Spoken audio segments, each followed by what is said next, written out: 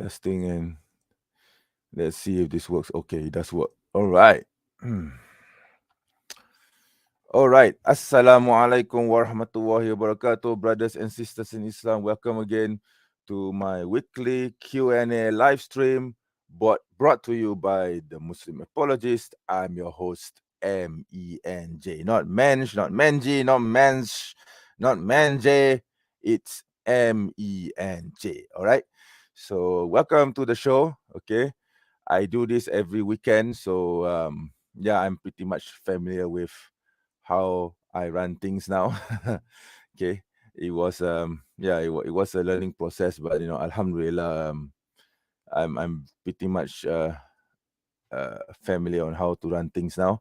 Anyway, right now, as you can see in the chat section, all right, in the chat column in your YouTube video, okay, you should be watching this through YouTube. There is the StreamYard link, which has been pinned at the top.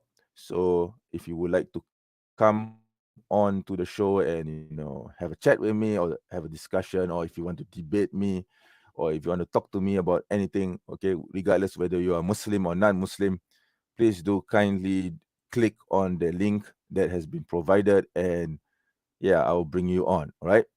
My only request is that you always remain respectful at all times, and I will not hesitate to ban anyone who shows any rudeness or any disrespect, okay, to Muslims, to Islam, and especially to the Prophet Muhammad Sallallahu Alaihi Wasallam. Right. So yes, without further ado, all right, before I continue with the program, cue in intro.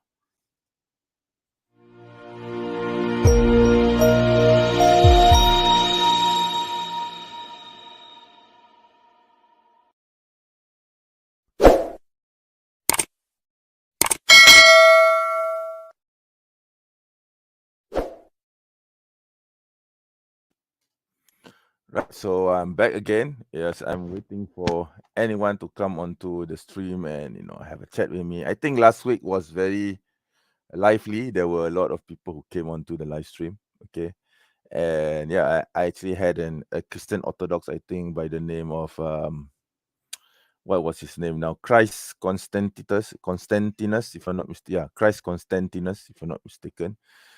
And yeah, it was a very interesting session with him. Okay, at least I get to know what his religion, I mean, his particular brand of religion is, because Christian Orthodoxy is Christian Orthodoxy is quite a different animal. Okay, that I have to understand. I have to approach it from a different mindset, because all this while I've been used to the Protestants, the Protestant variant, okay, Protestantism, and its variants, as well as perhaps Catholicism to a certain extent, but not quite the same. All right, and Eastern Orthodoxy is a different animal, and but I'm actually trying to um, you know I'm trying to understand things from their perspective. And yes, I have this uh their version of the Bible for quite some time now, but I never really had the chance to read it. But yeah, I think I'm going to make it a point to try to read that, okay, over the coming days and weeks, inshallah. And yeah, let me see. There's someone commenting in the comments. Okay, hi. Right. What's your opinion and Jews and their beliefs? Yeah, I mean, yeah, we have no problems with Jews, okay, with regards to their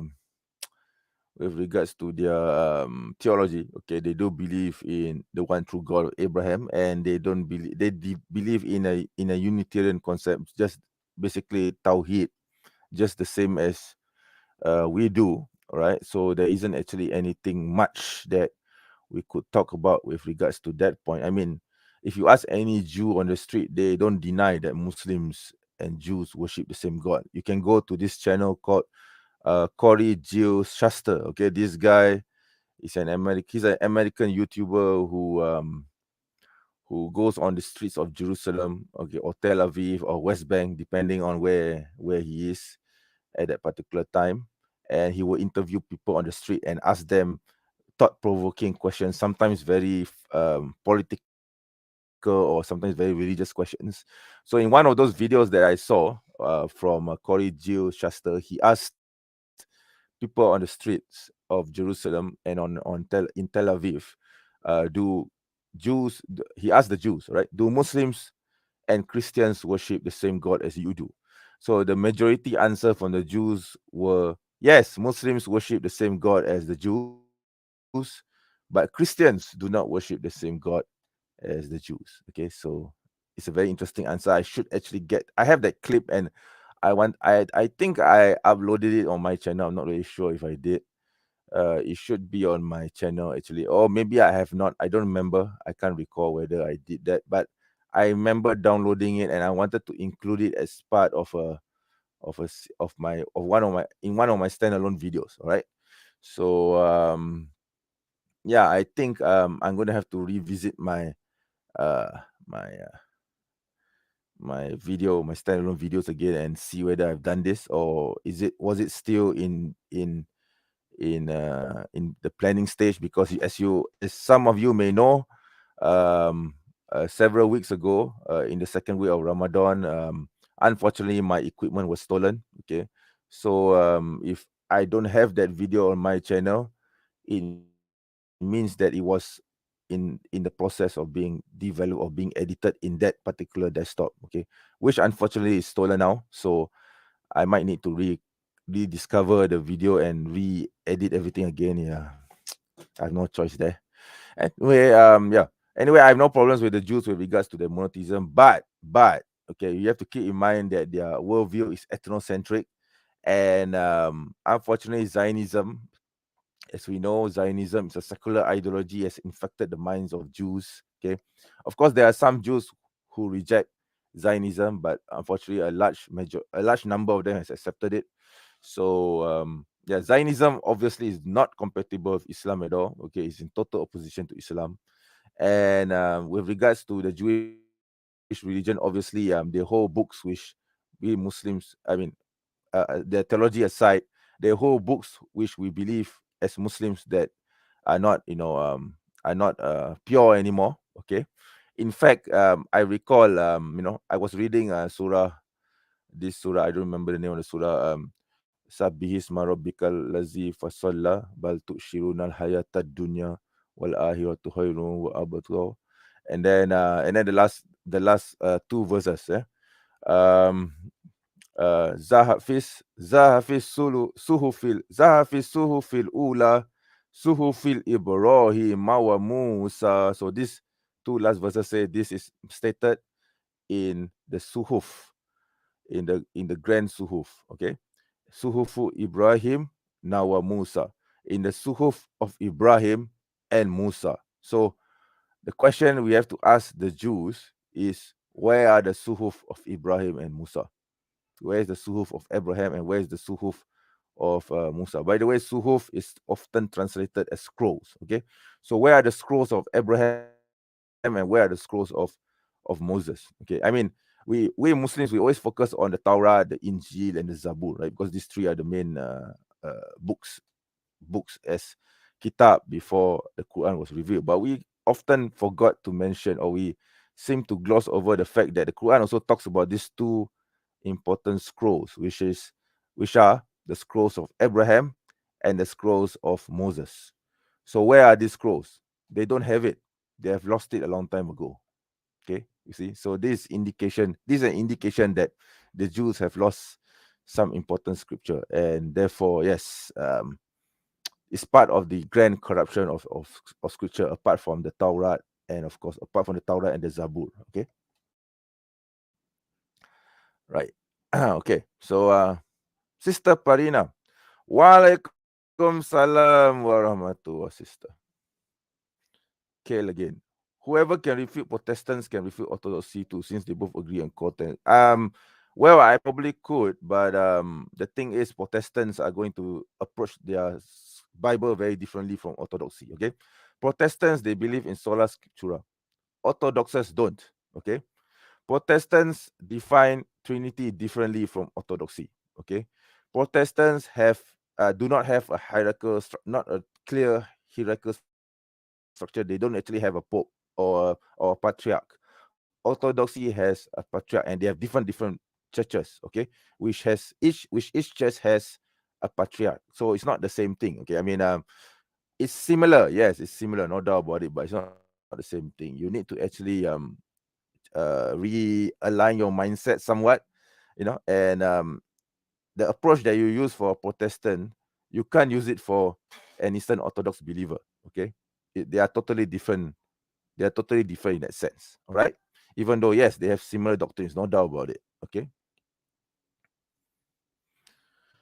But Jews do have tajsim, like God walking around in the Garden of Eden. Yes, I don't deny this. Yes, obviously. Okay, they do give anthropomorphic descriptions to God. If you actually read this book by Dr. Francesca Strafrakopolo, okay, God and Anatomy, she actually lists out a lot of these anthropomorphic details of God as listed in the Bible. So yes, there's no doubt about it. Okay, but they can always be interpreted metaphorically. As one. Secondly, the Jews don't take them literally. Okay, it is only Christians that do that, right? So again, when it comes to Jews and Christians, we have to approach them differently. How we approach the Jews are going to be very different from how we approach Christians. Okay, so we can't use the same arguments that we use against Christians against the Jews, even though both of them use the same Old Testament. Okay. Oops, sorry. I think I lost my feed just now. Okay. Hopefully I'm back. Yeah, I hope everyone can see me again. I think I lost my video just now.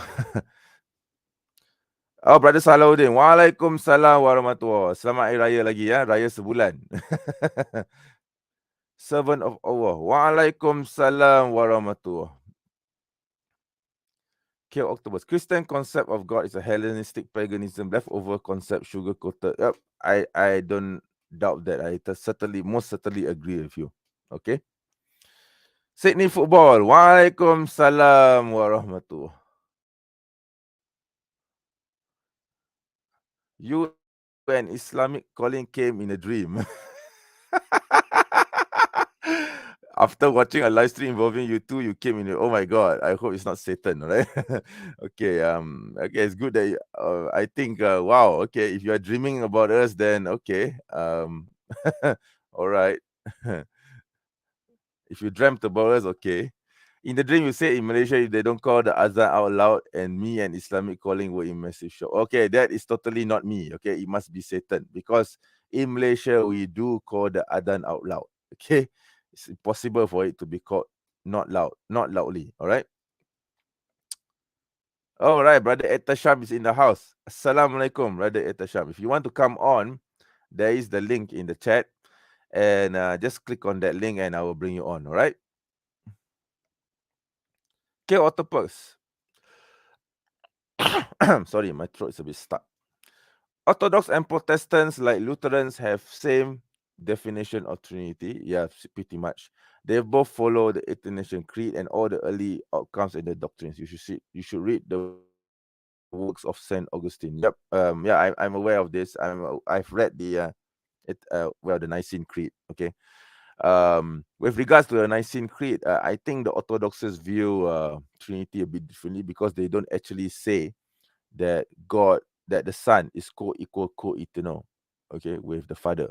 Okay, they actually say that the Son precedes from the Father. Although both Orthodoxes and the other group, Protestants, they believe in the Trinity, obviously, but the definition is a bit different. Okay, and of course the Catholics share the same Nicene Creed with the Protestants. All right, but Orthodox, they define Trinity slightly differently from how the Protestants and Catholics would understand it. Okay,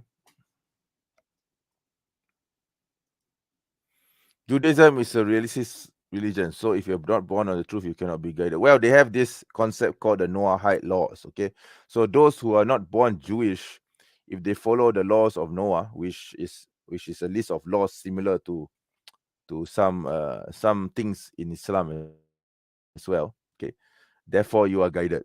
Okay, so they believe in the concept of Noahide laws. Okay, so the Jews, I mean the rational ones, not the Zionist ones, they actually believe that Muslims are following the Noahide laws. However, they reject Christians and Christianity because they say that Christianity is a pagan religion and does not follow the Noahidic laws. Okay, so just look that up, the Noahide laws or Noahidic laws.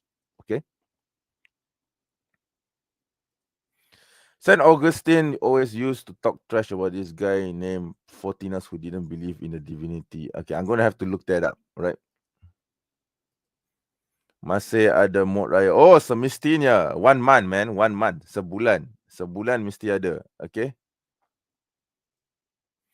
John 20:17. Jesus has a God. Yes, and we can also read John 17:3. All right. Yeah, when I woke up, I said, Alhamdulillah, it was a dream. Yeah, all right. I think I don't know, somehow maybe it was a jinn masquerading as a me, all right, in your dream. Perhaps, I don't know. It definitely wasn't me, all right.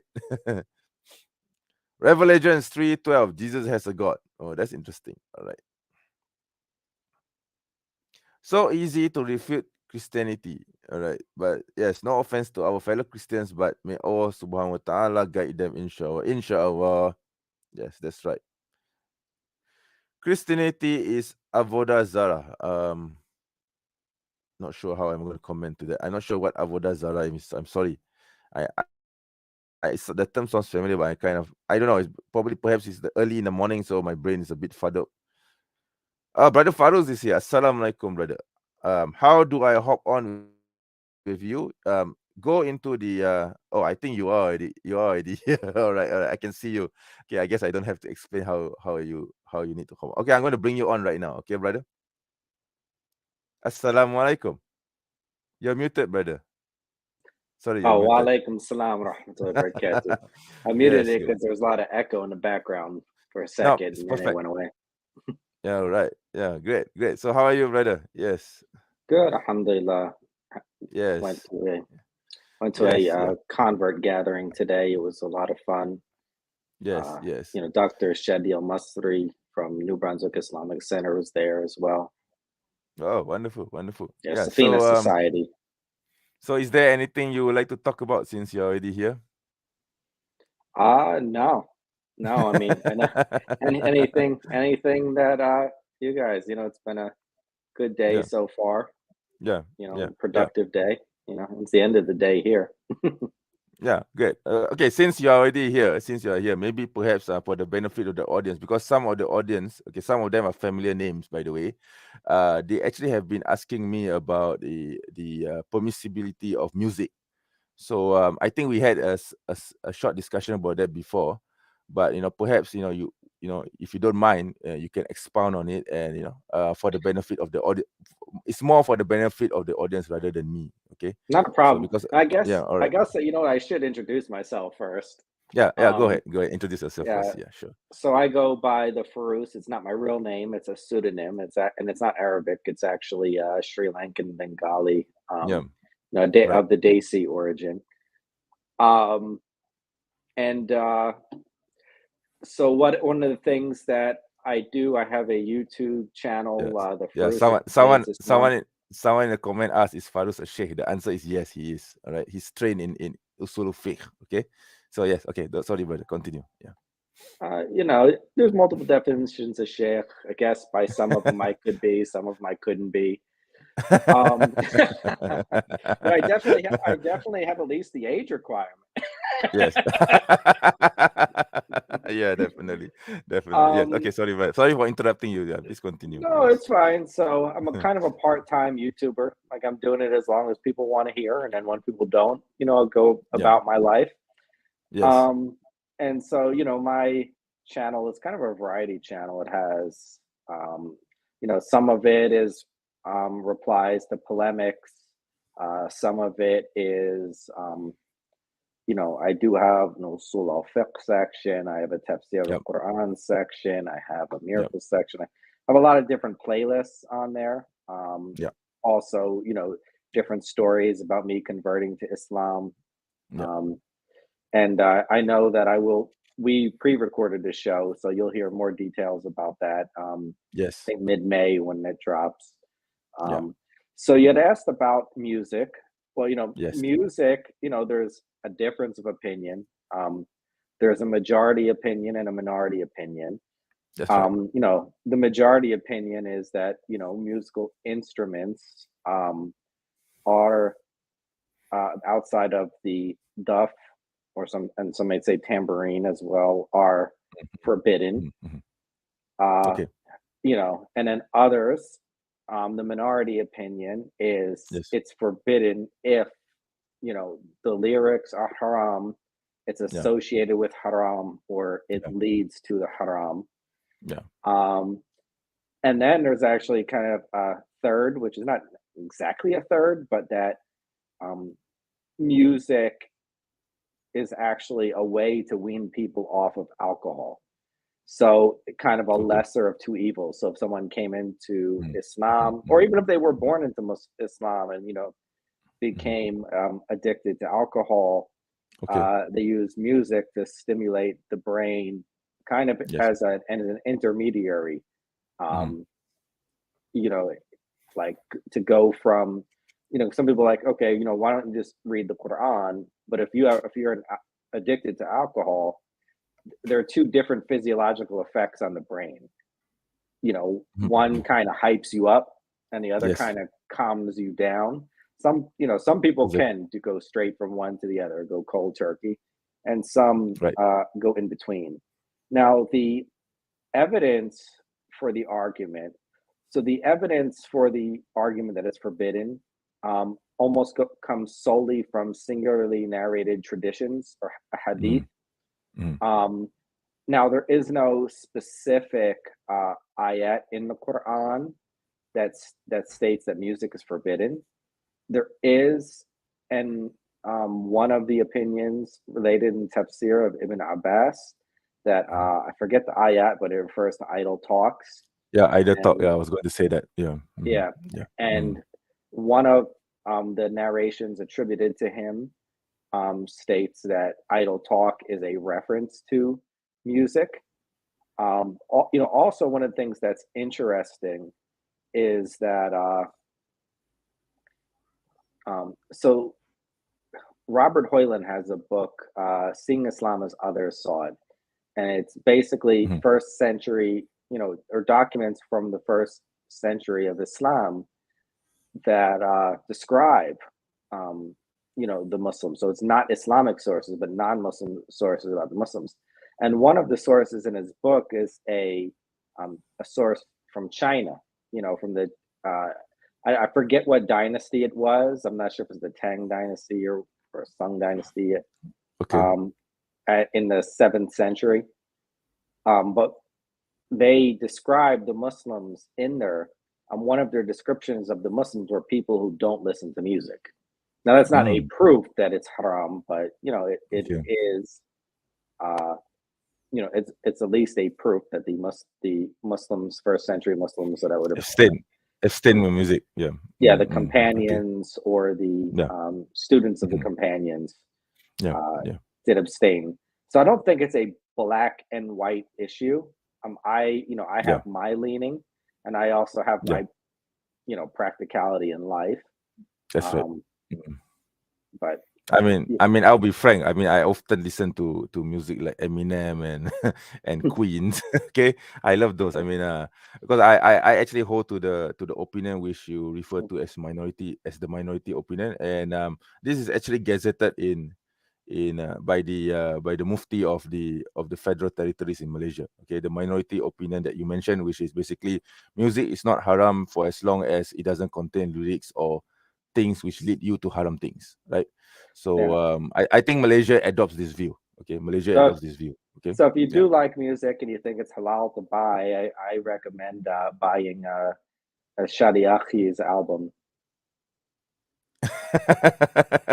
That's So the brother. but if That's me, the brother I but interviewed on my channel, and you left the all right. comments on. Oh my god, I'm going to do that. I'm going, but I have this nagging question as well related to the issue of whether music is haram, because you say that the majority opinion says that music is haram. Then, what about the I think this is a very famous nasheed that that is from it's from the very early days of Islam itself. Tola al badru alaina Yeah, and min that's yatil wada. So if people were singing this when the Prophet came to Medina, I mean, why didn't the Prophet forbid it then? yeah, Isn't that music? Yeah. yes. So that's so the argument for the majority opinion that singing while playing the duff, in some Okay. extent that's the tambourine, Okay. um, is halal. So it's not exact. Yeah. Mm-hmm. The debate becomes more into the stringed instruments, um, Yeah. Okay. Okay. ace, and then also though when we go into the content of like so when you get into the interpretation versus the literal, right? So Yeah. the Yeah. literal interpretation of some of the hadith, there's a Yeah. different type of drum that Mm-hmm. I think it was called the kuba, but I might be wrong. All right. As far as and the lute, and the guitar, Mm-hmm. like, Mm-hmm. but Yeah. Mm-hmm. those, the hadith does say that those um, are forbidden, Yeah. but at the same time, if we look at their usage in 7th century Yeah. Arabia, they were basically Yes. played with women dancers while people were drinking wine.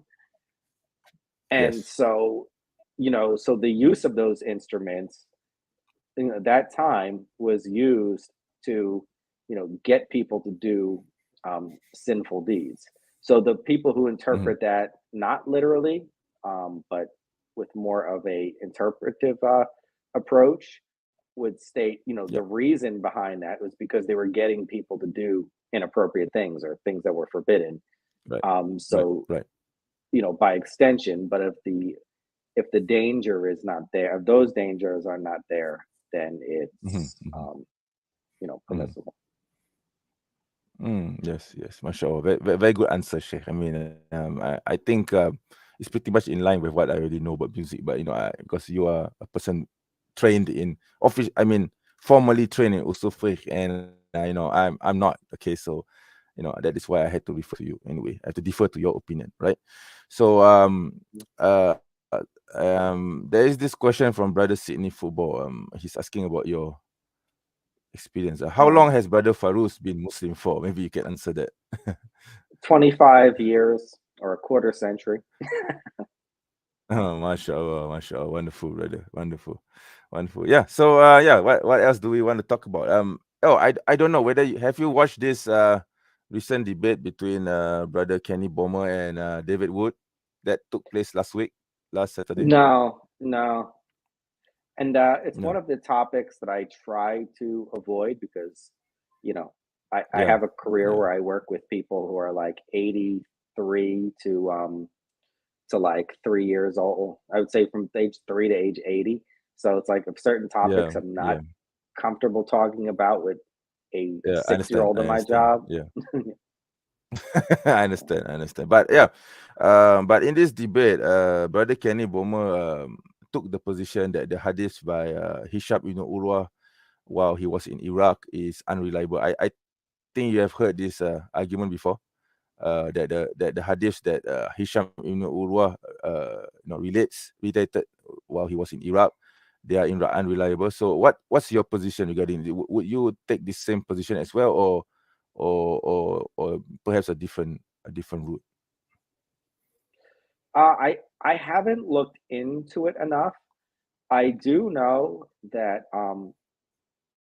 in certain other sects of Islam, they had different ages, and I do know from the Western academic tradition, uh, they've traced it, like they've traced all the lines back to one person. But the Muslim tradition is vast, and Right. it's not an area that I've looked into a Mm-hmm. lot, and Okay. have not wanted to. Okay. Okay, but would it be wise to actually, take a position of rejecting hadith which we would consider sahih, or is it okay if we reject hadith which are problematic, even though they are I considered sahih? I don't think that I don't think that we should so rejecting is not necessarily the right word. So like in hadith studies, there Yeah, is the chain and the text. The chain goes yes, by the term that's right. isnad, Yeah, and matan is yeah. the text. It's that. And they Yes. have, and there are different usul or methodologies to each. Now, in the isnad criticism, all right. So when we say a hadith is sahih, Yeah, what we are saying is, so let's say it's Sahih al-Bukhari. So what we are yeah, saying is that al-Bukhari graded that hadith as accurate using the methodology he laid out. So yeah. the methodology he laid out, and the majority of the hadith do match his methodologies, but as Imam Daraqutni pointed out, not Okay, all, and Imam Daraqutni, labeled some that didn't. But in general, his methodology was that he would research the biographers and and memorize mm, the biographers, mhm, mm, and mhm. then so with the biographers, they would have to have met each other. Uh, so for him, they would, and he would have to have documentation that they sat with each other, right? Not Mm, just they lived in the same city. mhm. Now, some of the Right. others, I think even Imam Muslim, as long as they lived in the same city, he was comfortable assuming they met. But Right. Imam Bukhari, they had to live in the same, in the biographies, they had to live in the same, I'm sorry, they had to live or be in the same, so there has to Mhm. be a documentation they met. And each narrator in the chain has to be known, not never have known to bear false witness, Okay. and never have known to commit a major sin. The exception being Right. like some highway robbers come back to Islam and Okay. have become scholars, right? And they left Yeah. robbery. So if they, Yeah. if they left it, and don't go back, what they did in Mm, the past mhm. is erased if they did it before they had knowledge. Yes. So Yes. that's the grading of the chain. Now Mhm. I mentioned Imam Daraqutni. What his specialty was finding the hidden defects, the things that would fool you or I, that wouldn't Okay. fool someone like him. Yeah. So, and then there is a third science that analyzes the matan, the text, and Right. that science is supposed to be ongoing. So there are Okay. certain, so Ibn Qayyim al-Jawziyah lays down certain principles. I can't remember the book name, but it's on my channel when I Right. Right. quote it. Yeah. But in it, he lays down, the different principles for grading a text. So one Okay. of that principles is a narration cannot contradict a known observable fact. So Okay. um, that is one, and that can change over time because what a known observable fact is now might be Mhm. different than hundreds of years ago. It might be different than hundreds of years before that. Um, Yes, that's right. and then and another is it can't contradict the Quran, which I Mhm. think is sometimes overused and sometimes underused. Right. Um, Mhm. I think that there's fear there with Muslims having taqwa, that not to try, and then all interpretive aspects should be done first. Like and if you Yes. can't, if there's a detail you can't, and then there are other criteria as well, but Yes. those two I just like, especially that first one, can still, I mean, should still be applied by people who have knowledge in the field. That's right. And that being said, That's right. if it's a Muslim and it's like one hadith is the difference between their iman and their kufr, yeah, I would say in that case they should apply it, but maybe not spread it. Mm. Right, right. Wonderful, wonderful. Yes, I think hadith sciences is something that you know, you should learn. I mean, should approach very carefully, for especially for laymen, right? You know, I have, of course, I think I've shown you these books before, but for the benefit of the audience, I'm just going to show a few books that I use for hadith studies. Okay, so I'm actually reading this book right now again. Okay, so yeah, I have this book, right? Studies in Early Hadith Literature by Dr. Azami. I have all his books actually. There's another book on the shelf by Azami as well. So I'm actually reading that. So yeah, I think hadith sciences is vast. Okay, we cannot just simply approach it without knowledge. Okay, it takes a long time to study the matan and the isnads. Okay, I've always, you know, in the past I used to, like, you know, oh, this hadith doesn't agree with my view, I reject it. Oh, this hadith doesn't uh, contrive with my opinion, I reject it. You know, I used to take this kind of position, okay, in my jahili years. But you know, as I study this, you know, I become more hopefully more wiser. Okay, and my approach now is very different. Now I use basically I rely on the isnads and of course the and you know, and I actually refer to hadith scholars now. I don't actually form my own opinion first before I refer to a hadith scholar whom I know is trustworthy. In Malaysia especially, we have several hadith scholars who are very well known. One of the, I don't know whether you heard of him, Dr. Rozaimi Ramli. Okay. Yeah, No, he's director of the Islamic College of Perlis. Perlis, by the way, is a state in, it's a northern state in Malaysia. So he has a background in hadith studies. Okay, my so yeah, yeah, right. let's say So my knowledge of Malaysia. Sorry to cut you off. Is Muhammad Hashim Kamali, Sheikh Muhammad Hashim Kamali. oh, Hashim Kamali. Isn't he a bit of a liberal though, Hashim Kamali?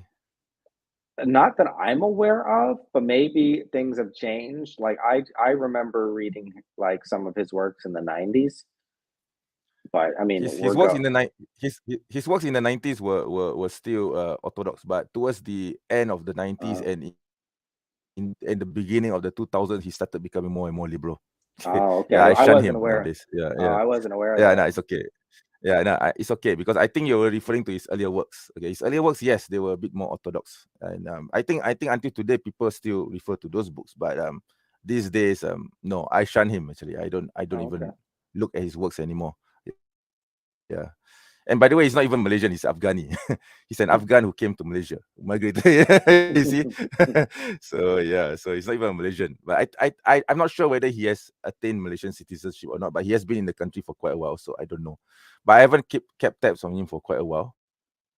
Okay, so he actually started this institute called the Institute of Advanced Islamic I don't know, Advanced Studies in Islam or something like that. IAIS. The acronym is IAIS, but for the life of me, I can't remember what the acronym stands for. And it pivots more towards a liberalist understanding of Islam, a bit more liberal to my like, a bit more liberal than my liking. Okay, and I yeah, I don't like them. Okay, yeah. So anyway, yeah, I'm a bit more traditionalist. Okay, I try to be Salafis, but I'm not really a Salafi. Okay. All right. So yeah, that's my position. Okay. Anyway, there's this question from Brother Sydney Football. He was asking a fake question. Maybe perhaps you could answer that. I don't know. Okay, he was asking this question. Could you ask him when is abortion permissible? And this is only in the case of rape. So I guess he's asking whether abortion is permissible in the context, in certain contexts like rape, etc. This kind of thing. Yeah, so there's actually 6 opinions on abortion that I know of. All Okay. right. So I'm actually gonna I have it here. I'm just gonna read off of the document. All It's right. unlawful in all stages of the pregnancy. That's one. Okay. Number 2, it's permitted during the first 40 or 42 days, but unlawful afterwards. Okay. So I guess actually it would be a 7th because it could be 40 or 42. All right, I'm gonna become 8 now. disliked before 40 days or before 42 days, but unlawful afterwards. Permitted if it is from a zina or illicit intercourse. 5, it's permitted with no conditions before 120 days. Then there's also one permitted with no conditions before 42 days. And then last, permitted only for a legitimate excuse. So yeah, I said 6, which is actually 9. Wow. Wow. Okay. Wow. That's a lot. That's a lot. And we don't take the position of the conservatives, right? I mean, the conservative Christians, they will say no abortion at all in any circumstance, right? I think you're Well, familiar with that, right? that is one of the 9. Yeah, Like but that's the but I most think far of the 9, and then the least far of the 9 is between is 120 days. You know, like anything before 120 days. I think Muslims in general, especially with regards to the Muslims in Malaysia, obviously we Muslims in Malaysia, we take that position, the one with regards to the 120 days. So the abortion is permissible before 3 months. Yeah, so 120 days. That's one of the 9 positions. Yeah. Yep. That's right. Yeah, we took that. We take that. I mean, in Malaysia, we take that position. I'm not really sure about Muslims in other countries or in other parts of the world. Yeah, but in Malaysia, yes, we do that. Okay, we actually have a fatwa on this. Okay, gazetted by the mufti. Okay, by the mufti of their respective states. Okay. Let's see now. Is there any other comments? Okay. I think Brother Sydney Football is asking a follow-up question. Which one is the majority, if there's a majority opinion? Allahu Alam, I don't know. So there's no majority opinion out of the 9. There's no, real I majority. don't know. No, I don't know the answer. Oh, okay, all right, okay. But I can tell you that in Malaysia we actually take the opinion of 3 months, 4 months before it's permissible before the pregnancy reaches its 3rd or 4th month. So I think that's one of the 9, right? So yeah. So I think I'm not, like I said, I don't know about the positions of Muslims in other countries. Okay. For me, taking the position of no abortion at all is a bit too extreme, even for me. Okay. I think I don't know why. Do you know why conservative Christians take this position? If you're aware, I'm just curious to know whether you know this. That's a good question, because that's actually something that is talked about in our country a lot. So what I know is that they take the position that from the moment of conception, technically it is life. I mean, biologically, it is life. Okay. So, and thou shalt not murder is one of the major commandments in the Bible, and they view it as murder. Therefore, Oh, okay. I think we are a bit more scientific than that, because I think it is the I know you can correct me on this. I think it's the scholarly position that the ruh, the soul, does not come into the fetus until the 3rd or 4th month of pregnancy. You can correct me on that. So majority opinion is 120 days. The minority opinion is 42 days. Yeah. Which is actually interesting, because there's 2 hadith, right? So one hadith that states that the sex of the child is determined at the conception. And there's another hadith that states that the sex of a child is determined at 42 days. So what's so there appears to be a contradiction, but what's interesting, what we know is that the father determines at conception the biological sex of the child. Yes. But for the according to the book Brain Sex, it's an academic book on the brains of males and females. And biologically based, not ideologically based. Right. So what the book goes into is that at 42 days, so the brain of the child is more naturally a female, of the fetus is more naturally a female brain. But if it's going to be a male, Mhm. the body of the woman dumps hormones at Okay. 42 days, Oh, which okay. radically realters the brain into a more male structured brain. Subhanallah. So Wow. yeah, Wow. Wow. There you go. Wow. yeah. 1,400 years ago, we knew this. Wow. Wow. Wow. That's amazing. Wow. Subhanallah. It is this kind of information that actually amazes me.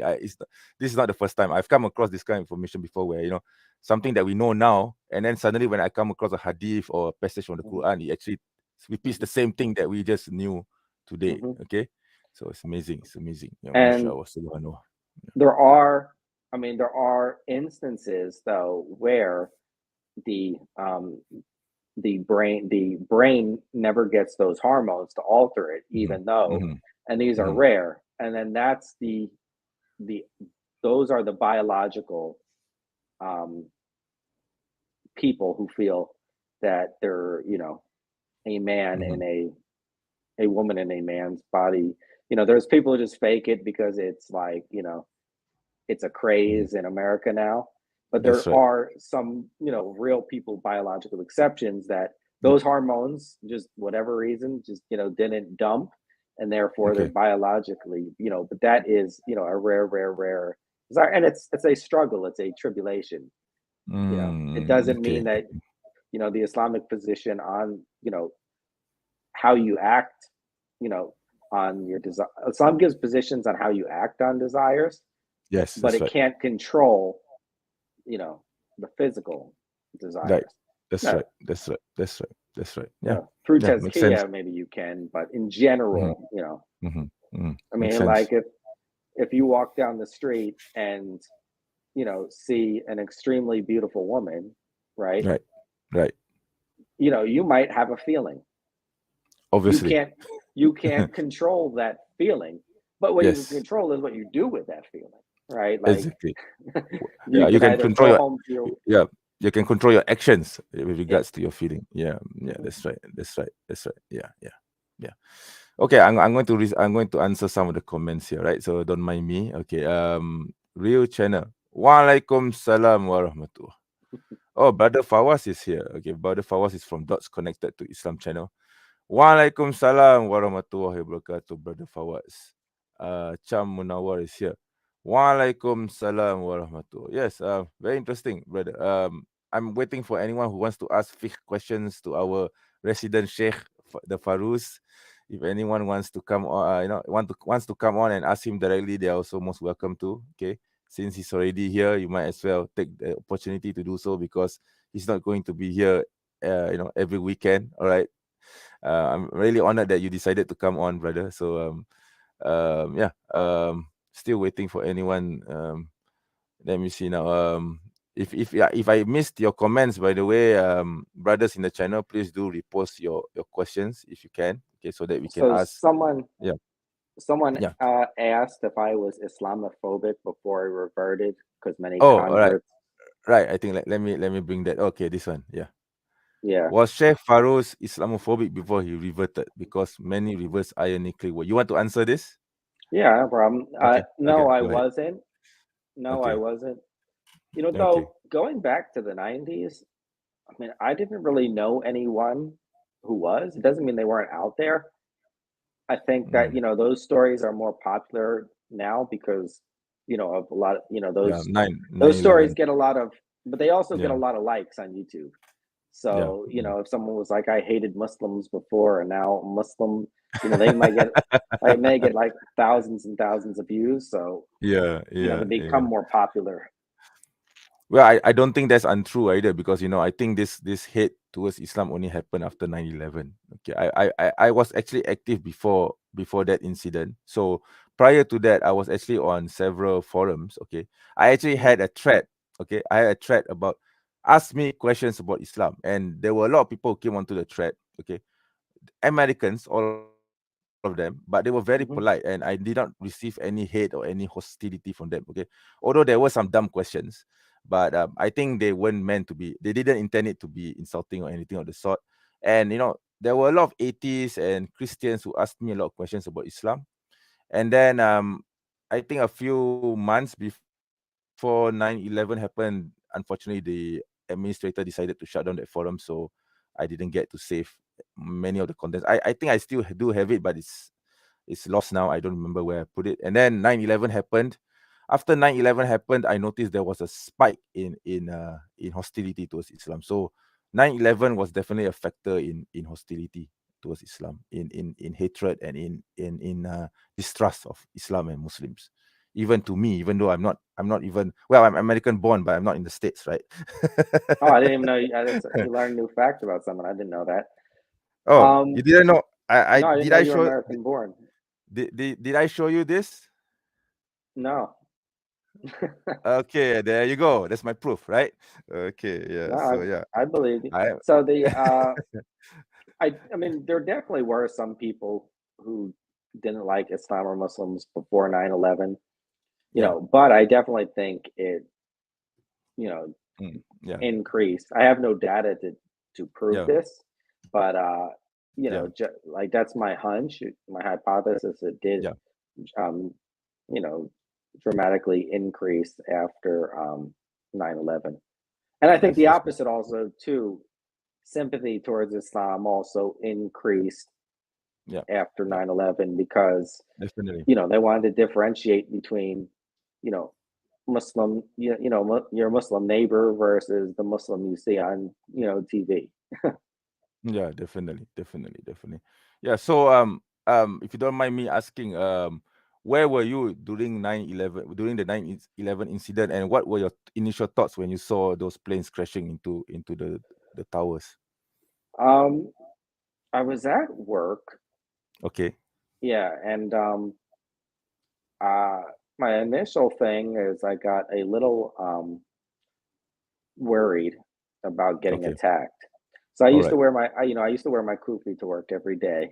Oh, Um, mashallah. and I Okay. took it off like that All day. right. All right. All right. Because Um, a- I can tell you what happened, where I was that time. I was in college. I was in the lab. Okay. mhm, And then I saw people, and then it was in the morning. Okay. I saw people whispering in the lab, and they were looking excited. I don't know why. So, mhm, and then I saw that most of them were switching to CNN, to the CNN website. There was no YouTube at the time, so mhm, you had to actually stream videos through website. So I went to the CNN website, and then I saw the recording of the planes crashing into the building. My first thought was, oh, please do not let this incident be caused by Muslims. This was mhm. my first thought. This was my first thought. Okay, but unfortunately, yeah, as we know, yeah, okay, so yeah, this was my first thought, and I kind of knew that it would have a big impact on Islam. Once we have established who was responsible, I kind of knew that it will cause a lot of problems, and yeah, and yes, resonated. And I mean, it has already been 23 years since it Yeah. happened, but yeah, So it's yeah, so yeah, I yeah, actually lived not yeah. too far from where it happened, Oh, okay, right, and yeah. my ex-wife was working like even Oh, closer you to weren't in where it happened. So you weren't in I New was Jersey at the time? I was, but I was in Northeast New Oh, Jersey. oh, Yeah. okay, all right, okay, So I okay. mean, I mean, I used to literally drive to New York to Mm. pick my Mm-hmm. ex-wife up from Mm-hmm. work, Okay, all right, and all right, she had to go stay with her family until all right, um all right. Okay, I could go get her because I wasn't able to understood. get her from work for a little while. I see, I see. Yeah, yeah. Yeah, it must have been distressing for your family as well when all of you knew what's going on Yeah, as a yeah, Muslim family living in the US at the time, especially kind of. close, very close. I mean, New Jersey is quite close to New York, so Yeah, must have been very, very terrifying too. I mean, worried. It must have caused a lot of worry for you as well. yeah. It put a lot of stress, Mm, mm, mm, mm. and you kind of always felt like you had to be on the defensive. Oh, Now okay. that I'm a Mm, little older, I realize yeah. you probably didn't, but Yeah, I understand. I understand. I mean, I think everyone were. I think every Muslim were in the US at the time. I mean, I don't blame you. Okay, I'm pretty sure I would have behaved the same way. Okay, especially as a minority group living in the US. In Malaysia, of course, we didn't actually. I mean, we were just like, okay, just another incident involving terrorism. But of course, the ripple effect came much later. Okay, I mean, we in Malaysia, we had the effects, but it was much later. The ripple effect just came much later. We just didn't realize it at the time how much of a ripple effect it will cause to us in Malaysia. Okay, but yeah, okay, let's not talk about the distressing subject. Let's go and move on. Is there anyone in the comments who wants to ask questions to Brother I see Farooz? Sydney football 10:54 p.m. 10:54. Yeah. What did he say? Sydney football. He said Sheikh Farouz is criticizing a ruler permissible. Sajid says it isn't. I would refer you to Sheikh Hatem al-Hajj with that question. You know, he has a lot more knowledge on that, and his answer is very detailed and nuanced.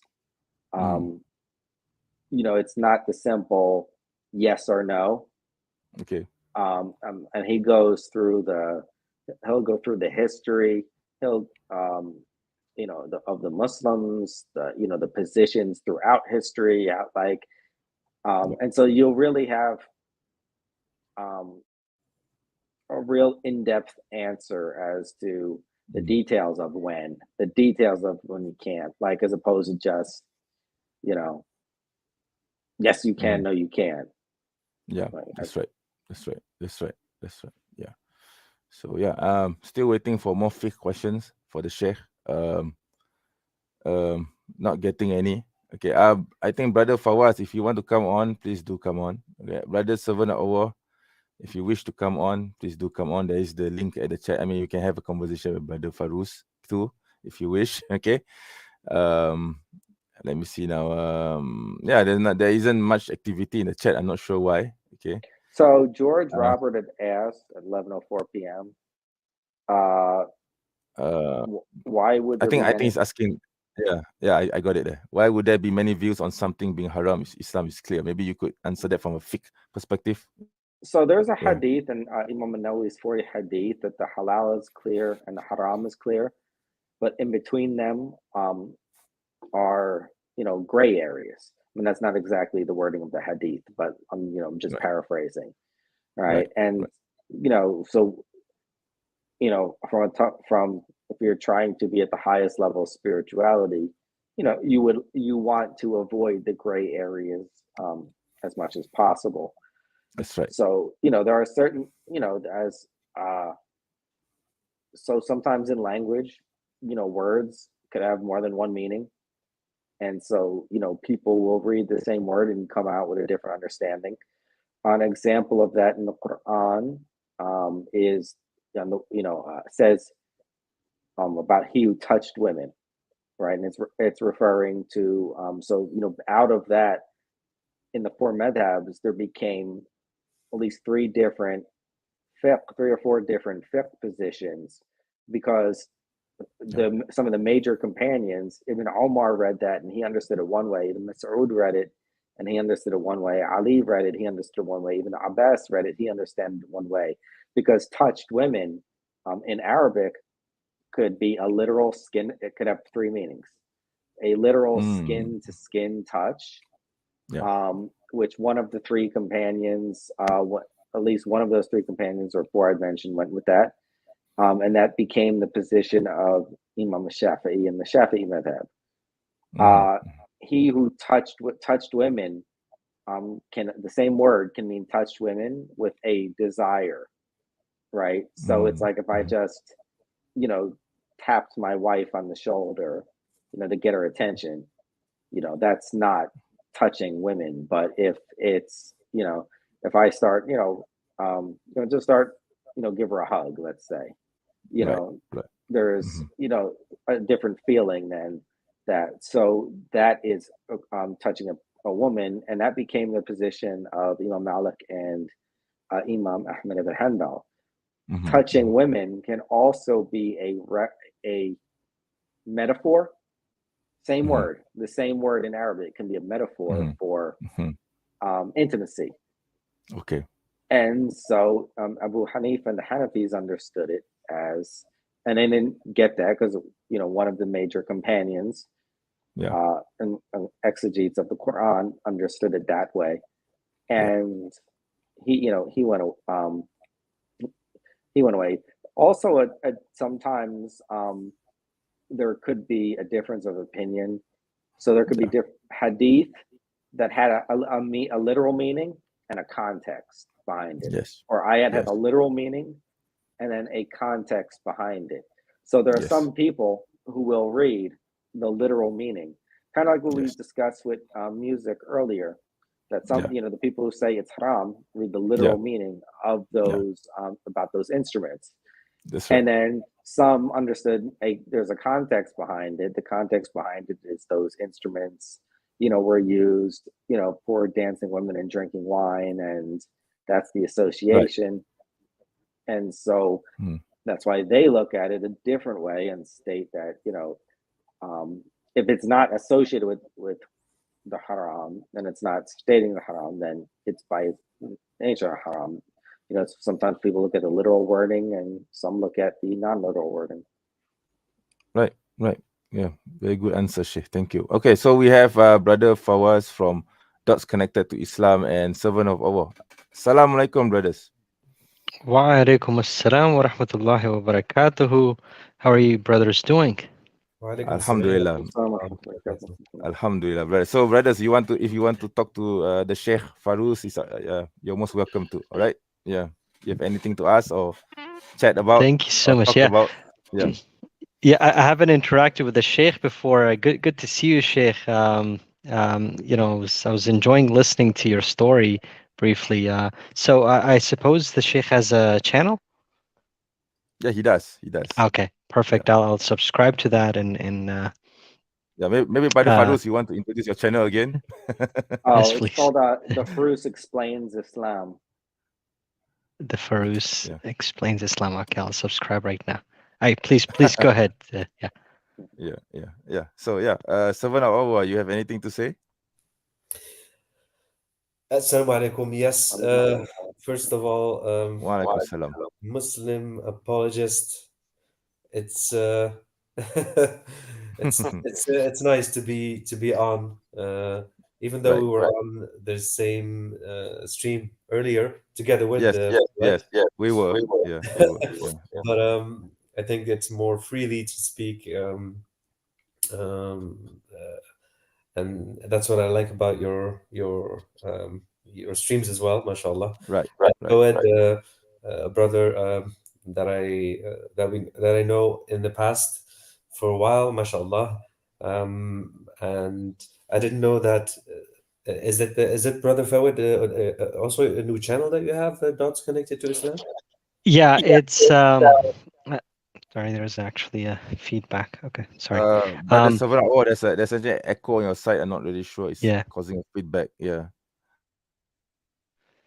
Okay. Yeah. Continue, so Brother Ali from Dawa Over Dunya and myself, we decided to basically, like, I created the channel because a lot of brothers, they were asking for it, and inshallah I'll be putting out some content. We'll only put out like a few videos on there. It's basically the channel will be dedicated to connecting, as the name suggests, right? It's like connecting the dots from these other scriptures to Islam. Because I think there's a lot of work that could be done within there. So both you and perspective. So both you and Ali, are we talking about Ali the Stoic, the brother? Yes, exactly. So both of you are running this. So both of you will be running this channel. Inshallah. Oh, excellent. Yeah. Well, so soon we'll be doing a podcast together as well. And all of you brothers will be welcome to please join us. And sort of like touch up on the topics that have been touched upon in the past, but not regurgitating the same arguments over and over again, and sort of like come at it from more academic angles, right? So the prophecies in the Old Testament and in the New Testament. So because I believe there's more work to be done in that area. So some of the da'is, mashallah, they've done an amazing job. But I do feel like wherever we can improve on where they left off. We'll try to do our best to give that perspective as well, inshallah. Inshallah, I see. mashallah, Wonderful. I'll definitely subscribe to it and follow that because, mashallah, knowledge is not something you lack. Um, Thank you, brother. and to the brother Sheikh, mashallah, I also really enjoyed how you explain the way you explain your knowledge, mashallah. I was curious about, I don't know if I missed it, if you could explain a bit how you got into Islam, and when, because that's always something that inspires us, brothers. So if you don't mind. Yeah. So I guess I got to Islam twofold, two different ways. So originally, my first exposure to Islam was when I was around 12, I think. And so around 11 or 12, I had a question in my head: what would happen if I die now? So after reading the question, I grabbed the Bible and I read it from basically from cover to cover. Might have skipped some things in Kings and Judges because it's the same story with different numbers. But I read it from cover to cover, and I took notes on everything it said about God and everything it said about Jesus and what you're supposed to do, what you're not supposed to do. It's et cetera, on different categories. And then I looked for a religion that fit that. Um, and back then I was using almanacs and encyclopedias. Um, but so the information I had access to was not the information I would have had today. So I felt that I couldn't find a religion that matched my notes 100%. I felt that everyone matched with a percentage. So I kind of just became more of my own, like I was practicing my own, like a biblical Unitarian. And I also decided to read. So I know when I was I remember what the movie Malcolm X came out, and then when that movie came out, I got interested in reading the not the autobiography of Malcolm X. I read that later, but a biography of Malcolm X. And then I went to the encyclopedia and read about Muslims and and Islam, and it talked about Muslims believing in these different prophets, and they mentioned Jesus, alayhi salatu wasalam. So I went and read the Quran, and I was pretty close to becoming a Muslim at that time. But the So two things, that's still at 12? what? That's still at the age of 12? That was probably That was probably 13 by that point. SubhanAllah, mashallah, mashallah. Proceed. No problem. And so I read the Quran. I was pretty close, but there are two things that kept me. Was the concept that Jesus wasn't the Son of God, which was the easier of the two, and the belief that he wasn't crucified. So at the time, I believed that people wouldn't die for anything that wasn't true. Later on, I came to realize people will die for all types of things. You know, uh, they would die at a Judas Priest concert because the singer said, "Go kill yourselves." I mean, there's a whole lot of reasons, but I didn't realize that I didn't put all those together at that age. So eventually, I watched a show called Unsolved Mysteries, and they had the miracle of the alleged miracle of Fatima, Portugal. And after that, I said, Catholics are the only ones having miracles. Well, then Catholicism must be true. Um, and then, so then I decided to become a Catholic. But then I felt that Catholicism and the Bible were in were in conflict. So I felt in order to be a Catholic, then I couldn't really read the Bible. And I became, I was a devout Catholic. I wasn't someone who was out just doing whatever I wanted to do and calling myself and showing up for confession. Like I was trying to live the things in the book and do it. And so about a week before I went away to college, a week or two before I went to college, a thought came into my head. I'm doing all of these actions, but I'm only doing them not to go to hell. I don't, love God at all. I don't care about God. I just don't want to be burned, or experience pain.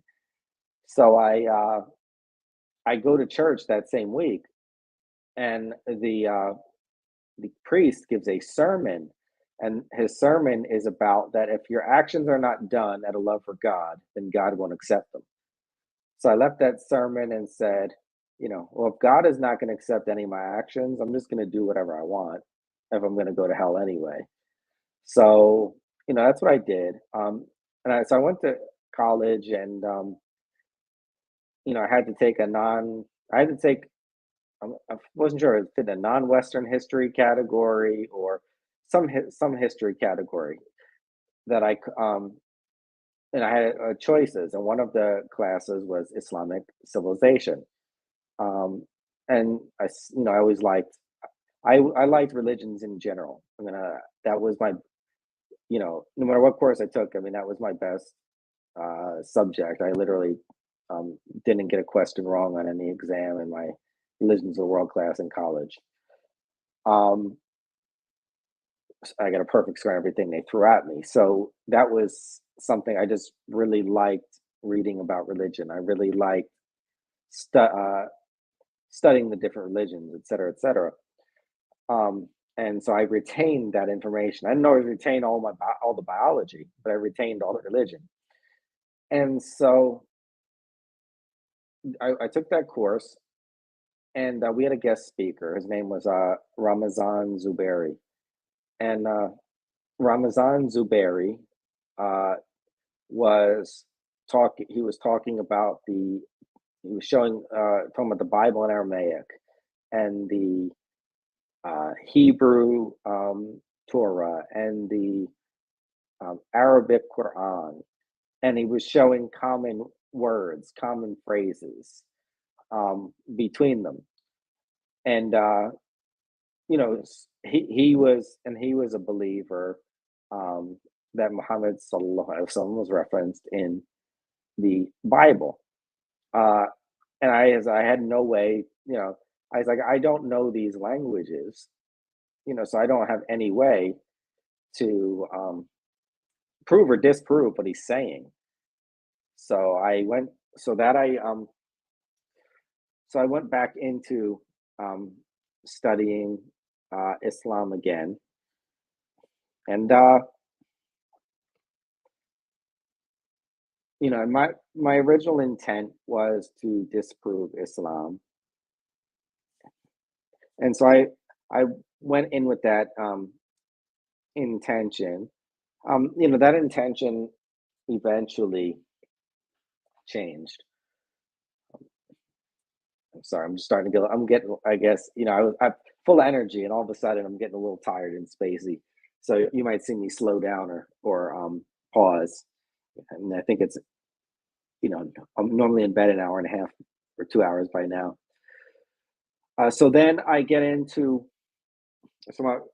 I didn't know these languages. So for me, it became, I got more into Semitic linguistics, so that I could, read these different texts, or even if I couldn't read everything, look it up, know the phonics, just so that I went in to that route. And so at that point, I was like, I was half Catholic, half Muslim. I was, I had one foot in each. I was going to the mosque for Friday prayer with the Muslims, and then, I was doing my own thing with the Catholics.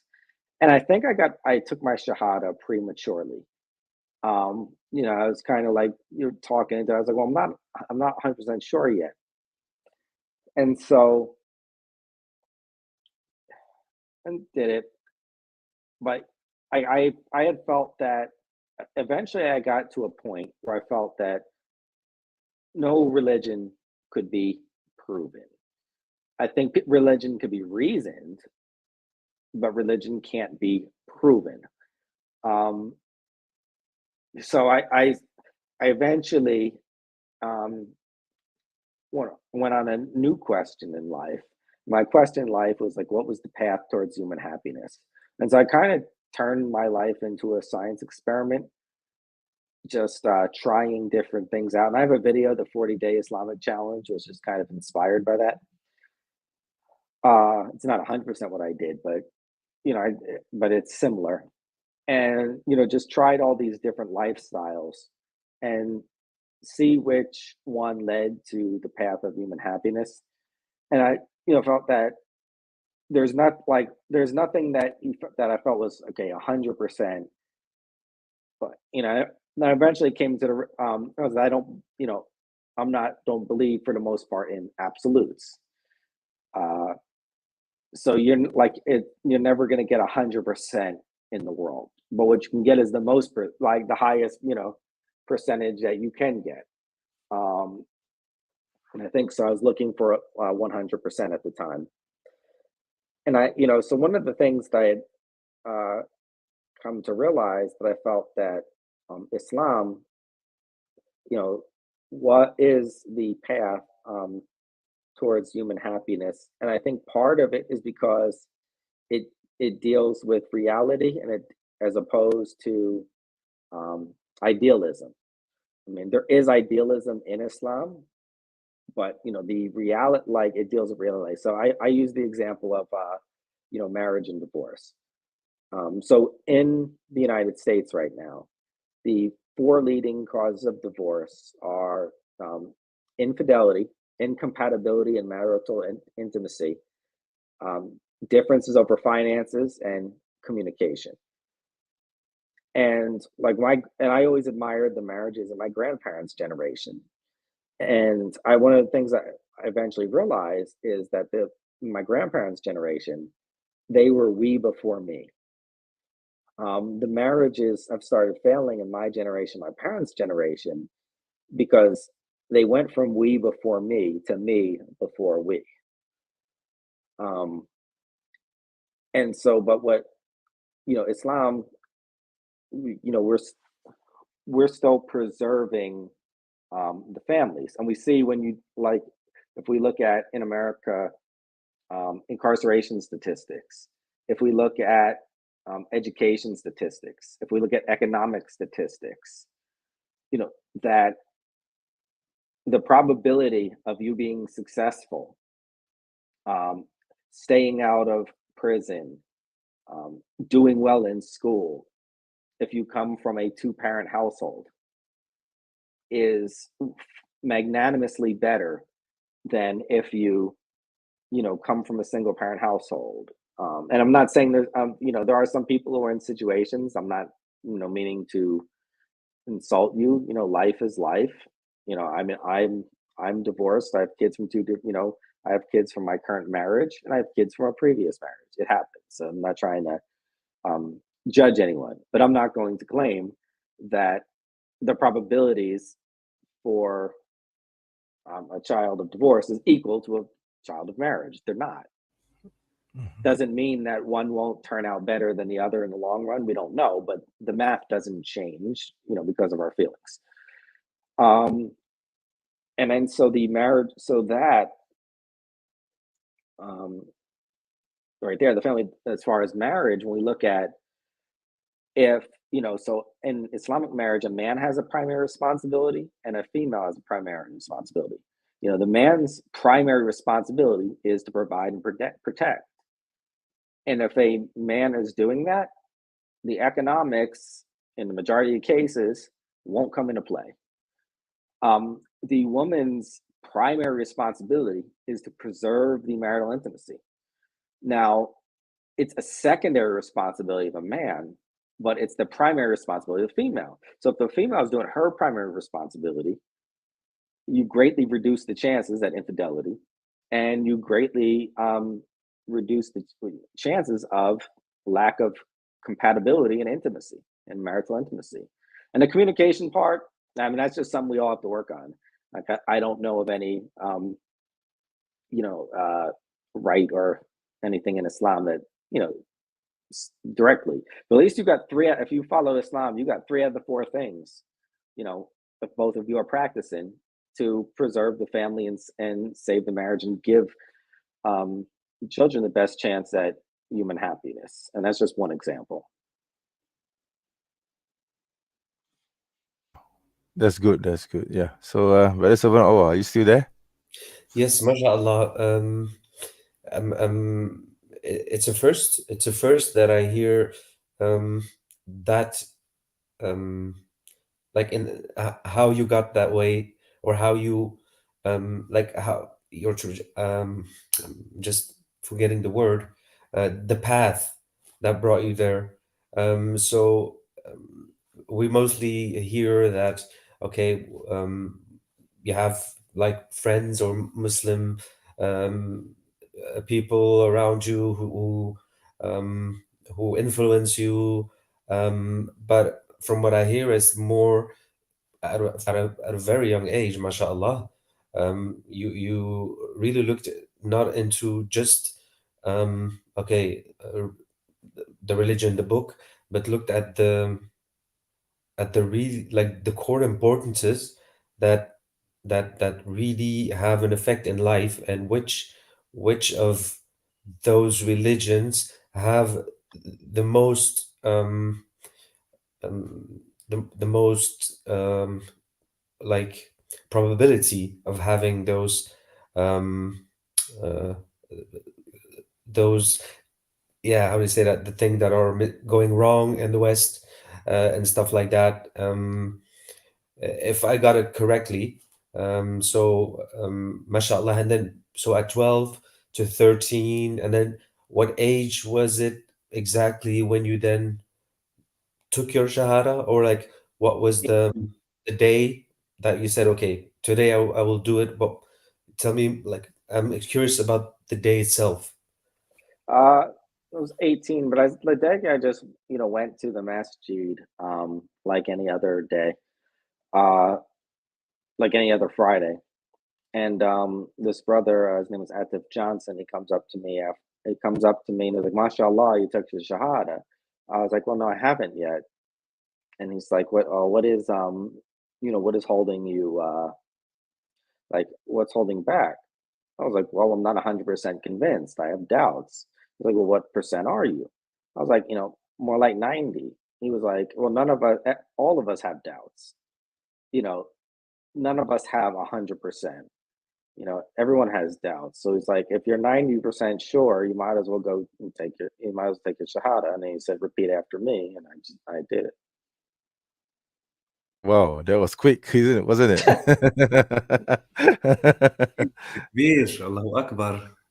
Mashallah, that's Yeah, wonderful. mashallah. Like, I mean, that that's exactly what Allah refers to in the Quran, right? It's usually our arrogance that actually impedes us from accepting the truth, because, like the Sheikh said, the brother was telling him that you're not going to have all of your answers overnight. We as Muslims, we have questions all the time. It doesn't mean that when we take the Shahada, or if we're born Muslims, we don't have any questions. Just the human mind works that way. We're always going to have Yeah. questions. We're always going to have doubts, because that's what the shaitan does, right? He creates That's right. doubts in our minds constantly, but we have to That's be right. steadfast on the path of Allah. And that's why in each salah we keep repeating to Allah, and we keep praying that guide us on the right path, and continue, and we have to, that's a challenge as a Muslim, right? That we have to continue to be on the straight path, because Yes, that's right. That's right. so That's yeah. right. Yeah. Yeah. So to rate my own experience with regards to doubts. Okay. To be honest, I never really had any serious doubts that will cause me to affect my iman or anything of the sort. I think Alhamdulillah Allah has preserved me from that. But I did have questions and queries, and especially in the past, I'll give you one example. I think this was in the early 2000s, okay, when this pamphlet by Dr. Robert Morey came out with regards to Allah being the moon god of Arabia. right? It was a very popular polemic during this time period. When I first came across it, of course I didn't believe him, okay, because I know he was a kafir, so I don't believe anything what a kafir says. But that being said, I still wanted to know what the fuss was about. But I didn't have the answers too. Okay, he was giving. I actually have his book here. He was giving some archaeological artifacts saying that okay, this is an idol. This idol was found in the north of Israel, what we now know as Israel, and this idol represents Allah, the Muslim God. Okay, so I didn't have doubts, but I didn't have the answers to that. Okay, although I didn't believe him, I disbelieve everything he says about Islam. But at the same time, I wanted to know what the hell this thing is, this artifact was, but I didn't have the answer until about 4 or 5 years later. Okay, this was by chance. Okay, this was by chance. This was totally by chance. I joined this near ancient Eastern mailing list. Okay, just by chance, and then I don't know why. I don't know, Qadar or maybe by inspiration from Allah, I posted that particular artifact in that mailing list, and I asked a general question: may I know what this artifact represents? And then a German scholar, it happened to be a German scholar who was interested in near ancient Eastern research. He answered my question. He said that this represents a priest. This represents a priest or a king. Okay. In fact, archaeologists are not really sure whether it was a priest or a king, but it was definitely not a deity. Okay, and he gave a very long answer to this, and I actually used this research to write an article regarding this artifact, and I posted it on my website. Unfortunately, at the moment, the website is down, but this became I think a version of my research was reused by this website called Islamic Awareness. You can go to this website and you can search for the title is Response to Robert Morey's Claims Regarding Allah the Moon God. So part of my research in that article that I wrote has been taken by this brother who's running Islamic Awareness. With my permission, of course, I give it to him. So this is an example of something that happened by chance. I totally did not expect to get such an answer. I mean, I wasn't really looking for an answer in particular, especially it happened like 5 years ago. I mean, 5 years prior to the incident, right? I mean, it was something that I just shelved it at the back of my mind, okay, and I never really cared about it until I just so happened to be on this mailing list. And when I asked the question, I immediately got the answer. Okay, so this is not the first time it happened. Some things happen too along the way. You know, whenever I have a query or something which I want to know the answer to, but I couldn't find the answer to it. I just keep it at the back of my mind, and then eventually I will come across that, with the answer. So, yeah, I think some things which we may find doubt in, we shouldn't actually be doubtful about it. We should put our trust in Allah actually, and I think this kind of questions, like for example, the age of Aisha, the issue regarding the most popular polemic being whether the prophet died by poison, this kind of issues. These are all things which the enemies of Islam try to put doubts in your hearts. If you don't know the answers to it, don't believe anything. My rule of thumb is simply this: don't believe anything the kuffar say about Islam. That's my rule of thumb. And if you want to know the answers to them, just either you ask someone knowledgeable with regards to the topic, or just keep it at the back of your mind until the time comes when the answer will reveal itself. And it usually will. In my case, it almost always does. It almost always does. Yeah. Anyone else want to add? Go ahead. Go ahead, brother.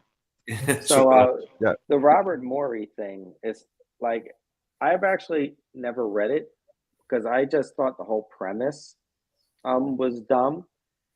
And here is why, just from a linguistic perspective. In the Arabic Quran, God is called Allah. In the Aramaic Gospel, Jesus calls God Allah. In the Hebrew Old Testament, God is Elohim. All right. Now, linguists in Semitic languages all agree that these are the same words with a common root. I mean, all that I know of agree, right? So, like, it's like saying, the word in English hand and in Arabic yad and Spanish mano, are different. A yad, a hand, and a mano are three different things. They're not the same, right? No, they are. They're the same word for this. I mean, a different word for the same part. I totally agree with you, brother. A lot of people also don't forget to know that if you go to Egypt or Lebanon, where there's also a big majority, a big population of Coptic Christians, and of course they are Arabic speaking. This is their mother tongue, so their Bible is in Arabic. And I've been to Egypt. I've worked there for a year, and I've touched so many Bibles in Arabic, and it was always Allah and God. There was never God. It was always Allah, and they also use like statements where where where you think they're Muslim, but That's right. because and this is something that a lot of people don't know, and it was also something shocking to me because not only in the Aramaic does it sound the same, or but literally we have the proof there. All the Arabic Quran Bibles, right? Yeah. And when it says God, it mentions Allah. So this is, I think, something that a lot of Christians are ignorant about. Their brothers and sisters who are Coptic Christians and in the millions in those countries. Yeah. And they use Arabic names. Like, for example, I was messaging this brother from New Zealand because he was telling me about the Middle Eastern Arab Christians that came to New Zealand. One of them, he came to know of them, one person by the name of Zakaria Shafiq. He thought he was a Christian, he was a Muslim, but as it turned out, he was a Copt. He was a Copt Christian. You see, Zakaria Shafiq. If this person were to appear in Malaysia and he introduces himself as Zakaria Shafiq, immediately in the Malaysian Muslim mind, we would consider him to be a Muslim because of his name. Okay, because in Malaysia we have this mindset that anyone with an Arabic sounding name automatically he's a Muslim. Okay, because so it's a cultural thing. It's a very cultural and ethnic thing. Okay, so I think Brother Salahuddin just replied, yes. So Brother Salahuddin, by the way, is a fellow Malaysian. He can attest to this. So if you have an Arabic sounding name, even though you are a Christian and you walk in the middle of the streets of KL, immediately, and you say your name is etc.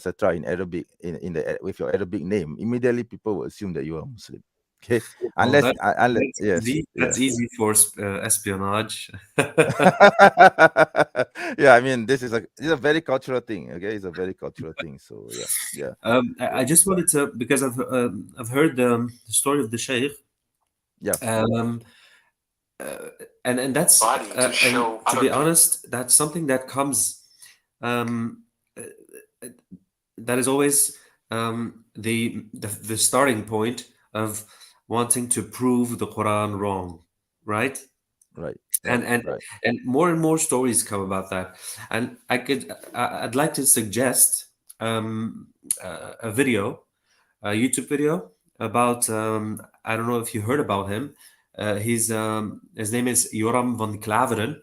He's Dutch from. Oh, Holland. I know about him. Yes, I know about him. I know. Yeah, he was previously part of the of this political party who was very anti-Islam, right? And I think he's the same in the same part. He was in the same party as another Muslim, Arnold Van Doom, if I pronounce it correctly. Possible, yeah. Yeah, right. So he was basically like in those countries. We have those elections, and there's always one of them that is the racist election. Okay, they don't want immigrants. All right.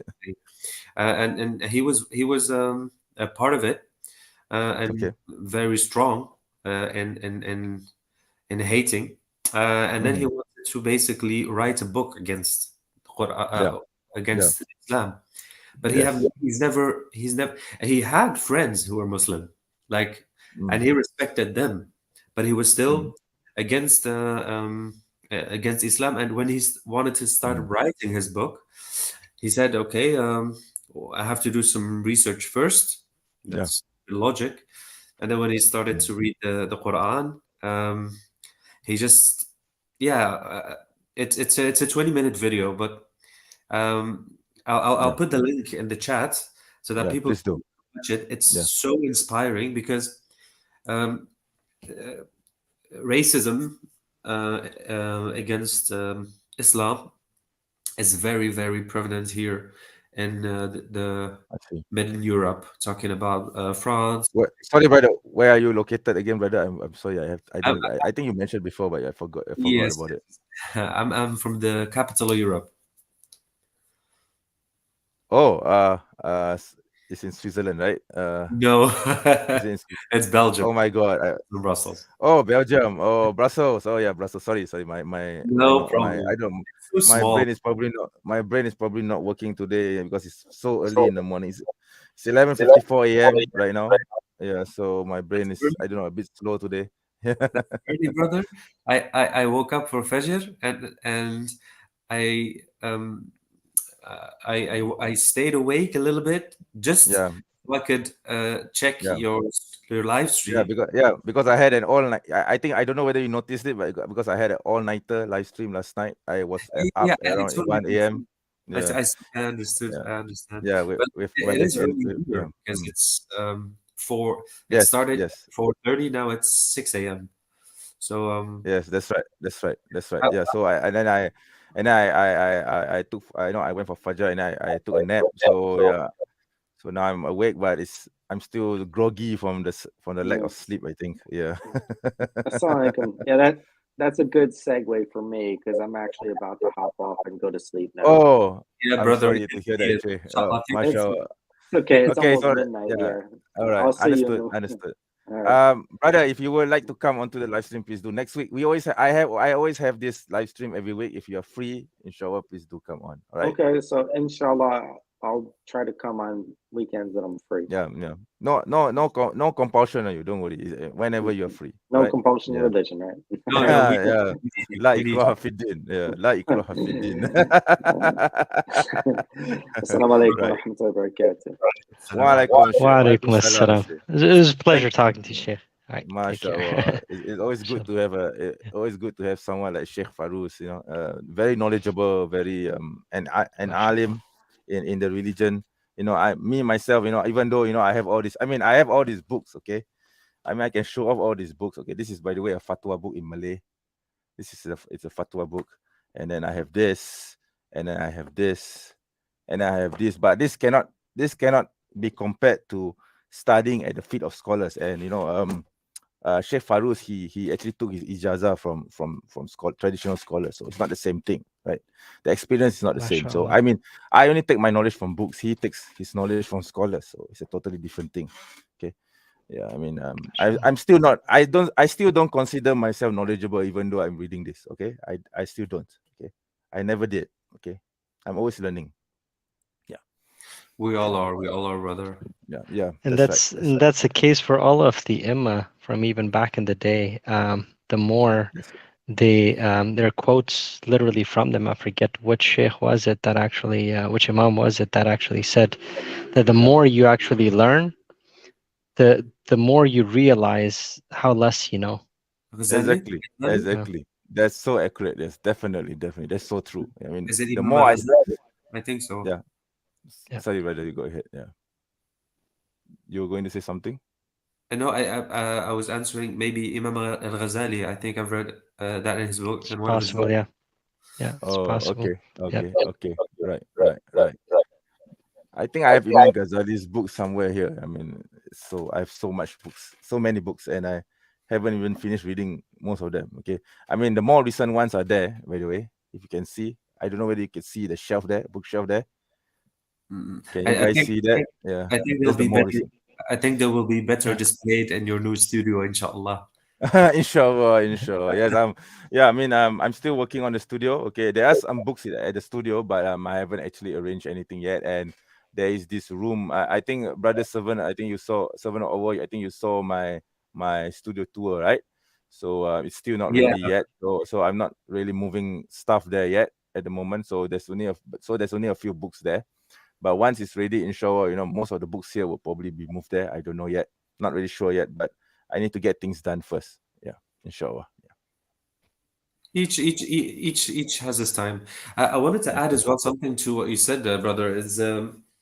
And Go ahead. maybe it's because okay, it's not something that I'm trying to say that this is the actual truth or this is what it is. But if you look at people who've been reverted, right? Reverts, Yeah. in the dawah or in the knowledge industry.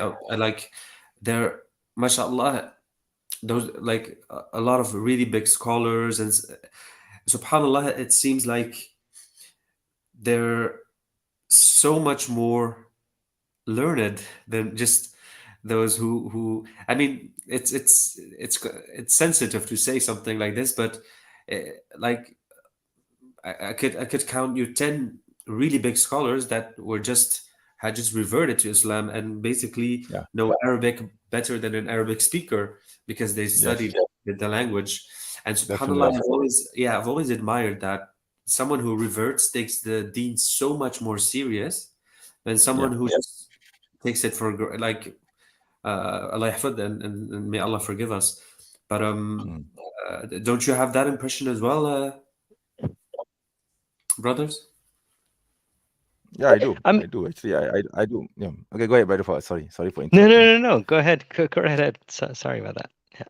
No. Go ahead. You go first before I do. Yeah. So what I was gonna say, it is true in a sense. However, I wouldn't agree with that entirely, because what you have to remember, brother, is that a lot of these, like I personally know so many muftis and ashyakh, they first on the internet, you have to remember these knowledgeable people, knowledgeable scholars, they have absolutely no desire or interest to actually be on the internet. That's point number one. And even if you do ask them, and language, of course, another big barrier for a lot of them. They don't speak because like the people that or the muftis that I reach out to whenever there's some fiqh questions or even related to aqidah, like I've invited them to be part of the streams, and the way they talk, the hikmah that they talk with, it's very different than how you and I, we would conduct ourselves sometimes. Like I myself, I get carried away. I'm new to the dawah circle also, but just that's not how they talk. This is not how they like to conduct themselves. They couldn't care less what people like David Wood and Sam Shamoun would think about. Yeah. They've got better things to do. Yeah. They've I know. I literally understand. have, like I in know. the West, for instance, these Emma, they have people reaching out to them. Sorry, there's actually a echo there. Yeah. Sorry, brother. Yeah. Oh, there's an echo. You should sort that out. Okay. Yeah. So, Go ahead. Go ahead. Forward. Yeah. they literally have people reaching out to them every single day, about their personal lives. Like, people might be actually wanting to leave Islam, or people reaching out to them about their divorces. So they're always so busy with trying to sort these things out. They couldn't care less about hopping on, and the rest of the time that they get, they're actually studying the deen, and they're improving their knowledge. So at least that's, I may be wrong, but this is usually the case with these Muslims. Having said that, there are a lot of reverts. They actually put a lot of their effort into studying and improving as Muslims, and studying their deen, and trying to make sure that other people benefit from that knowledge as well. But from the Muslims in general, the ashyakh, they don't want to be on the internet. Like I've literally reached out to so many of them where I thought, like even with the debate with brother Kenny, I actually requested one of the imams. I said, if it would be possible for him, and I could get him on call, and he just refused. He said, no, I have no interest I have no desire to be on the internet. However, if you have any questions, I'm more than happy to give you references, answers, and he did, Okay. help out with whatever. Yeah. I totally agree with you, brother Fawad. MashaAllah, very much. I didn't mean it in the sense of their presence on streams or so, because I think I agree with you. That's just not something they would even have time for.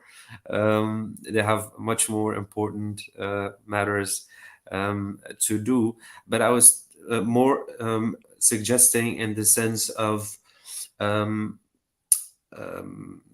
like their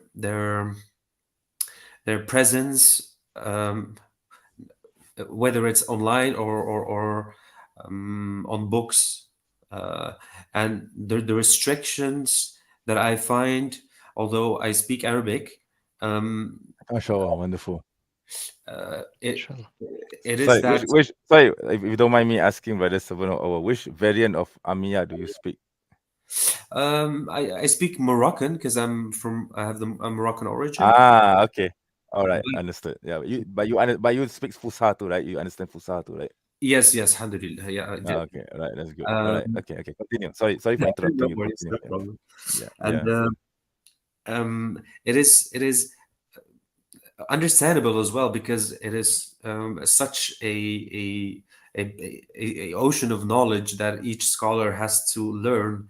But then there is that difference between an Arabic scholar who is amazing in knowledge, but then has restrictions in, for example, other languages to be able to have, for example, a conference or a khutbah and something in countries where the Arabic is really hard to understand, Yes, that's right. and the other way around, you see more the non-Arabic speakers who did study and went like and basically you can call them scholars because um, they have the educational background for it, and they do refer always to the Arabic and the understanding of the Arabic as well. So I understand totally what you mean. Of course, it would be a little strange and weird to see great ulama on streams, but Yeah, you know definitely, what I mean in definitely. the sense of nothing to criticize. There are Yeah, always, but I think the mentality of like I'm an Arab, so I don't mind yeah, saying the mentality is that listen, if it's in Arabic and it is if you want to know, well, you'll have to learn Arabic.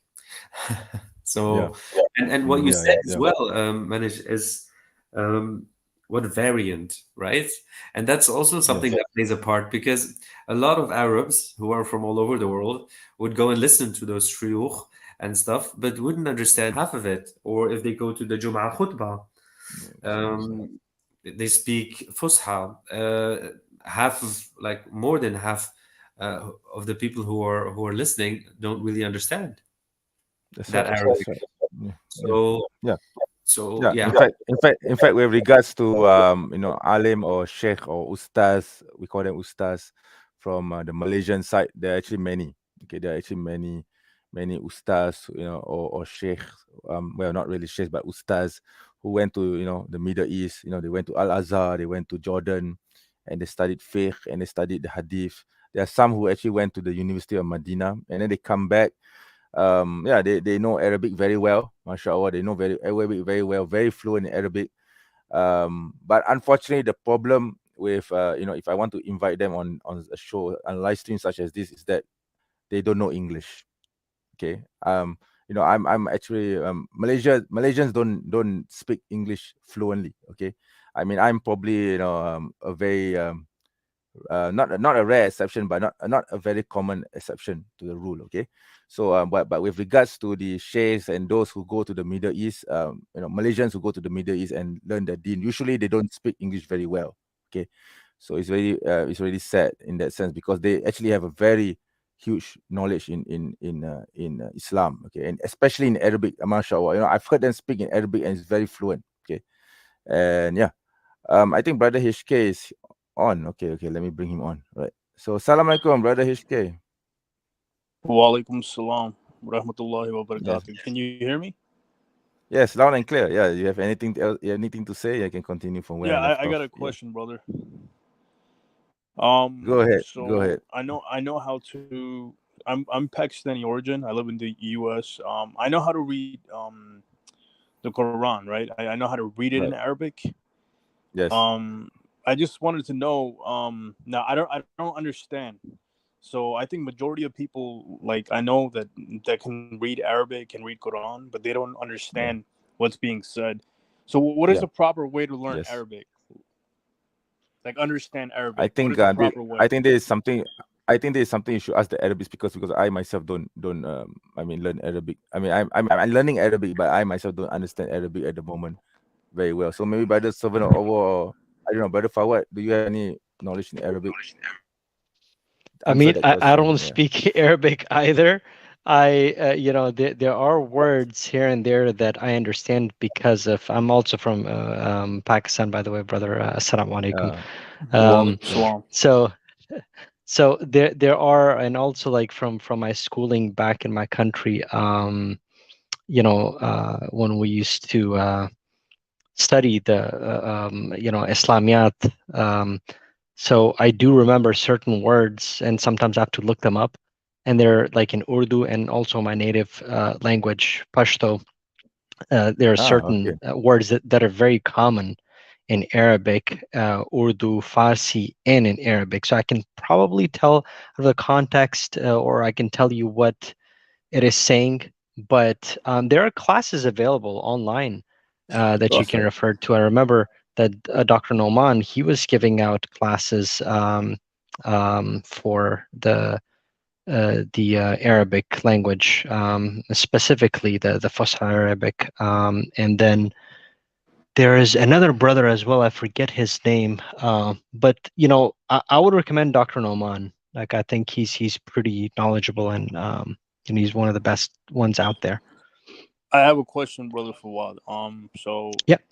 I know a little bit of Urdu, like reading it, because Urdu is written in Arabic text, right? Like, it's written in Arabic. And, the alphabets are the same. Yeah. So when you read the Quran, when you have it helps you. How do you say it? When you're reading Quran, it's not just it's not like old style Arabic. It has like when you're reading Alhamdulillah, Bismillah ar-Rahman ar-Rahim, you know how to read it because it connects, right? What I'm trying to say is, I don't know how to say it in words, but when you're reading Urdu, or when you're just regular reading Arabic, like, it's really difficult to read.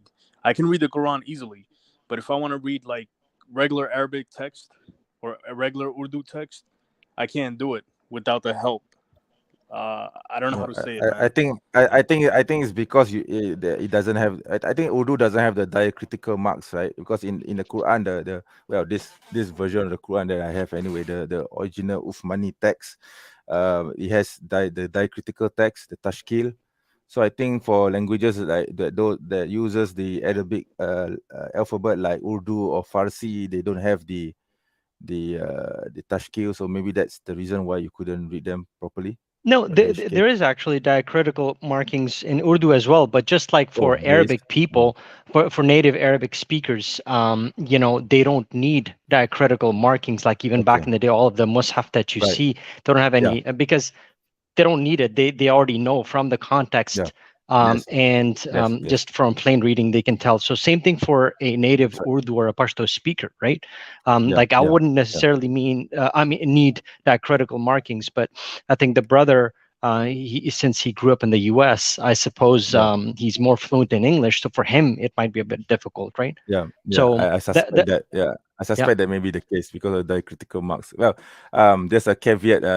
In the Malay language, we also have the language written in the Arabic script, but we don't use it anymore. It's a bit archaic. We call it Jawi. Okay, and the alphabets are in Arabic, and there's no diacritical marks. You actually can read it if you know the Arabic alphabets and you know how they sound and you know the Malay language. You can actually read it without you can actually read the text without diacritical marks as well. So I think this is similar with regards to Urdu and Farsi also, right? Exactly. That's exactly the case. And so for, Brother HK, like what I would recommend is definitely check out the course by Dr. Noman. And there's another one that if I actually can find in my YouTube channel, because I may have it, so somewhere in my favorites, I'll send it out to you. But yeah, reach out to Dr. Nauman, because I was actually talking to this one Muslim brother about this, because he also wanted to learn the Arabic language, the classical Arabic from the Quran.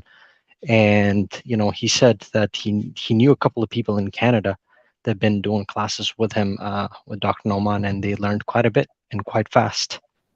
Sorry, Brother Fawad, do you mean Ali Khan? Maybe, because I don't remember the name, but if I see the channel itself, I would actually recognize the brother. So he's well known, right? Yes. Okay. Yeah. So it's I suspect it may be Noman Ali Khan. Yeah, Noman Ali I think Khan. it's not.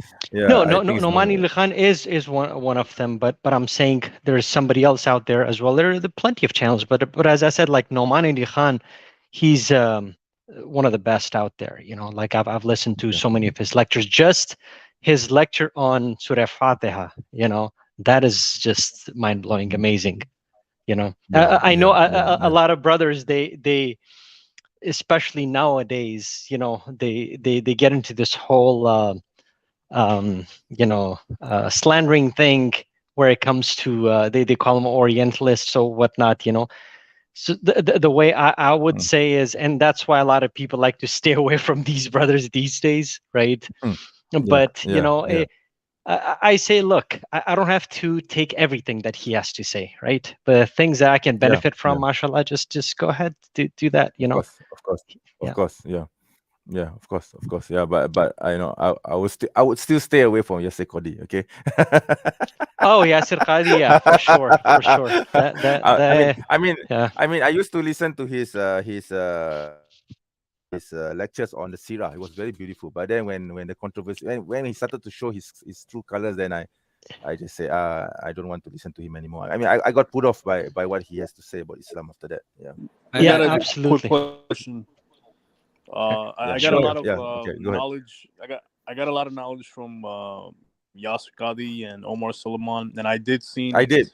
I did see Daniel Hakikachu's video where he criticized them. So I mean, I just think that sometimes, like, this is just me. I just think that when Muslims talk about other Muslims on YouTube, I think it's something they can do behind the scenes. You know what I'm trying to say? Yeah, I agree with you. But there are certain things, certain personalities where he has become too much. Like, for example, Yasser Qadi, he says that there are holes in the standard narrative, and then the Christians went to town with it.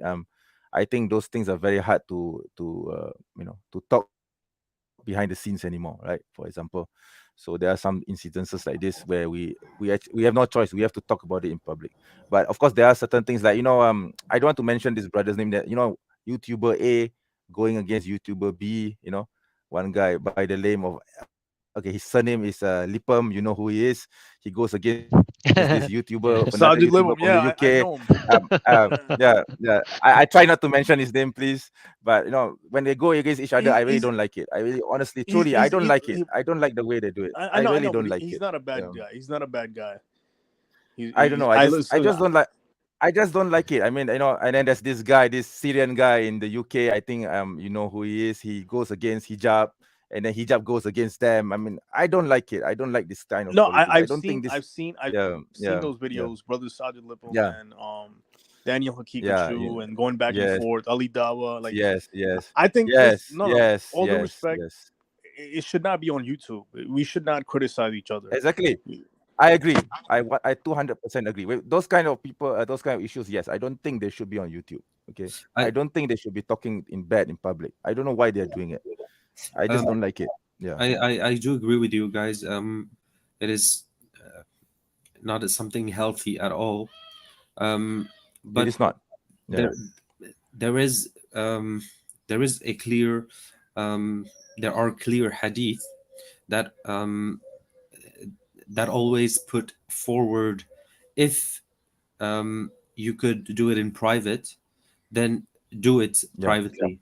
But if exactly. you cannot, that and that means that if that person is like very high placed and you can just not, then it is permissible to do it publicly. Also, we can't put all these people on the same level.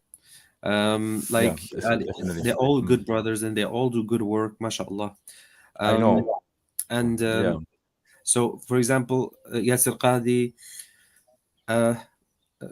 and this is something that practically all scholars agree about, that his best works, and something that that I've seen 1,000 times, is the seerah of the Prophet Muhammad sallallahu alaihi wasallam.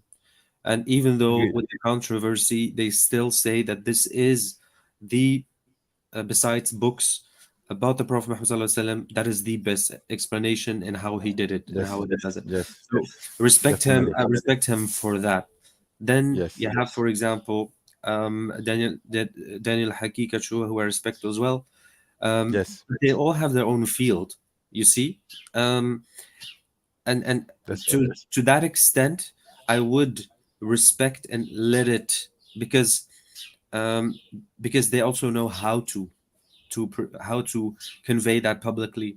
But then if you go to the level of, those like other brothers who are not in, like, at that level, then it's basically just uh, little kids fighting, Yeah, and wasting time, because there it is always possible to do it privately. So yes, that's right. so yeah, that's my opinion on Mhm, that. mhm, mhm. And also, if I could just um, answer HK is question about the Arabic. Arabic, yeah. Go ahead. He- I think as an Arabic speaker, you're the most qualified among us now to talk about this. well, well, be careful to say that, because um, a lot of people as well think that someone who is from Saudi Arabia or from Egypt and who speaks, I mean, there's so many variants of Arabic. Fusha is a very distinguished, like a very particular Arabic. The Yes. Quranic Arabic is also different. So, Okay. because Yes. Yes. even though Yeah. even though you speak that language, you might go to the UAE and they might open the Quran and they might read it just as we read English. That does That's not right. mean that they understand every word that is said, Okay. let alone what it in, like what the meaning is, because there's so many meanings behind each word of the Quran, right? That's right. That's right. And Yeah. I agree with Mr. Dr. Brother Fawad about Ali Khan. He is, and he says it himself. He's not a scholar that is trying to educate people. He's a Mhm, teacher who is trying to simplify mhm, the the the, the, um, the complicated knowledge of the Deen, mhm, mhm. and that's how he does it. That's Yeah. how why we enjoy it, because we understand he brings it to that level, although it is very hard. Because if you look at English, vocabulary has around 500,000 words, and if we then That's look right. at the Arabic, there's 13 million. So it is very difficult to have to be able to translate that, or to try to Mhm. make that explain. So Right. I would suggest that if you read the Quran, um, if you read it, like for example on YouTube, you have those Quranic beautiful reciters, and then there's always that English translation that comes with it. Yeah. And if you keep looking at that, those English automatically will resonate in your head, like, oh, that means that. So okay, you won't always be able to understand 100% every word that's been said in the Quran, but you'll automatically have the link about, okay, whoa, he's talking about the Prophet. Okay, he's talking about this. Okay, he's talking about that time. Okay, that is the surah, and it's a life journey. Yes. So and also something I discovered today is Ali Khan. I forget always to say his first name. He has Norman Ali Khan. Noman Ali Khan. yeah, exactly. He has a app and a website. It's called Bayina. So Yeah, Baina. Y Double Y. YINAH. Mhm. And Yeah. subhanallah, it has courses, video courses with him, and I couldn't find any person who could explain something more simple, more up to date in the day we live, careful, and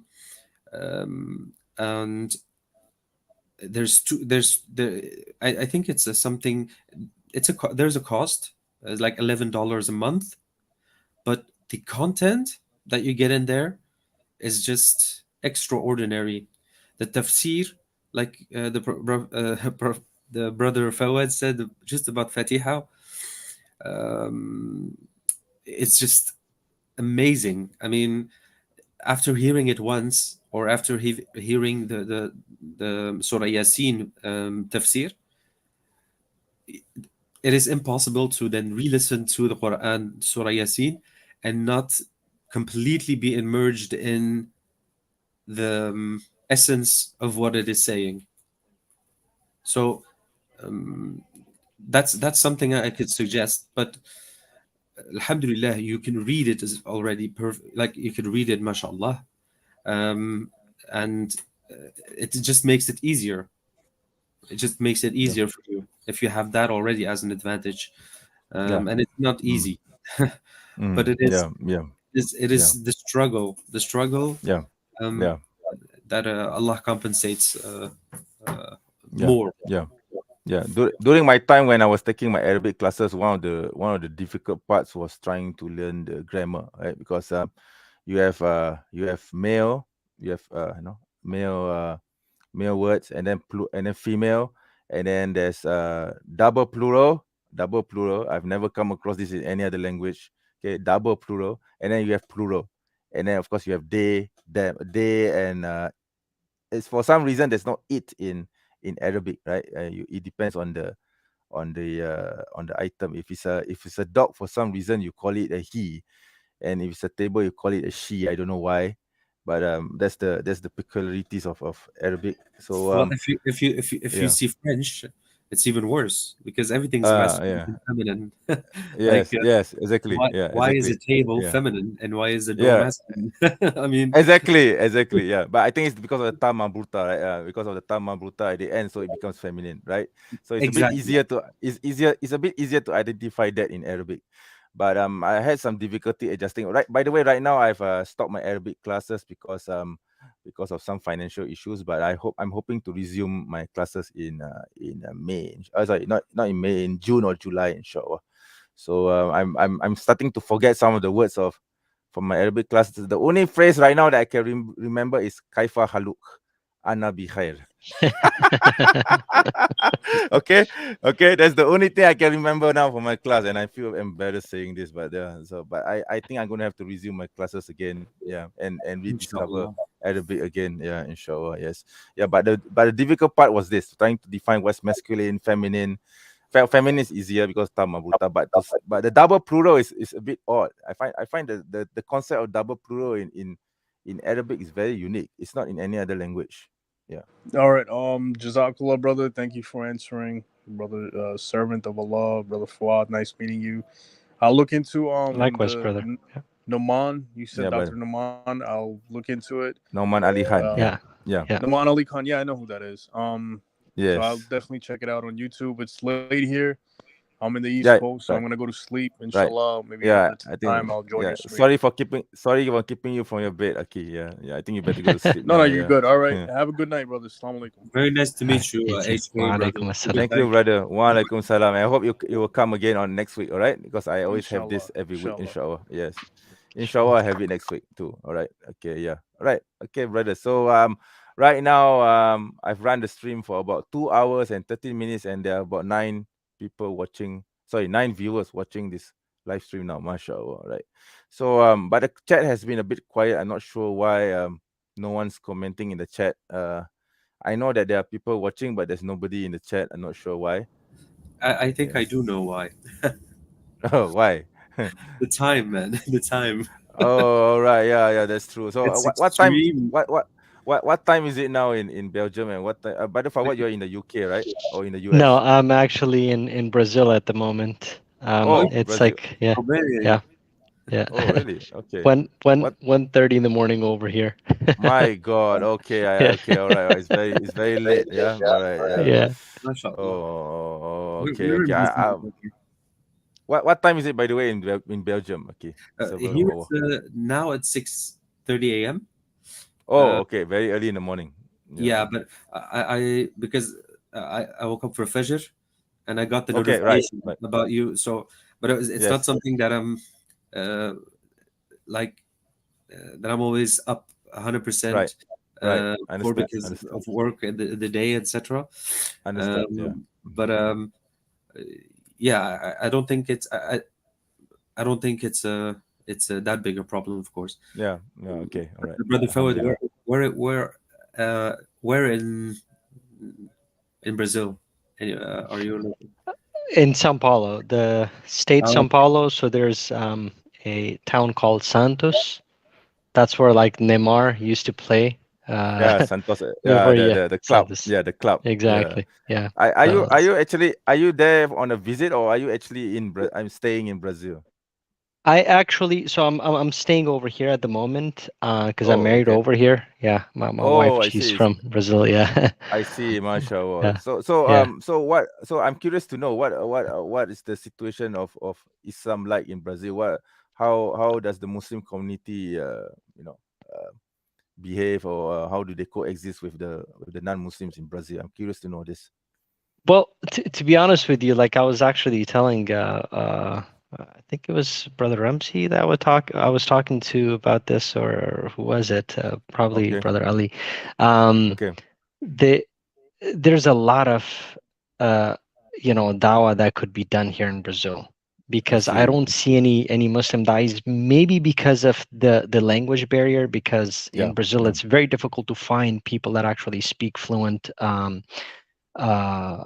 English, right? So you have to learn the local language over here. I speak Portuguese. Sorry? By the way, the language of Brazil is Portuguese, right? Not Spanish, right? Yes. Not like yeah, that. Yeah, Portuguese. Okay. Yeah. I Exactly. just want to clarify that. Yeah.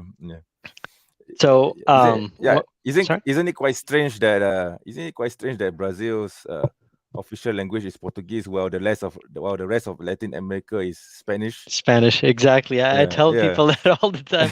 But yeah, here's a funny thing though. Yeah. I mean, when Brazilians, they listen to, so it's like, I don't know, like what other language I could give you an example of, but I know that when I listen to, so I speak Portuguese, and I don't know Spanish, but when I listen to somebody speaking Spanish, I can tell you what they're talking about, right? And okay. All right. Because they're sister languages, they're very, very similar, right? Yeah, so it's like Dutch and German. Exactly. There you go. That would be a good example to compare. Okay. All right. You know, right. Or Italian also. Sometimes, like Spanish-speaking people, they might be able to pick out, certain words in Italian language, and they could probably tell you that's what they're talking about, right? Because they're all based out of Latin. So yes, that's right. Yeah, they're all Romance languages from Latin. Exactly. So Mhm. a lot of dawah that could be done over here, and Yeah. I don't see enough da'is over here. As a matter of Okay. fact, I've like all the time, all of Mhm. my time that I've been over here, and it's been Mhm. quite a long time, quite a few years, over 5 years, Mashallah. and Mm. I haven't Mm. seen a single da'i over here on the streets or anywhere. And Oh, I okay. think there's a lot of work that could be done over here because it's a huge Christian population over here, right? And just me talking to Christians in general, you can tell, um, that if the, if you can or try to continue talking to them, you'd be able to revert them to Islam because that's the power of Mashallah. Islam, right? Like the Mashallah. Quran says, we're on the haqq, right? Yeah. And we Yes. know this. And Yes. Yes. anybody with a little bit of logic, they would realize that what they have been taught all their lives, That's right. it just doesn't make sense, even though they might Mm. actually say, because it's our pride that impedes us, like I was saying earlier, right, from accepting Mhm. the truth. But when they go back home and they're lying down at night, they're thinking, they know Right. what they believe in is not the truth. It's not the haqq, right? Mm. The Okay. whole concept of Trinity, there's the sacrificial system, all of that. When you actually Right. explain it to them a little bit, they actually get Right. stuck over there. Like my own wife, she's a Christian woman, so I see this in her eyes every single time. I point out the inconsistencies of the biblical narrative, Right. and it doesn't make sense to her, right? Right. Okay. Like it didn't make sense to her before, but then when I explained it to her, she said, yeah, actually, what you're saying, and any logical person would actually admit to that. Whether or not they actually accept it, as I said, because of probably cultural reasons, because of the fact that they think, because like my wife, she's a devout Christian. She's really, Okay. like, I can tell why she Okay. would probably not want to accept Islam, at least yet. It's because All right. all the Protestants, especially, I haven't had much interaction with the Orthodox or the Catholics that much, but the Protestant Christians, for them, their church and the community, it's like a family.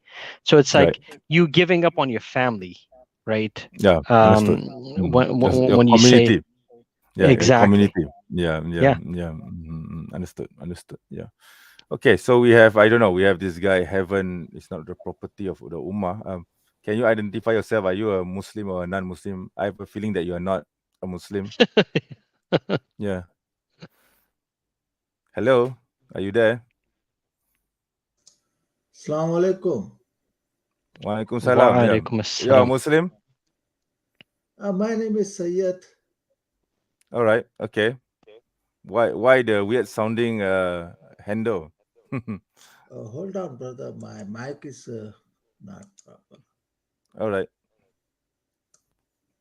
Okay. Yeah, sure. You have anything to say? No, I just subscribed to you. I used to watch to you, with the guy named Muji. Oh, all right. Okay. Yeah. What about him? Yeah, the guy's a heretic. I'm Okay. also Yeah. Yeah. heretic. I'm also Mm. heretic. So you're a Quranist then, No, no, no, no. I believe in hadith, but not but all of them. Not all of them. you need to define what you mean by not all of them. You see, because Muji says that he doesn't believe in not. I mean, he says that he's not a Quranist, and he says that he believes in hadith, but not all of them. But then when I drilled him, I came to realize that he rejects all hadiths, and he uses his own. I don't know what standard he uses to determine which hadith is true, which hadith is not, because he doesn't have a standard. Okay, so if you claim to believe in the hadith, but you say that you reject some of them, you need to clarify what is your standard. My Can you read my DP? Yeah, I can see it. Yeah, yes, to good hadith. Oh, okay, okay. So you're that guy. Yeah, I think I've seen you on Muji's channel before. Yeah. So yeah, what do you have to say? I'm Yeah, I'm curious to know. curious about the heaven is not property of Ummah. Could you elaborate on that, please? Is that Yeah, supposed to Yeah. be Surah Baqarah? yeah. It's on Surah Baqarah 111 and 112. It's Okay. Allah clearly. Allah said to the Christian and Jew. The Jew said, they only go to heaven, and Christians say they only go to heaven. So Allah asks them to bring your proof if you are truthful. Then Yeah. another verse Allah said in the 11:2. So Allah tell who will go to Jannah. Yeah. So So the yeah, Muslims say only they go to heaven. we So you don't. know, We don't say this. We never say this. Heaven and hell is decided by God. We don't say that Muslims are 100% certain of going to heaven. At the same time, we say that the Christians and Jews and Christians are not on the haq, and they have committed sins which are grievous in the sight of Allah, and therefore they cannot be guaranteed paradise. And especially the Christians, since they commit shirk and they believe in a Trinity, therefore they are confirmed to go to hell. That's what we are saying. But the, we Muslims, just because we believe in La ilaha illallah Muhammad Rasulullah, it doesn't automatically give us a ticket to heaven. Okay, although we are on the haq, that is up to God to decide. So I don't know where you get the idea that all Muslims are saying that all of us are going to heaven. No, I have no guarantee of going to heaven either. Okay. I have a misunderstanding. I mean, I don't understand the 2111 and 2112, where you got the statement of understanding that heaven is not property of the ummah. What do you Yeah. mean by that? Because that's not what I read. because Yeah. Jew and Christian used to say they only go to heaven. That's true. Until today, they So say this. Allah refute them. Allah Until today, they refute say them. this. Now Muslims are saying only they go to heaven. No, I have never said this. No, I no. don't know where you Because get the idea I'm from. talking in Muslim I've in never said general. this. no, no, I no. never said it. No, The thing no. is, I'm not. I don't have a. I'm not reacting on what you said. I'm just reacting on the reference that you put, because Yeah. what I read is it says the Jews and Christians each claim that none will enter paradise except those of their own faith. Yes. These are the desires. These are their desires. Reply, O Prophet Muhammad Sallallahu Alaihi Wasallam, show me your proof if what you say is true. But know, Yes. whoever submit themselves to Allah and does good will have their reward with their Lord, and there will be no fear for them, nor will they grieve. So I don't know why you would So, say that, so because if you're talking about the Ummah, Allah refute Christian, Jew, and Muslim in the ayat. where does it say Muslim? Yeah, Doesn't but say Muslim here. in Doesn't say the Muslim two, here. no, in the two Can I 11 2, can I share the verse, by the way? Can I share the verse, please? Please, Can I I share the just read screen? it, so that's yeah, why Yeah, it's yeah, screen. I'm reading. yeah. I'm So reading it. share the I'm reading it right both now. verse, Yeah, both verse. Allah refute Christian, Jew, and yeah. Muslim both. Okay, there you go. Right. So yeah, this 211. Okay. Yeah, Okay. Let me take yeah. Is any other? Let me take this translation. And they say none will enter paradise unless he has been a Jew or Christian. These are the fancies. Say, produce your proof if you are truthful. This is 111. Okay. And then 2112 says, yes, indeed, whoever submits his faith in worship to God while excelling and doing good, then he has his reward with his Lord. And no fear shall be upon them, nor shall they grieve. It doesn't say anything at all about Muslims. It only yeah. But talks about the Jews and Christians. it's refute Muslims because Muslim claim only they go to Jannah. So Can Allah you please refute show them. me where a Muslim says it? Where does Muslims claim? Where do Muslims claim this? If you ask Muslim, they will tell you everybody go to You hell. asked me and I said no. No, I never Yes, said this. So you do not believe. I also do not believe that. So Muslim, those who believe only they go to heaven. So I Allah mean, refute them. brothers, servant of Allah and brother Yeah. forward. Do you believe that So that every no, that no, every no. Muslim will go to heaven If you're Not automatically? No, if you're gonna like, if I would ask a Muslim anything, I could have 1,000 different answers. That doesn't mean uh, it is true, and it is Yeah. dangerous then to make a statement and add the reference of the Quran that is not at all correct. I don't mean okay, it in a bad way, brother. okay. Um, it's just it's dangerous you could for example, what I've understood from the verse is like what brother already said, but Yeah. heaven is only the property of Allah. That's just one thing. Yes. Yes. Uh, Yes. Yeah, we, Yes. we, we, that's correct. That's correct. I believe that. Do you people do you guys believe Christian Jew also go to heaven? No. Oh, see, that's what I'm talking about.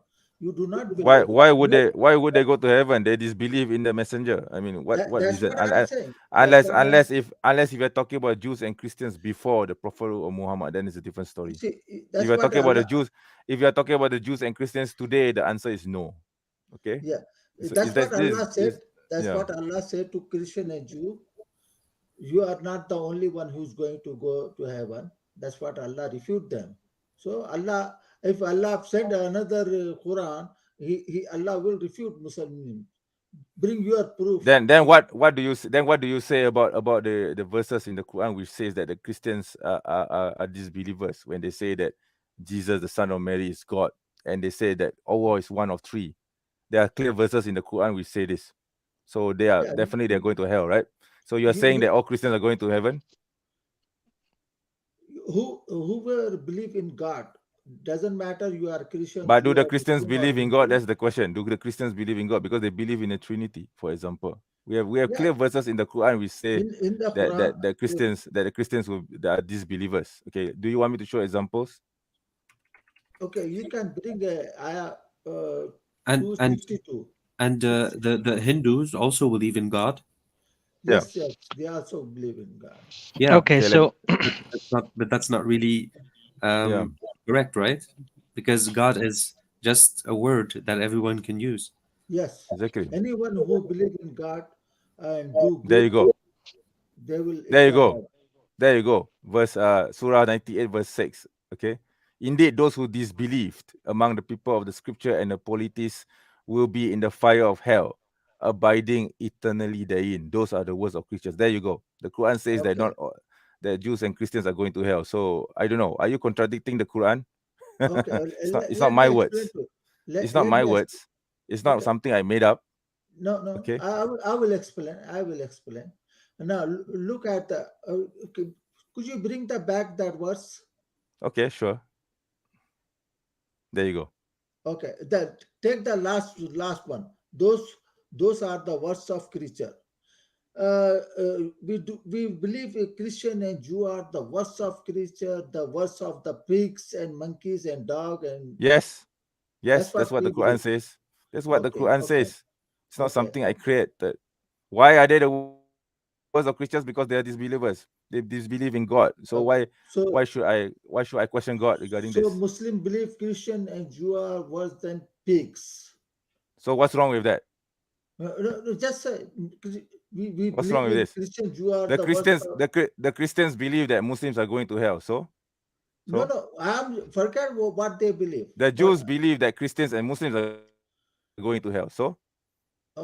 What's the problem here? okay. So Allah said we can marry Christian and Jewish women. So we Allah allow us to marry the worst of creature, the worse than pig. That is a fake Allah, issue. Okay, that is a fake issue. It depends on your madhab. Yeah, I mean, in my madhab Ash-Shafi'i, no, we're not it's, allowed to we marry, are not. and I'm then not talking unless about yeah. mother. I'm talking about the Quranic verses. You reject Quranic verses over your mother. Well, there is an interpretation behind those verses. You can't just No, simply no, say, it's "Oh, a clear verse. It's a clear Brother, verse. We brother, can so." marry them. brother. Mm. I because you're saying a lot of things about clear, and you're stating a lot of things. Could we please just know your stand of view? Who, like, Exactly. what are you? How do you see yourself? Um, to start, so that we understand a bit of your background. I born in Sunni family, but when I grow up and I read in the Quran, I Allah presume you're saying, from I presume you're from the sub-Indian continent. yes, yes, yes, India. I'm from India. All right. Okay. Uh, so I grow up. I understand. I always rejected sect. Sect. I always rejected. So Okay. in the Quran, Allah said, do not create sect. And those who believe in sect and they are radical in their belief in sect, Allah will say they will go to hell. Those who radical, they believe in the Can sect. you bring me the verse? Can you bring me the verse which says this? Because I don't recall this. Yeah, I can give you, but it take time. Oh, I have the Okay, three sure. verses about that. 3 verses in the Quran. Okay, never mind. Let's continue with your story. I mean, how do I mean, what's your position now regarding the Quran and the Hadiths in particular? Yeah. Yeah.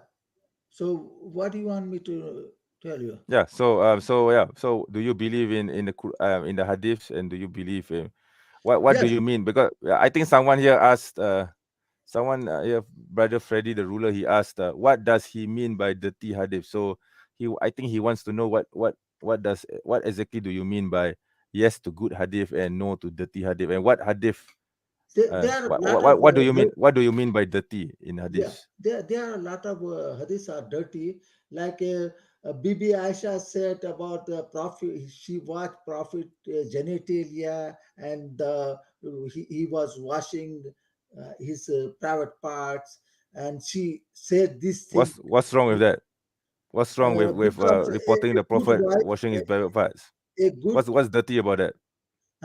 Let me. I don't understand. I think the words that you are using is more applicable to the word dirty, because hadith is basically separated in sahih, da'if, Yeah. and they are still respected, even though they are outrageous sometimes. We do not insult anything that has any link towards the Prophet Muhammad sallallahu alaihi wasallam. I mean, just out of respect, even they might be negative, but to state already two things, like on your picture and on your and as your profile name, um, it's very. I mean, it's very strange, because I get the feeling that you're not clear on your stance, and you're criticizing others Yeah. or other stance. So could you tell us, please, if you said you grew up in a Sunni family, Yeah. are you Then a Sunni Muslim? I no longer belong to any sect, because Okay, what Allah is a said sect? in the Quran, What is a sect? the like Shia Sunni. Shina and Sunni. Okay, then yeah. So what sect are you then? Oh, in the Quran, Allah said, do not make sect. Okay, so I no longer belong to any sect. I'm just a Muslim. Right, but you just So but when you say dirty Hadith, aren't you rejecting Hadith, and therefore that makes you part of the Quranist sect now? No. I believe there are a lot of good hadiths, Can you which give is me some Prophet example? said. Can you give me some examples of what you mean by good Hadith? Because I'm not really fully understanding this. There are a lot of prophets saying, he gave a lot of good advice and lot of good saying, so I accept them. How do you determine which Hadith is good and which Hadith is bad? Just by the matan, just by the text. You don't look at the chain of narrations. You don't look at There are a lot whether the of Hadith is authentic prophet or not. gave a lot of good advice, about manners, cleanness, all those, whatever is good, I accept them. And whatever dirty, meaningless, dirty things, like drinking camel milk, camel urine, but, there are a lot of. That's that from the depends. Sirah, okay? That is From the that Sirah. is That's that from the depends Sirah. on what is your Mm, moral. yeah. Mm, What do you see as good? Because mm, good for someone is maybe not good for another. yeah. So I'm still trying to understand. You say you don't belong, or you don't want to belong to a sect. Do you know what the definition of a sect is? uh, like Shia Sunni, No, what is the definition of a sect? a group of people who claim to be the real truth, who have real truth. Okay, so Sunni is not? Both Sunni or Shia or Sufi, whatever you have. So basically, you're creating your own sect now. No, I just don't belong to any sect. I'm just a Muslim, just like a Prophet Muhammad. Prophet Muhammad does not belong to any sect, like a Prophet Abraham. He does not belong to sect.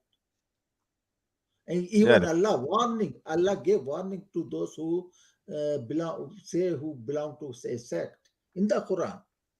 Yes, but the Prophet Muhammad sallallahu alaihi wasallam, and you forget to also say sallallahu alaihi wasallam after you mention the Prophet's name. Um, he um, he said follow the Quran and the Sunnah. I Not follow he, it. and he I didn't say follow. pick and choose, take a basket and take whatever you like, or what is good or is dirty. That is not up to you No. to be able to. Prophet himself did not write the hadith. You know, people wrote the hadith and gave it to his name. Yes. Do you know what the Sunnah means? Whatever Prophet did, that's the Sunnah. Exactly. So that doesn't have to do necessarily with something written. Sunnah is basically the example of the Prophet Muhammad Sallallahu Alaihi Wasallam. He was the walking Quran. So whatever's been recorded from him No, should be but followed and not cherry picked. no, whatever recorded does not mean they are truthful. Okay, may I interject there for one quick second, if you brothers don't mind? Go ahead. Forward, Okay. forward. Yeah. Okay, so brother, I'm gonna try to approach this from a different angle. Okay, you came on the stream and you made a couple of claims. Let's go over them one by one. So you mentioned Surah Baqarah, right?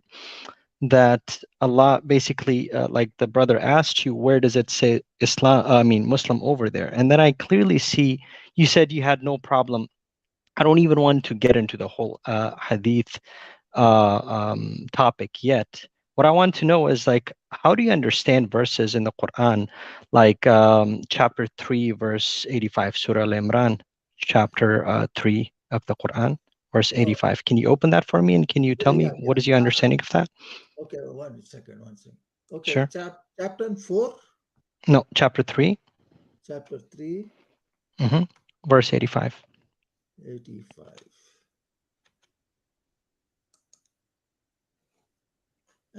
And whoever desire other than Islam as a religion, never will it be accepted from him, and he is as in the hereafter will be the among the loser.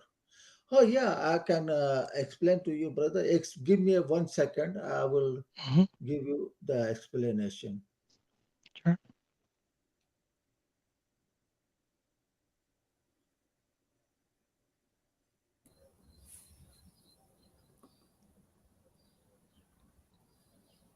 I think the job is done for us by the tafsir, but let's see. Let's hear the brother out. Okay, just a second. Sure, take your time.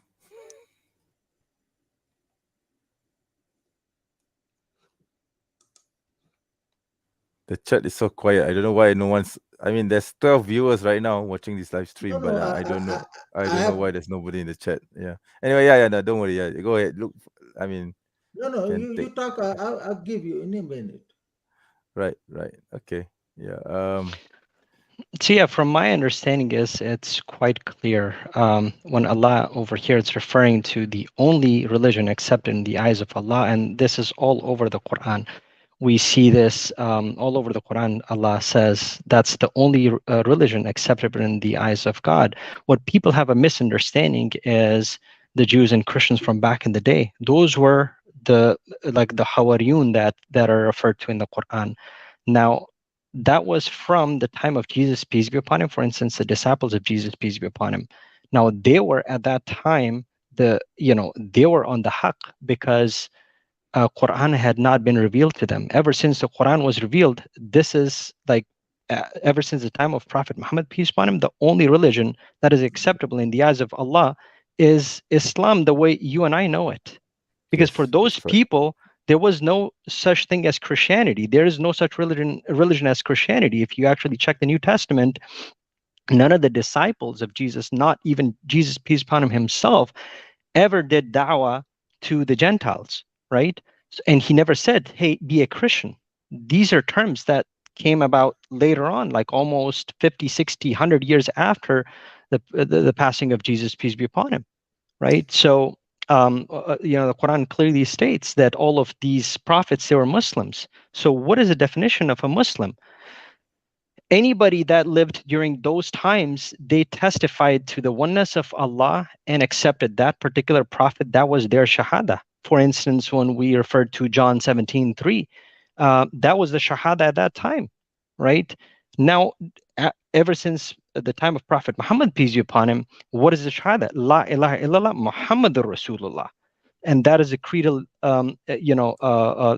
that's the first part of, that's how you enter into the doorstep of Islam, by saying La ilaha illallah Muhammadur Rasulullah, right? So just because you believe in one God, like, the Jews believe in one God, but they don't accept the other part of the Shahada, which is, what, all of these Jews from the time of Prophet Muhammad, peace upon him, kept saying, and Allah rebukes them all over the Quran. So this is why, like, maybe the brother has, a lack of understanding of what Allah is referring to when it's referring to those Jews and Christians. The Jews and Christians from these days, we clearly know they actually commit shirk. And it goes clearly against Surah Ikhlas. Like, brother, do you actually know Surah Ikhlas? Do you read it when you offer salah? Brother, let me explain to you this ayah, 385. Sure. 385. Mm-hmm. Okay. Yeah. Let me read again. If anyone desire a religion other than Islam, Islam means submission to God, brother. Okay, Islam, you have to translate the word Islam into submission to God. Okay, you just Islam you taking as a word, you taking as a noun, but word Islam is a verb. Okay, so you have to take that submission to God. Okay, never will be accepted of him, and hereafter he will be in the rank of those who have lost. Okay, so I will explain to you the word Islam is a verb, not noun like other religion. Okay, the Christianity is a noun, Judaism is a noun, Hinduism is a noun, but Islam is a verb. Okay, in action. So Islam means submission to God. So I will explain to you the verse 385 saying is the God will not accept a religion from the Muslim, because the Muslim have a religion and non-Muslim, but total submission to God. Okay, submission to God will be accepted to the Muslim. God will not accept because he is a Muslim. But a Muslim submit to God, then God will accept him. That means Islam. So how can a Muslim and non-Muslim submit to the God? So answer is that be kind to other human being, and do not lie, do not steal, do not cheat, do not hurt other, and do not prideful, and do charity work. So if you obey all the above and Allah morals, you will submit to God. That means the only people who will enter paradise those who submitted to God. Just because you born in a Muslim family does not mean you are going to heaven, but you have to submit to God. Submit to God means Islam. So Brother, that's my explanation. There are two different issues that you mentioned. Okay, let's forget the issue of who's going to hell and heaven. That's a complete different topic. Let's first establish if anybody that believes in the oneness of God, and I mean, first we have to unpack what does it even mean, the oneness of God. The Christians, they believe that they are monotheists, but we as Muslims, we don't consider them monotheists because the moment you actually say God is in three different forms, or however you put it linguistically, you have gone outside the folds, out of the fold of Islam, right? Because in Surah Ikhlas, we clearly see Allah says that He begets not, nor is He begotten. The Christians clearly believe that, Isa alayhi salam, na'uzu billah, He's the Son of God. So would you say that they will be considered on the haqq or the path of Allah? Would they be considered as Muslims according to the Quranic standards? Yes. They would be, For, even though the Quran says not to say three yes, and yes, rebuking yes, them again and again. yes. Okay, Yeah. so basically, so then you're not a Muslim. I'm sorry to say. No, You're not a Muslim. Brother, you don't decide who is a Muslim, who is not a Muslim. That The because Quran decides that. no, Allah decides that. Allah, that's Sorry, Right? who decides Let- then? Who decides then? Who decides then? No, that's what Who Allah decides decides. who's a Muslim? Allah decide. But Allah says that only Islam is accepted. What? But you're giving a different definition of what Islam is. So how can I accept? So How can what you is be the considered definition Muslim? of Islam, brother? What is the Can I definition of can I interject, please, brother? Okay, Uh, go ahead. Yeah. So you made a good point in the sense of that Islam is submission to God, to Allah subhanahu wa ta'ala. But that is not the only thing, right? There is things that come with it. So what else? when you submit to Allah subhanahu wa ta'ala, you follow everything that is in the Quran, correct? Yes. Okay. And in the Quran, how many times does it say obey the prophet? Atiyu Allah, atiyu Rasul. Yes. Surah Nisa, it says that, and then again repeatedly. As I said, brother, that there are so many verses I can give you that would take you outside of the folds of Islam, because the moment you actually say that I believe in Islam, and I believe in the Quran, but I don't accept the commands that are in there, there's a clear consensus. There's clear reading. You don't even have to belong to a madhab, right? For instance, Allah clearly says in chapter 4, where verse 116, surely Allah does not forgive associating others with Him in worship, okay, but forgives anything else Yes. of whoever Yes. He wills, right? So the moment you actually say that Allah has a son, or He has another divine being that He shares His powers with, right, you have gone outside the folds of Islam. This is not me saying, right? But This is the I Quran did not saying. say that. I did not say that. Didn't you just say that Christians actually will be considered as part of, like they would be acceptable in the eyes of God, when God Himself says that anybody that actually associates any partners with Him will, Allah will not forgive them, and Allah clearly says, "I don't beget, nor was I begotten." Don't Christians actually say that Jesus is God and He was begotten of the Father? Yeah, okay. Let me give you some other verses, brother. Okay? No, brother, deal with this verses. I don't want you to do this whole bunny hopping, please. Deal with this particular verse that I gave you right now, where Allah says, surely Allah does not forgive associating others with Him in worship. Yes. Do Christians worship Jesus? Yes or no? Yes, they do. Do Christians worship Ruhul Qodash, which is the Holy Spirit? Yes or no? Yes, they do. Okay, and they worship these deities apart from God. So is that associating somebody with God? Yes or no? Yes. Okay, so would they be considered Muslims according to these standards? Yes or no? Okay, now I have to Yes or explain no? to you. No. Yes or What's no, that? brother? Because What's that? there are no caveats in there. It's very clear. Yes or no. It's a yes or no question. Ask me again. Okay. I asked you, and you admitted that Christians believe in two other deities except God, okay, Yes. which they refer to as God the Father, okay, God the Holy Spirit, and God the Son. So they worship Holy Spirit and God the Son, which is associating partners with Allah, with God, Yes. okay. So would they, according to this verse that I quoted to you from Quran, would they be considered to be a part of the fold of Islam? Yes or no? No. Okay. So then how could you actually come up over here and say that they will go to heaven? Okay. When Allah clearly himself says that that's the only sin that I will not forgive. Okay. And I Okay. can quote to you other 5 verses if you need me to. Brother. Now you have to give me. You don't have to quote another Sure. one. Yeah. First, let Okay, me go ahead. finish this. Does Christian know meaning of shirk? Yes, they do. Can you give a reference in their Bible or somewhere?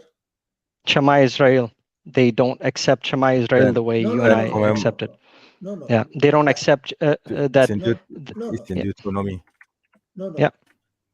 Does in their Bible say the shirk is the sin? Of course, brother. What are you talking about? Yeah. Oh my God. Okay, I'm going to show you the verse from the Bible. All right. Let me show you the verse from the Bible. Oh my God. Breathe, Okay, brother, breathe. yeah. It's Okay, okay. there It's you go. okay. Yeah. There are plenty There of you verses. go. All right. I mean, there's so many verses in the Bible which says that. Yeah, there you go. Do not follow other gods, the gods of the people around you. Okay, and then it says, "For the Lord your God, who is among you, is a jealous God, and His anger will burn against you, and He will destroy you from the face of the land." I mean, this is clearly against, yeah. Do not Which put the one? God. Okay, this is a different verse. Yeah. So basically, it's Deuteronomy 6. No. I'm saying 14. shirk. Okay. Shirk.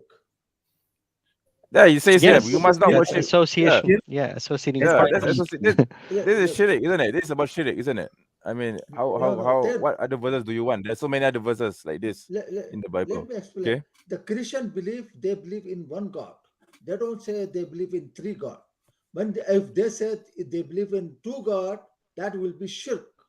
According to Christian, the Father, Yes, that is why the Holy Quran Spirit says is a one God. the Quran says that they are wrong. Okay, they are wrong in saying this. Okay, But that is why the Quran says do not say 3. Desist. Okay, because the Christians believe that God is 3 in 1. Okay, it's a 3 in 1 shampoo package. Okay, so the Christians' definition of what they mean by God is one is wrong, and that's what the Quran is pointing out. Christians do Okay, not say their God is it doesn't his matter God. what they say. It doesn't matter what they say. They are wrong. They're wrong, and the Quran Actions says speak that they're louder wrong. than words. You know, Yeah. the Hindus, they believe the same thing, brother. They have the concept. Yes. You live in India, you know that they have the concept of Trimurti and they Trimurti, and they actually believe the same thing. They actually say, look, brother, it's not about the titles, okay? You can call yourself, for all I care, whatever you want, right? If you believe in, and this is exactly why I refer to the Quran. Like, forget about what you and I believe, right? Just because if you believe the sky is green and I say the sky is blue, and a third person says the sky is, I don't know, red color, so it's only one of us is right? All 3 of us cannot be right. We can't. Islam does not believe in this whole kumbaya. When it comes to salvation, Allah is straightforward, and God is straightforward in the Bible as well. Ask any Jew. So the same books that the Jews read and the Christians read, why is it that they are in conflict with each other? Right? Just brother. Because, and this is exactly, let me finish. This is exactly why we Muslims always point out to them John 17:3. What does Jesus himself say over there? Jesus himself worshipped somebody else. Can God have a God? Does God need to worship another God? Right? And this is what we ask Christians all the time. That look, Jesus, if he were God, he would not be worshiping somebody else. They believe that, God came to earth in the form of a man. Whereas the same Bible actually clearly says God is not a man that he should lie. Right? Repeatedly, over and over, it says that God does not change. God cannot be seen. Right? Nobody alive will actually say nobody mortal will be seen. Nobody mortal can see God and live. right? Moses, peace be upon him, in the Old Testament, when he asked God, if he could show him his vision, and so how does God respond back to him? You can't see me, right? You can't see me and live. Right, so it's mentioned all over the Tanakh, brother. It might be a lack of understanding on your part, and then the Quran repeatedly, even in the same chapter that I quoted to you in verse, uh, so verse 48 of the same chapter of Surah Nisa actually says, "Surely Allah does not forgive." Again, Allah repeats over here, Allah does not forgive that a partner is ascribed to Him. So you do it in whatever shape or form you want, right? You can say, I'm a monotheist, even though I believe in the manifestation of God in, like how Hindus say, in thousands different forms of avatar. That's exactly what Allah says not to do, right? Allah is unique. He does not like to share His glory and His throne with anybody else. That's it, khalas. Now you can twist it however you want, but that's not what Allah says. The way you understand it, nobody in the entire history, no mainstream scholars, no mainstream Muslim has ever understood it that way. So why should I care what you have to say versus what the clear-cut verse in the Quran actually are speaking to me, right? So again, it's a lack of understanding on your part, brother. I've spoken to you before, I think, on Dawah Over Dunya, and you mentioned you don't even offer salah 5 times a day. I like as a Muslim. That's the No, of course it is because there's a very clear cut brother. hadith. In my country, people only do salah eat to eat. Okay, so don't go over there. I Me. will go How over there, about and I will tell you why I won't go over there. Why I will go over there? It's because Prophet Muhammad, peace be upon him, clearly says, okay, do you accept the 5 pillars of Islam? Hold on. No, please. You've spoken for long enough. Let me complete what I'm saying. Let me ask you a very simple question. Do you accept the 5 pillars of Islam? What's that? The 5 pillars of Islam, do you know what they are? Brother, let me you changing the subject. It's not. It's the same subject, Okay, because that's you okay, call brother. yourself a Muslim. I have to establish. Look, brother, We have I'm to not a establish good if you, Muslim. in fact, Listen. I'm not a you good don't have to Muslim. be a good Listen. Muslim or a bad Muslim. I'm asking you, do you I'm not accept a the good 5 pillars Muslim of as Islam? you are. Listen, I'm not a good Muslim as you are. You do 5 salah a day, everything you do, but I'm not that one. Okay, I'm not like you. So let's go. How about the Jew? They worship one God. Do they Do they go to accept? heaven? Do they accept Prophet Muhammad, peace be upon him, as the last Oh, and final messenger? so now, now your requirement is the Prophet Muhammad, Of right? course, because this Yeah, is yeah. why I wanted to establish. If you, Let's go brother, by can you your let way. me complete? Can Let's you go let me by. complete? This is part Okay, of Can the you 5 let me pillars of complete? Islam. Yeah, it's the Yeah. 5 pillars of Islam. This is exactly why I wanted to establish if you actually even know what it means to be a Muslim. The Shahada is the doorstep. That's how you enter into the fold of Islam. La ilaha illallah. You cannot just take one part of the Shahada and leave out the other part. It's like you basically saying, at the time of Jesus, peace be upon him, if somebody believed in one God and they did not accept as Jesus Christ to be the Messiah or to be the prophet, that they would still be acceptable in the eyes of God. Or at the time of Moses, peace be upon him, they accepted Abraham, peace be upon him, Isaac, peace be upon him, but they did not accept Moses, peace be upon him. No, it doesn't work that way. That's why I wanted to establish it from the beginning, brother, that what do you mean? Like you can't come up with your own subjective definition of what it is to be a Muslim. Okay, That is a exactly. Muslim is a person. A Muslim is a person that adheres to the oneness of God and Muhammad, peace upon him, as the final and last messenger of the God of God. Okay, you can't just take out one part of the Shahada and say I'm going to leave out the other part. Brother. Okay, I understand what you're saying. Okay, so if you believe in Allah and Prophet Muhammad, you will go to heaven, right? That's exactly what Allah says. Yes. Okay. As long Yes. as you don't associate partners with him. Okay. That's understand. That's understand. Let, Okay. may I complete? Yeah. No. Okay. Two Okay. Go ahead. requirement to go to Jannah is believe in one Allah and Prophet Muhammad. Correct? Correct. Okay. Yeah. So which sect will be going to Jannah? Prophet Muhammad, peace be upon him, clearly says that the sect that actually will adhere to the Quran and Sunnah and will be steadfast on the deen of Allah, they will go to Jannah. He doesn't say clearly exact. He even predicted that there will be 73 sects.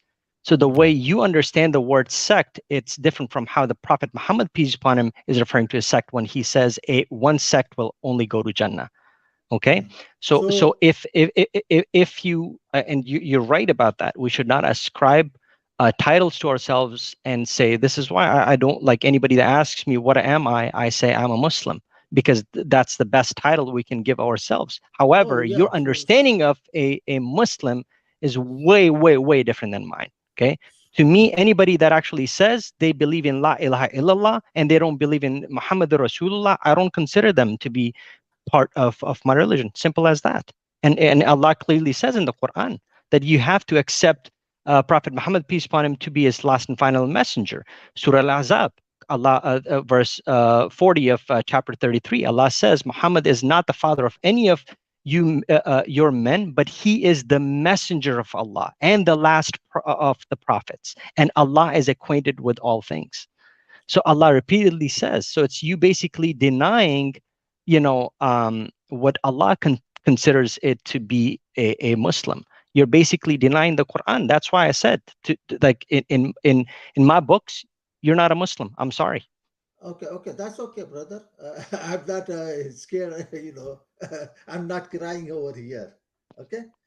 Well, you should because not of me, but from Allah. Authority, brother. Allah is the authority. Allah says you're not going to enter into Jannah. No, I told you, you don't have to be scared of me. Allah says you're not going to enter Jannah. Brother. If that's the case, every sect will be dismiss other sect. Okay, that's it's no, it's not a sectarian issue, brother. It's not a sectarian issue. No sects actually ever would say that anybody that actually accepts La ilaha illallah and they don't accept Muhammad Rasulullah, they will enter. Can you name a single sect that actually makes that claim? Okay, no, nobody actually makes that claim. Just give me a time. First, I said a Christian go to Jannah. You said they do shirk. So, okay, they do correct. Shirk, they go to hell. Okay. Then I tell you about the Jew. They don't do the sect. Then you come up with another requirement, which is you have to believe in not just shirk, but you have to believe in Prophet Muhammad. Yeah, it's not just Muhammad, by the way. It's also Jesus. They don't believe in Jesus as well. So it's Jesus and Muhammad. Yes, it's two prophets that they reject. Okay. Yeah. Okay. But what now requirement Jesus also.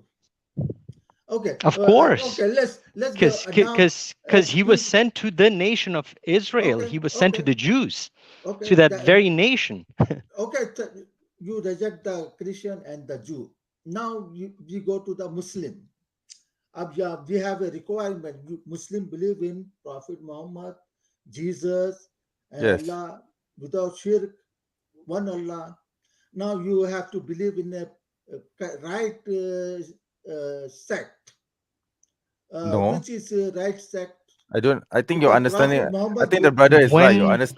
Your understanding of sect is totally different from our understanding of what a sect means. Yeah, that is why in the beginning I tried to ask him what is his definition of a sect, because maybe just Google it. I think Sheikh Google will give it. Sect is a Shia is a sect. Sunni is a sect. Sufi is a sect. No. What is the definition? Not what are sects.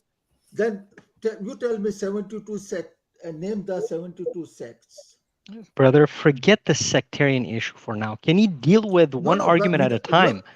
Because look, you're bunny hopping. Sect, I will go to hell. Correct, brother. Forget the sectarian issue. You don't even have a basic understanding of what it is to be a Muslim.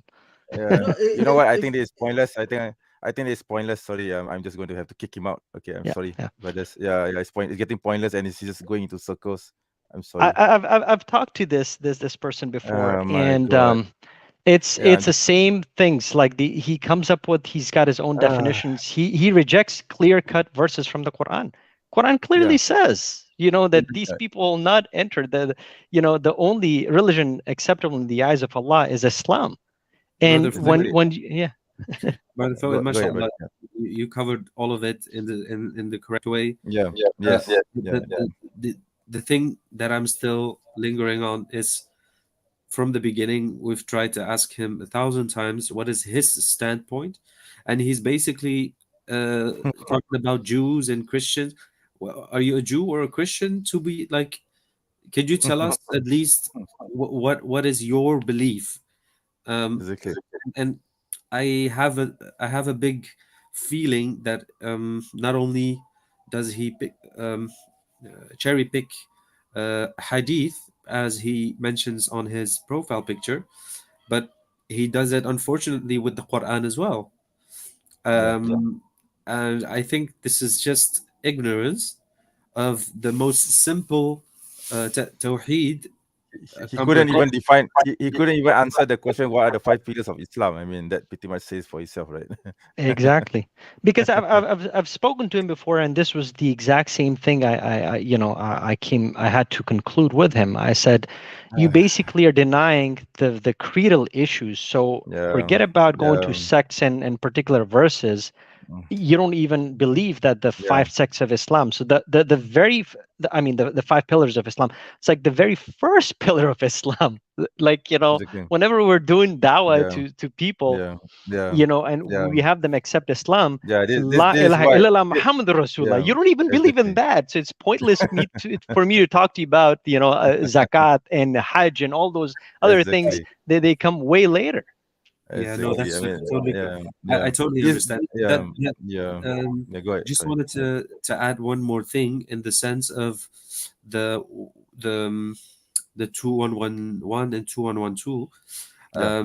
I if you look if you look at the like in detail of the Quran, Allah does not always mention the same um, words to describe a certain people, because in certain passages he describes them as Nasara ul Yahud, as the Jews and Christians, and in other verses he addresses this as Ahl al-Kitab, right?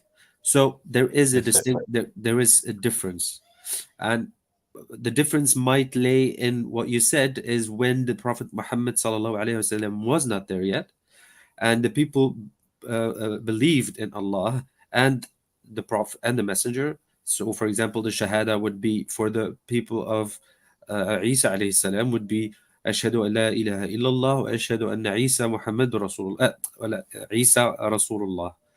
The same Yes. as with Muhammad. So it is taking generalizing and not really reading the because that was literally not what the verse was saying.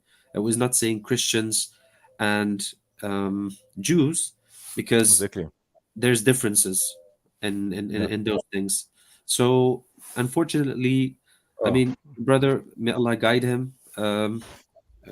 Sheikh May Allah. Aladdin is here. Sheikh Aladdin, assalamu alaikum wa rahmatullah wa barakatuh. Salam alaikum, Assalamu Sheikh. alaikum. Yeah. Brother Aladdin, are you there? Sheikh? He's quite silent. Brother Aladdin, we can't hear you. Oops, he left. Oops. What happened? Okay, I don't know why he left. Okay, let me share. Okay, let me share the screen with regards to the verse, all right, that you mentioned just now, brother. Seven, or was it Fawad? Okay, continue, brother. Yeah. Yeah, you can call me Dawood, no problem. Yeah. Oh, Dawood. Yeah. Right. Sorry. Yeah. Okay. Sure. Yeah. Yeah. Go ahead. Sorry, this is I was muted. This is Okay. the Mustafa Khattab. Yeah. Translation. Yeah. Do you want a different translation? There's so many translations here. but Because the Mustafa Khattab translation, I find is to make it more simple to the English and this time for the people. Yeah. But if you look at the earlier ones, where it says that Actually, I personally I prefer Yusuf Ali's translation. In fact, I have a translation of Yusuf Ali here. Yeah, I yes, prefer Yusuf subhanallah. Ali's for some reason. Yeah, for some reason I prefer Yusuf Ali's. Yeah, yeah. MashaAllah. But 1 second, because I had it with on me here. Yeah. So here it says that the Jews and the Christian each claim that none enter paradise except those of their own faith. These have desired of prophets or the prophet, whoever. Sorry, it was not this verse. It was the verse. This what was the other verse that Yeah, 112. 11, yeah, 112. there was 111 and 112. Yes, This is yeah, where yeah. it says, for example, Christians and Jews. Yeah. But that's a different. Yeah. There's a difference when you look at other verses where it says, where he addresses them as people of the book. That's right. That's See? right. And I think Yeah. the mistake he made is when he said he reads people of the book, he said he includes Muslims. Yeah, for some reason I don't get it. Yeah, I mean it's totally. Oh, okay. Now I understand his argument. But yeah, that's flawed. That's completely flawed. And that's what that's what I had a feeling that he was trying to say. He included Muslims with it because I think the guy has appeared in a different name there. You can see there. Mu'min will enter heaven, not Muslims. I mean another handle of his, I think. Yeah. And brother Fawad, so, if you remember the conversations you had with the brother previously, what does he identify as? Because he said he grew up in a Sunni family, and he said, if I remember well, he said, "I'm just a Muslim," and then he starts talking about, I don't know, feeling sorry for the Jews and basically like feeling sorry for them for trying to basically interpret the verses in defense of what it clearly doesn't say. So I'm not sure what his agenda is, honestly. Yeah, I don't even remember. It was a very long time ago. I think he was on Dawah Over Dunya with Brother Ramzi, and he was asking certain questions. It was almost along the lines of what he just brought up over here. And I asked him, I said, like, I think it was a predestination issue I think he was talking about, and I asked him, I said, do you know that it is part of our creedal theology? We have to accept predestination, the qadr of Allah, we have to accept, right? The decree, we have to accept. So he disagreed. So I was like, well, with all respect, then you're not a Muslim in my eyes, because you say you don't offer salah. I'm not talking about whether you're a fully practicing Muslim or not. We're talking about what it is to be a Muslim, right? You don't have to be a perfectly practicing Muslim yourself. For all I care, you may be an atheist, but if you make a statement, right, I'm questioning that statement. Is that factual, right? I'm not talking about what you actually do, but the statement that you're making, is the sky blue or is it green, So I don't want to know your subjective opinion, but I want to know, clear-cut verses that are not ambiguous, very clear. Allah is saying, I will not forgive anybody that associates partners with me. And then you clearly see Christians associating partners with him, right? How do you explain that? And then this is exactly what he did with us too. He was just bunny hopping, and then he goes to another verse. I'm like, no, deal with this particular verse. It's like talking to Christians whenever you point out John 17:3 to them, they want to go to another verse. No. And then we never end up talking about John 17:3. So it was the same thing with this brother. He's got his own definition of what it is to be a Muslim. And it certainly is not the definition that Allah himself actually ascribed. So definitely, it is dangerous, because if the person was basically identifies himself as a Muslim and shares the message, or someone asks him the basic of what a Muslim is, then he'll just be creating sects every 2 seconds. Yep. Yep. Yeah. I think he has just created his own sect actually. Even though he says that he doesn't want to belong to any sect, but basically he has created his own sect. Okay. Yeah. So he's now part of a sectarian group that we don't even know what the name is for. Okay. Exactly. Yeah. And we okay. clearly have a authentic yeah. hadith that you know, the Exactly. Prophet Muhammad, peace upon him, said, and you know, of course, like by his definition, he will probably cherry pick among the hadith as well. But we have a clear hadith that when the Prophet, peace upon him, I think it was during his last year of sermon, when Angel Gabriel, peace upon him, came in the form of a man and asked him and had him you know, repeat the 5 pillars of Islam and the Iman as well. Right. The 6 pillars of Iman as well. Yeah. Exactly. Right. So, I mean, but then this brother could actually deny that hadith is even authentic. So it's useless talking about those other nuances. I think it's very with people like that, you got to keep it very basic, right? And just attack the very basically the source of their claim. Yeah. No, he has no standard to determine which hadith is sahih. Yeah, that's what I also. That's why I also tried like what you beginning mentioned earlier, right? Yeah. Oh, sorry. Oh, Hunter's here. Okay. Oh, hi. Hi. Let the brothers finish first, Hunter, before I go to you. All right. Sure. So can you mute your mic first? Yeah. All right. Okay. So yeah, you were saying, Brother Seven, or Yes, exactly. Like Brother Fawad said, you going into their like rabbit hole and distractions. I was trying from the beginning. I think we all were trying to find what is his standpoint, because it is first important to know where you stand before you can give an answer. Maybe the person is unaware of something, and you could teach him, or maybe you could like at least start somewhere instead of just hopping from subject to subject. It doesn't make it clear for anyone, to be honest. Right.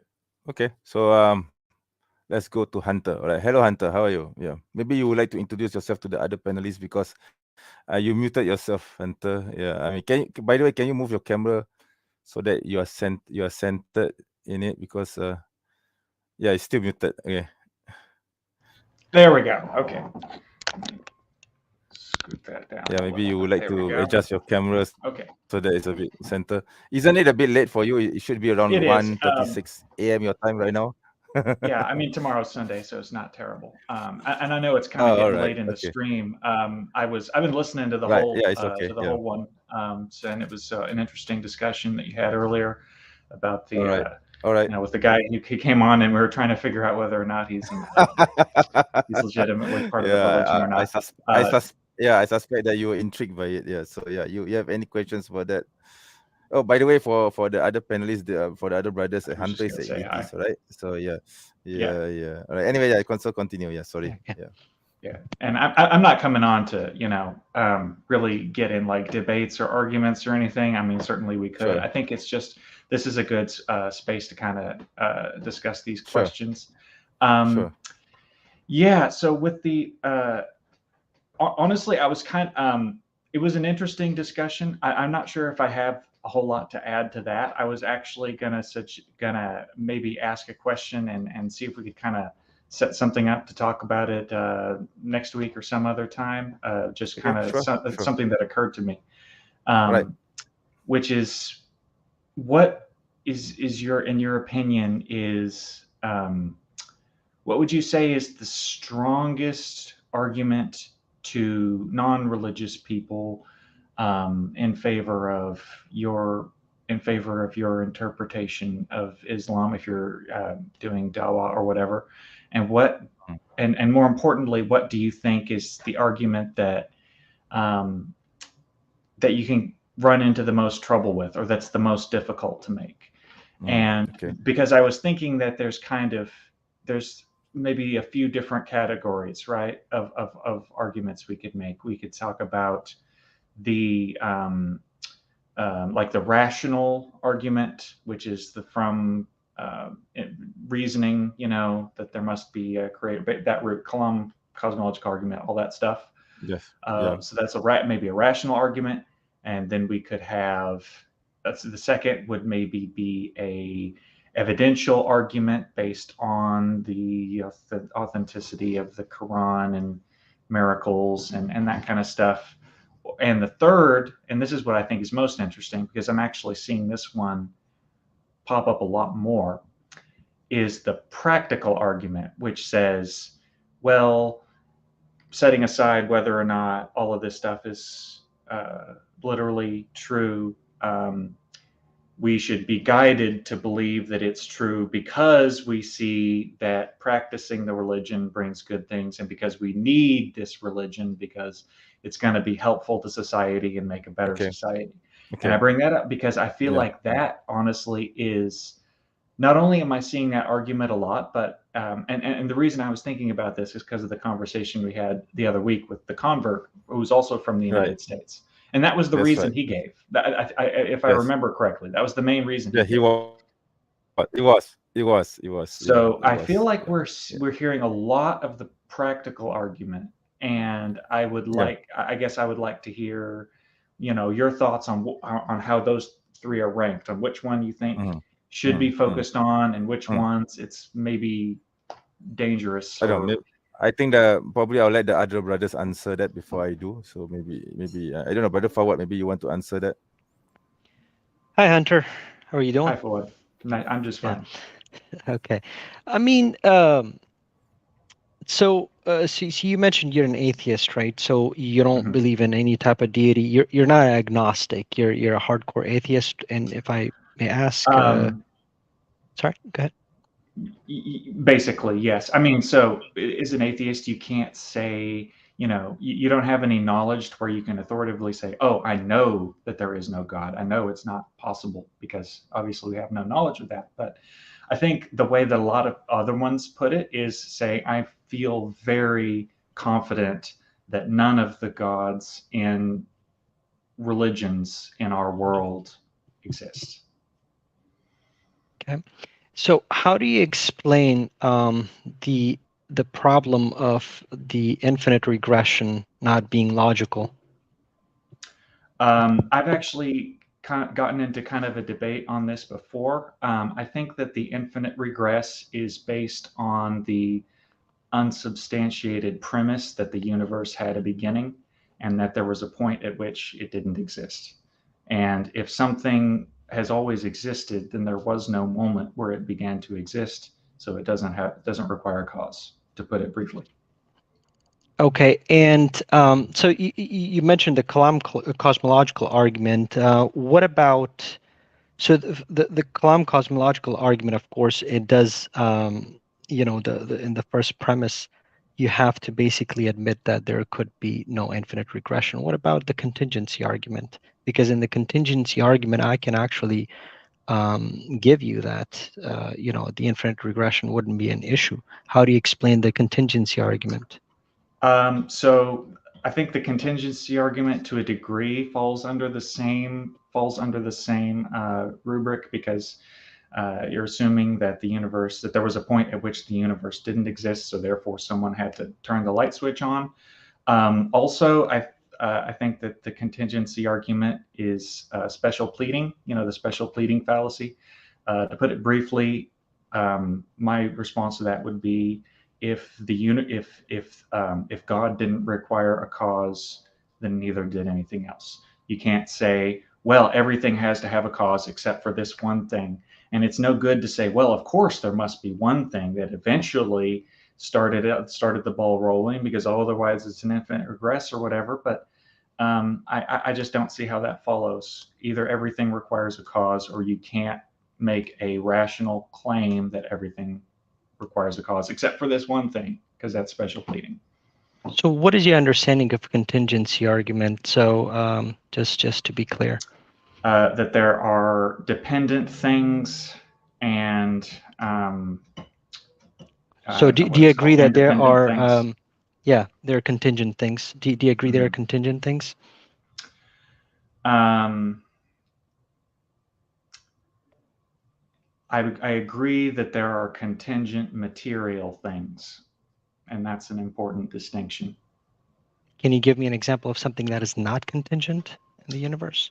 Yes. What I specifically have in mind is the vacuum, which, as you know, is not actually nothing per se, because it has energy, it has quantum fluctuations, but there's no evidence that it's possible for it not to exist. So therefore, I would say it's not contingent.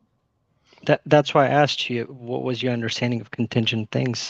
For instance, like, what do you think the definition of contingent things are, or is? Something that was created by something else, I suppose. So it has an outside explanation, and it could be otherwise, right? So when we talk about energy, energy is it can be evolved into something else, right? So by definition, the necessary being it's the complete opposite end of the coin, right? It can't, it doesn't have an outside explanation, and it can't be any other way. So what you actually referred to, who says it even can't if it's be any energy, other way? Because energy, we know, even science actually says that energy could be any other way. So energy is evolving. It could be evolved into another form, right? So it doesn't necessarily have to be constant.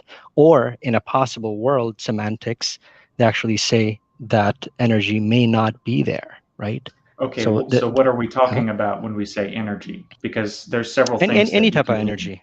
Can you name a single mainstream scholar that actually says that energy is constant all the time? No, not that I know of. If you can quote anybody. There is nothing. There is no thing called energy.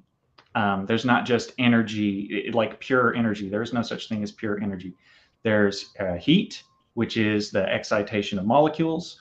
There's light, which are made of photons. There's mass, which is actually interchangeable with energy. Einstein, E equals mc squared. So what exactly are we talking about when we say energy? So that's exactly what I said. Can energy be transformed into another form? Yes or no? Which kind of energy? Any type of energy. Can you give me an example of any energy that you quoted that cannot be transformed into another form? Yes, vacuum energy. Vacuum energy. I would have to look into that, but vacuum energy, is that even a thing? Yes, it's been scientifically proven. They can see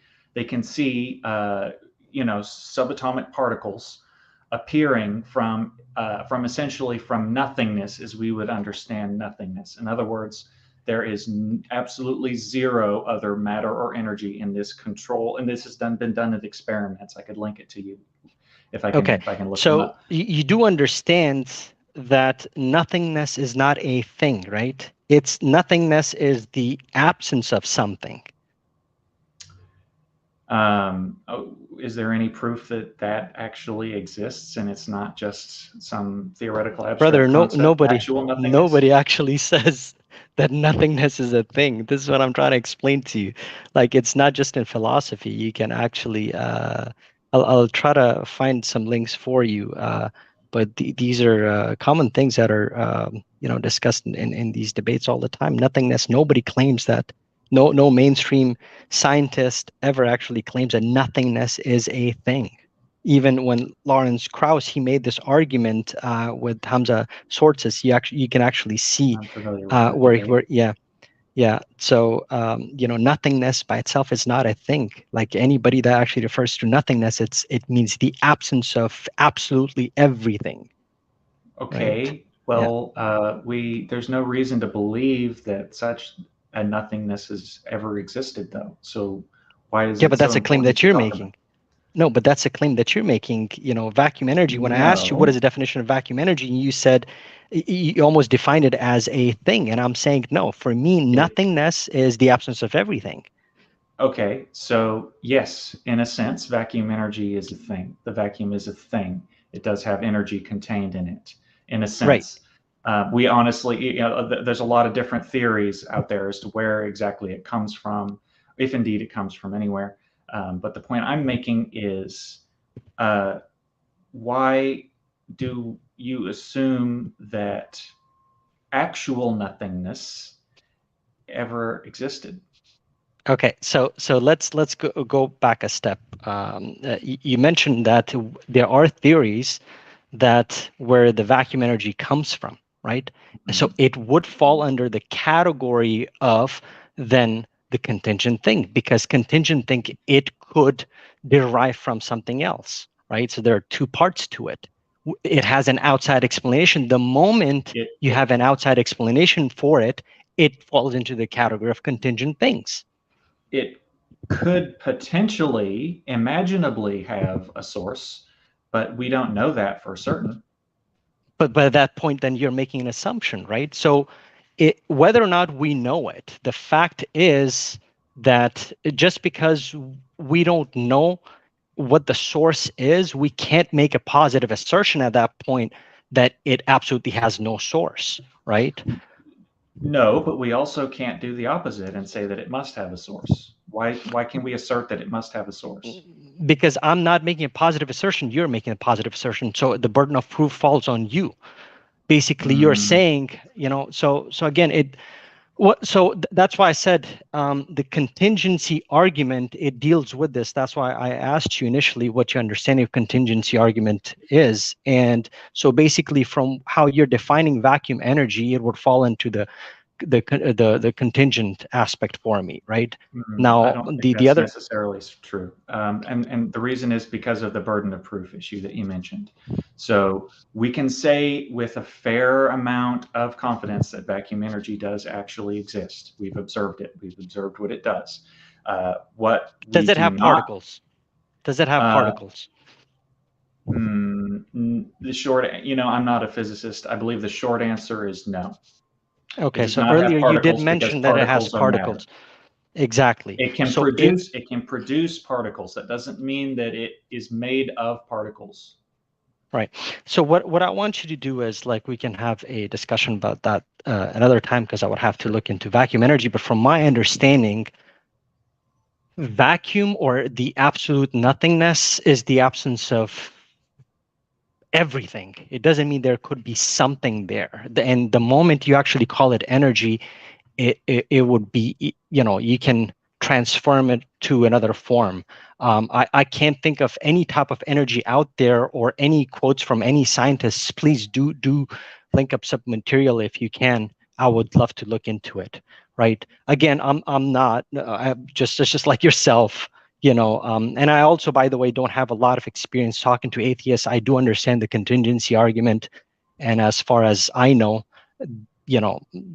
no energy has ever been claimed to be, constant.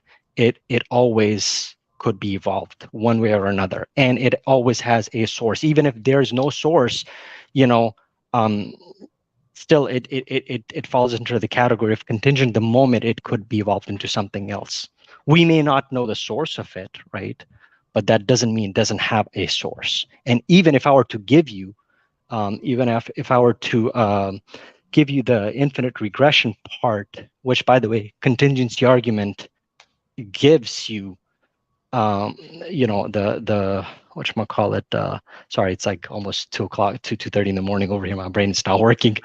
But we could probably have a discussion about this another time when I'm a bit more awake. Happy to do that. Yeah, if you want to set that up. I can leave my email address in the chat here. I mean, absolutely. I don't have a YouTube channel myself, but we can set that up sometime. Sure, absolutely. But it was a pleasure talking to you, Hunter. Yeah. All right. There, it's in the chat. You can read that.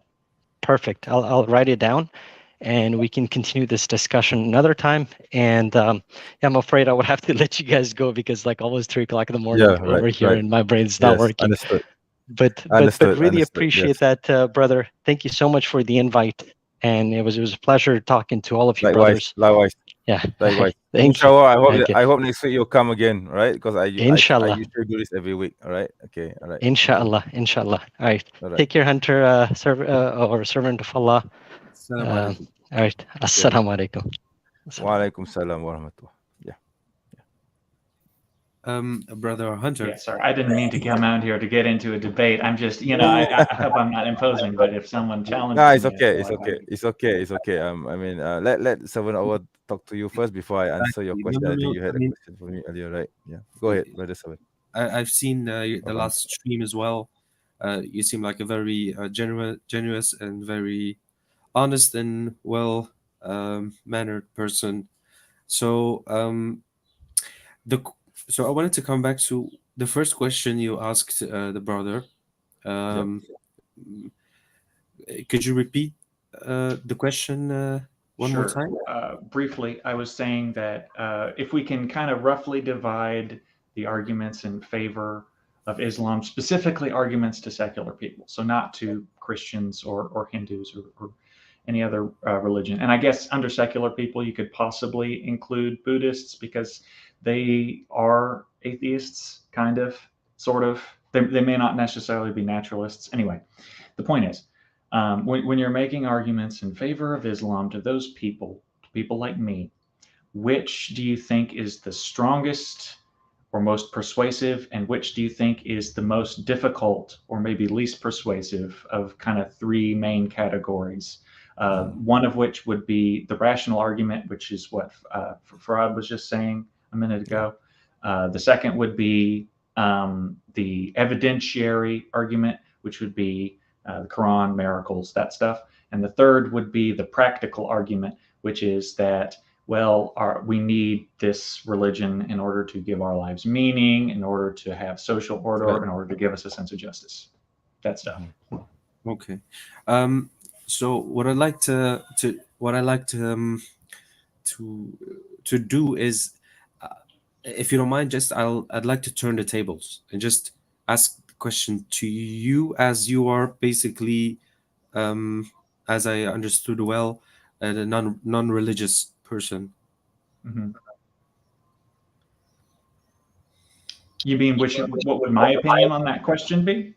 What if basically put yourself in the place of what would be the best and what would be the difficult?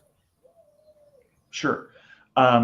So I think that the strongest and most persuasive at the current time is the practical argument that we need the religion for social order.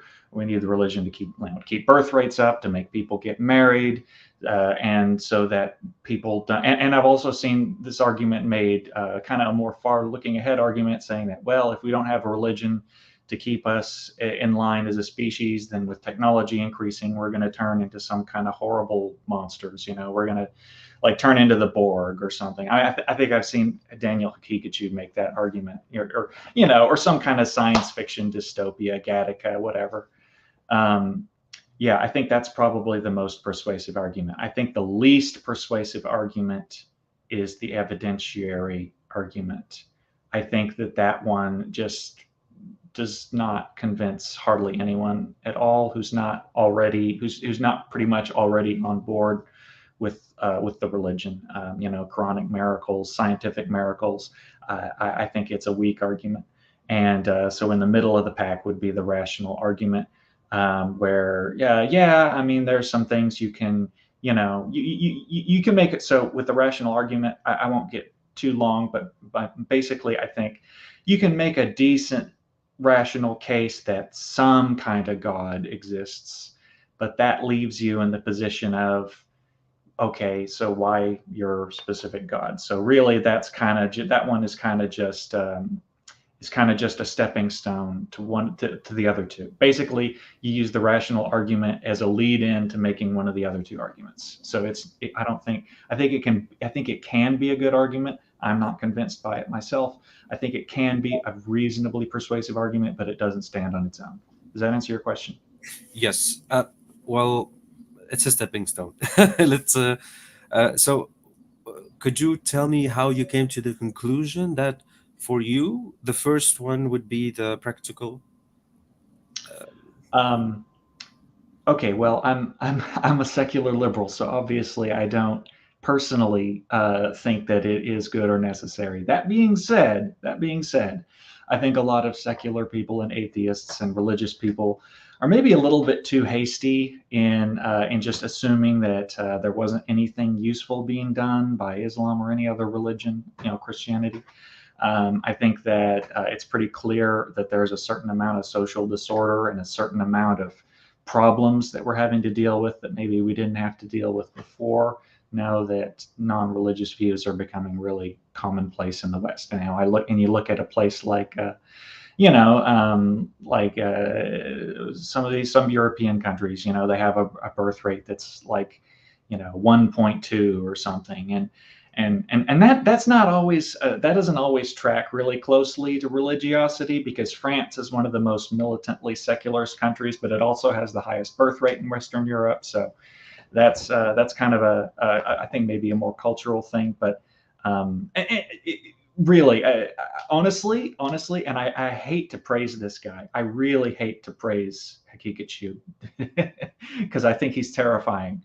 But I think he does actually have a point that as far as the practical argument goes, one of the strongest ones is saying, look at where our society might end up going in the next 20 years if we don't have some kind of timeless moral guardrails. I think honestly the strongest side of the practical argument is not to look at the world right now, because I think the secular non-religious world has done pretty well for itself in general. I think the strongest side of it is looking at the future and looking at some of the trends we have going now and saying, wow, that can go some pretty scary places. Yeah, so I understand what you say in the sense of brother Daniel Hakikachu. The thing is, what I understand, if I understand correctly, is you're basically applying to see that, for example, a religion would be convincing if it has the solutions of what's happening now or for the future. Is that correct? Not for me necessarily. Because I don't think I would believe in a religion even if I thought it was a perfect solution to all of the world's problems, because you can't believe something is true if you don't actually think it's true. But I think a lot of people kind of use the practical benefits of the religion as a starting point to talk themselves into believing in it in a general sense.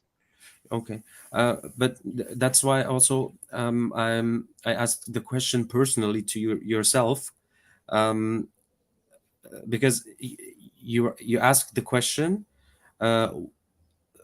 what would be, in for example, the best argument or the least effective argument, and when you then said that, for example, your the one that you said is most effective, for example, or out of the three, is the practical, then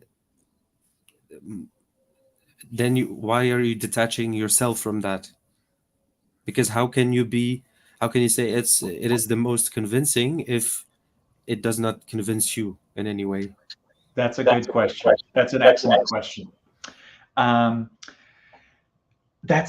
would say, I mean, just because so obviously none of these arguments have been persuasive to me so far because I'm still an atheist. So that's kind of the starting point. And when you're looking at a sports team, I don't know if you're a fan of sports. I'm not a huge fan of sports. You don't have to be supporting a particular sports team or even a political ideology. You don't have to support a particular political ideology, like let's say Ayn Rand's libertarianism. You don't have to support it or subscribe to it in order to analyze it and say, okay, this is actually a good point. This is something that I find harder to answer than the other points that it makes. I guess I'm saying that I'm looking at it. So, okay, I think I have answers, and I think I have responses to these arguments in favor of Islam or any other religion. But I can also, I can say, well, not all of my own responses are created equal. Some of them are just, I feel like, so strong that I have no self-doubt whatsoever in them. And the practical argument is the only one where I have any self-doubt, where I have any significant amount of self-doubt in it. And I think that it doesn't bother me that I have some doubts about that. I'm perfectly happy to live with that. That and I respect that a lot. So, and of course, it is not it is not automatically like you don't have to deny that to hold your position. But the when you ask that question, how I saw it was more a little bit more than just the example of watching sports, for example. Someone who watches sport, there is a reason for it. Whether they like or don't like the sports, might be a friend who is watching it, or they just want to be informed so that in school they can be aware. So there's that, like, giving interest in something that has basically no sense to the person. I have this, I don't know, I have this this feeling that there is something behind it. Maybe that with time you are hearing more and more debates and arguments and putting yourself, questioning yourself and having doubts. Is that something that happens with you, for example, with time, that there are more and more doubts? It's an interesting question. I mean, that's one of those things that's kind of inherently difficult to self-judge. But my knee-jerk answer would probably be, how could I put this? I would say that I have become less reflexively confident in my positions, like, liberalism or atheism. I mean, I think a lot of people, when they're younger, when they're like in high school, they're just like, oh yeah, there's no flaws. Only a fool would ever disagree with my point of view. How can all these people be so blind that they would believe something so foolish, And I've realized that is that's kind of a stupid position to take. Not because it's rude. I don't care about that. But because it's potentially dishonest to yourself, and you can end up deceiving yourself and blinding yourself to potential pratfalls. So yes, I guess in that sense, in the sense of recognizing that there are potential problems and weaknesses in my own, particularly in, I guess, my political and socio-political views, sure. I'd say I have more doubts than I used to and more worries than I used to, in terms of feeling that, like, the actual truth of a religion. No, I would say I'm probably more confident in my general rejection of the major world religions now than I was back when I was in high school, where occasionally I would get into the, and I was talking with Christians. I didn't have very much interaction with atheists, where I was thinking, oh, what if the time of judgment really is around the corner? What if the angels and Jesus really are coming back and they're going to send me to hell forever? What if, and I would get stressed about that and worried about that. But I'd say I kind of angst about that less than I used to. So I'm sorry if that's kind of a complicated answer to your question, but kind of branching in two different directions. My question was more complicated, I think, but I know it was. I understood a bit and appreciate your honesty. also the distinguishment of first the belief that there is something that, for example, created everything, without going to the second step of identifying who, what, and what religion basically would be the end point. So I think when I say that the doubts are creeping in, it is not in the sense of because of that religion or because of this, but just because of the natural nature that we're born with, of knowing that we are in Islam we call it al-fitra, so the innate disposition of the of no believing that in one creator who created everything.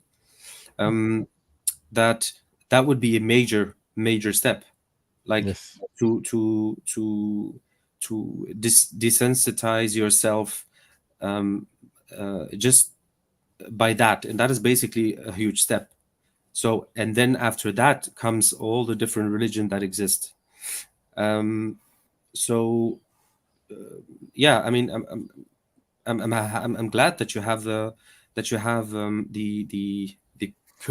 curiousness to to inform yourself and to be open-minded, although maybe you won't physically feel it instantly, but then you reflect and basically do have those questions that you have asked yourself. So no, I mean, also what you said about, for example, when you're young and people don't ask, like they say everything is 100,000%. The Quran does not ask that from us.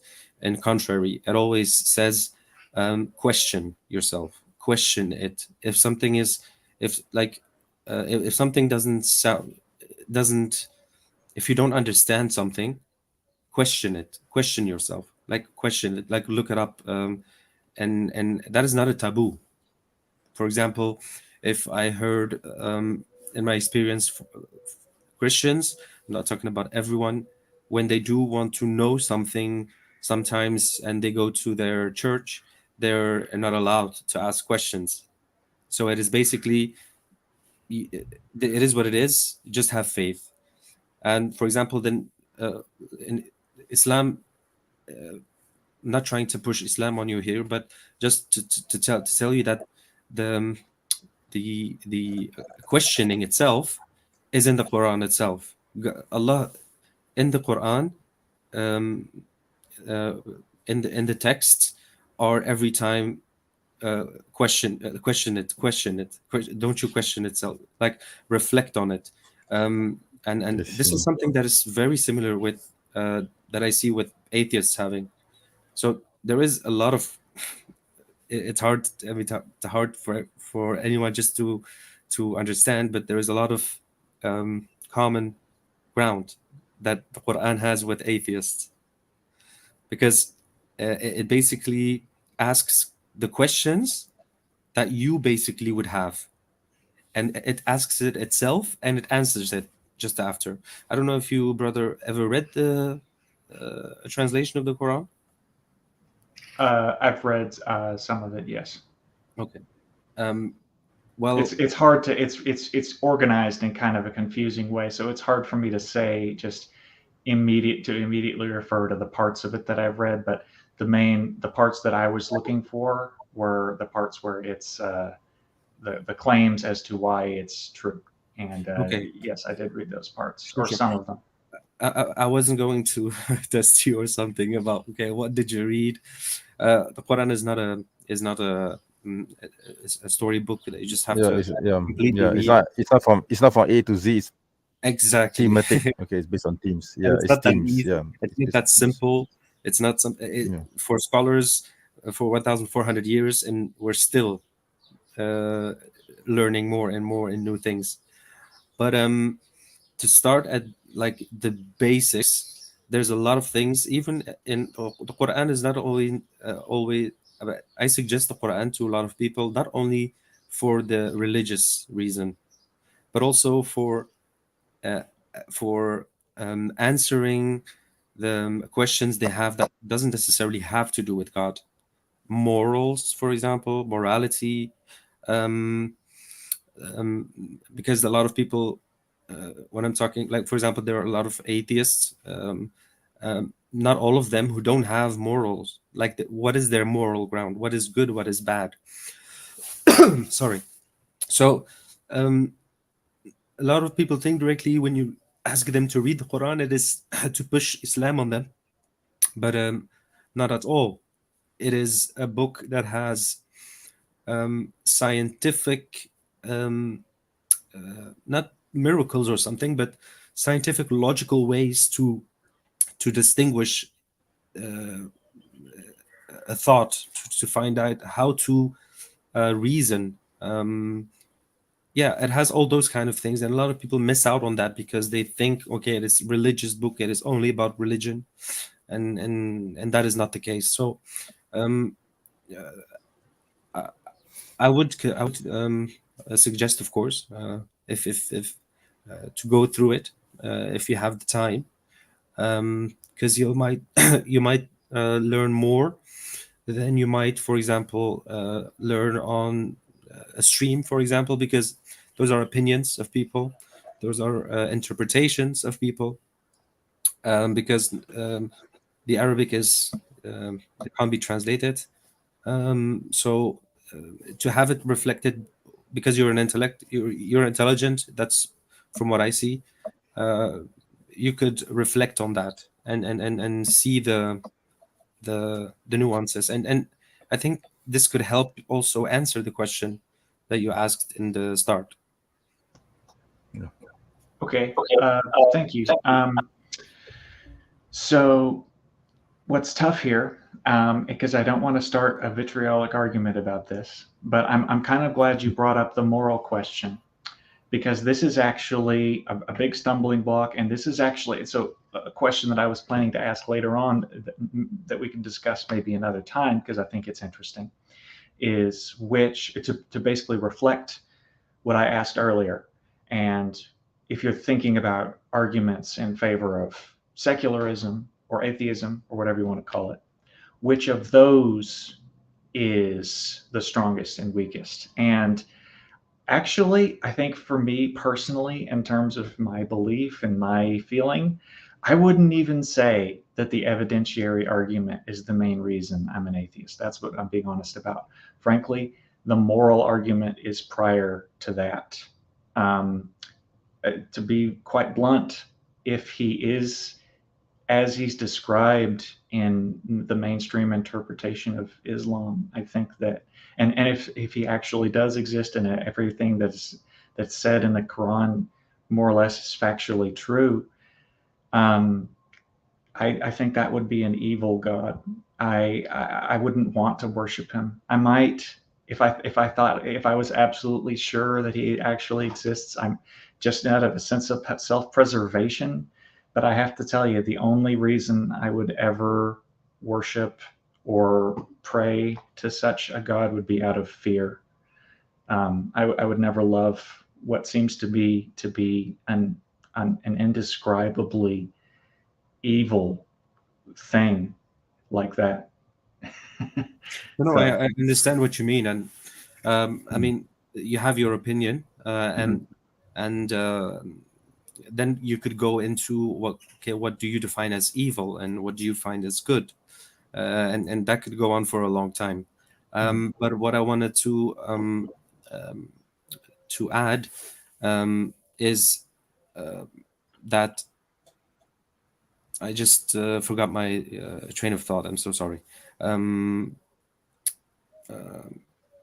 Maybe MENJ can take over for a moment until I know what to say.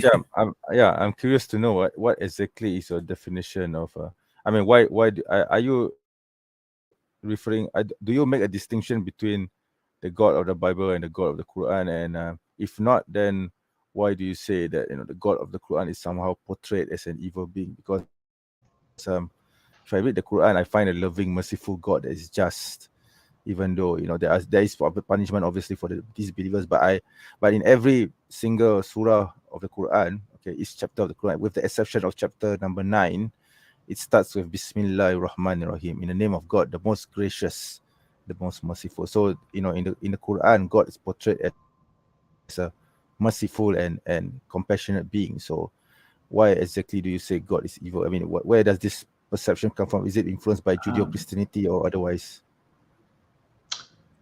I mean, of course, I've been formed by the normative values of my society. But to answer your question, about whether it's the same as the God in the Bible, I don't know. I'm not necessarily. I'm pretty much going by the God of the Quran and Islam in its own terms. The reason, so I'm not sure if you're familiar with Ridvan Ayamir. I know that a lot of Muslims don't have a great opinion of him. No. Yeah, apostate prophet. I debated him before. I don't know whether Yeah. you know this, but I debated him in the past. I don't know if I've seen that specific.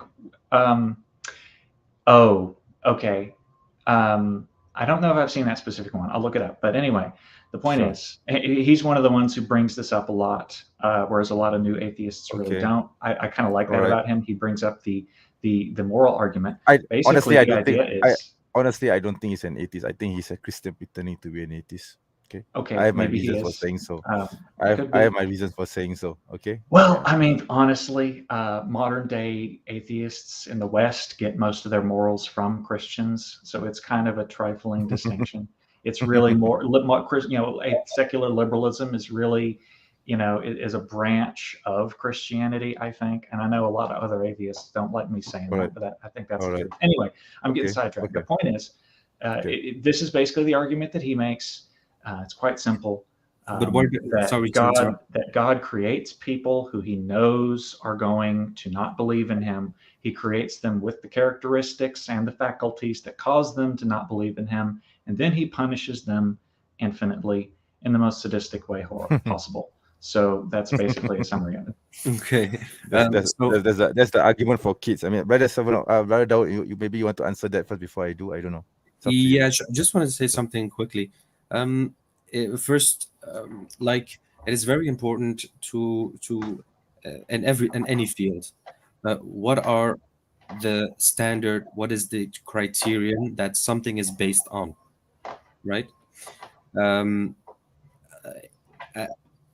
So, for example, someone's morality could come from comic books. So you could basically subscribe yourself to the understanding of the morals of that person, of that belief, or that. But you have to also be honest to yourself and question: Am I basing my standard, where I base my moral on someone, or on someone's opinion, or something that is more like, for example, divine in that sense. Also, if you, for example, you said, for example, you read parts of the Quran. Isn't it? Don't you think it is fair or unfair to not read the totality before giving it a judgment to yourself? Have you read the totality of the Bible? I have.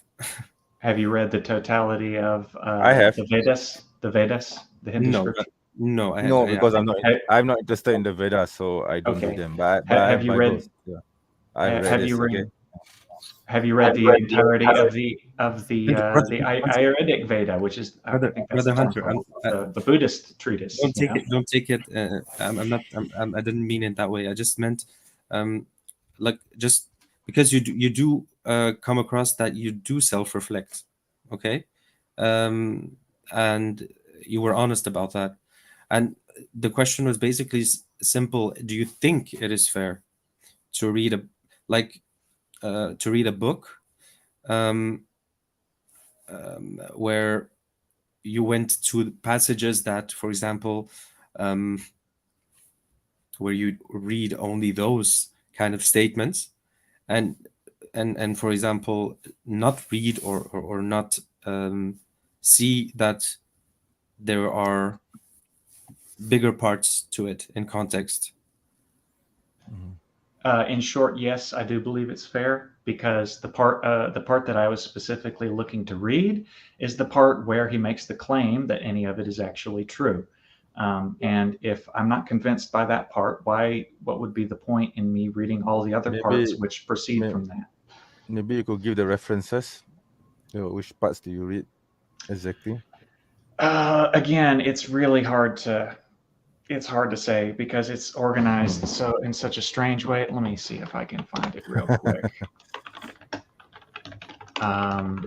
It has such a strange, it has a strange kind of a archaic way of speaking. Because it's thematic. As I mentioned before, the Quran is thematic. It's not chronological. That is why I think this might be it. I think this might be it. Okay. Okay, so one of the ones that I definitely read was An-Nisa. Is this it? So An-Nisa, number 4. Oh, there's so many of them. Let's see. Okay, this is all about the rule. Here we go. Okay, so for example, this starting at the beginning of An-Nisa. The number 1. Yeah. Starting I think I've read up till about 10 or 15 of these, where he's setting out his and he's like, whoever disobeys Allah and his messenger and exceeds their limits will be cast into hell to stay there forever, and they will suffer humiliating punishment, and women, et cetera, et cetera. And so I think this may not have been the one I was actually meant to refer to. I can't remember the title of it, but it's basically the one where Allah says, this is true, and I have chosen Muhammad as my messenger, and you should believe this. And I believe he says something along. It's been a while. Something along the lines of, those who disbelieve are fools, because they would they look upon all of this and say, and a fool looks upon it and says in his heart that it came from nothing, or something like that. Yeah, okay. I understand. Is that ringing a bell? Yeah, totally. It does, but I can't put a finger onto it. But that sounds very Quranic. Yeah, that sounds. The thing is, the thing is, I also said earlier, the to distinguish of someone who is a non-believer, like who doesn't believe in God, and then the second step of the religion itself. So you focus then, for example, you wanted to know something about this subject, you went to the Quran, and you went to the chapter where basically you don't get the best impression at first hand. Do you think that let me ask you a question. How many books have you read in your life? Fiction or non-fiction? Any. Oh, that's a tough one. Definitely more than 50. Okay. I'd say maybe between 50 and 100 if we're talking about cover to cover. If we're talking about, I've read some of them, I don't know, maybe 3 times that amount. Okay. And how many of those were for study school? Somehow either study school or somehow related to it. I would say most of them. And did you want to? 80% maybe. When the professor told you that you have to read the book or read those books, for to be able to be informed for the exams? Was that something that you were jumping in the air for, to be reading? Sometimes. Sometimes. Okay, so sometimes and then sometimes not, right? Mm-hmm. But then you did then you stated that why would I read why would I even want to read the book if, for example, you just took one verse and then you didn't like it, and then you said, okay, so why should I read it? Because the whole book depends on that verse. Because It's I don't think the book, because if the book is not true in a way that's convincing to me, I'm not How do sure you know? why it has any value to me. But how do you know? Because those are okay. So you know what? This is a good question. I should try and find some other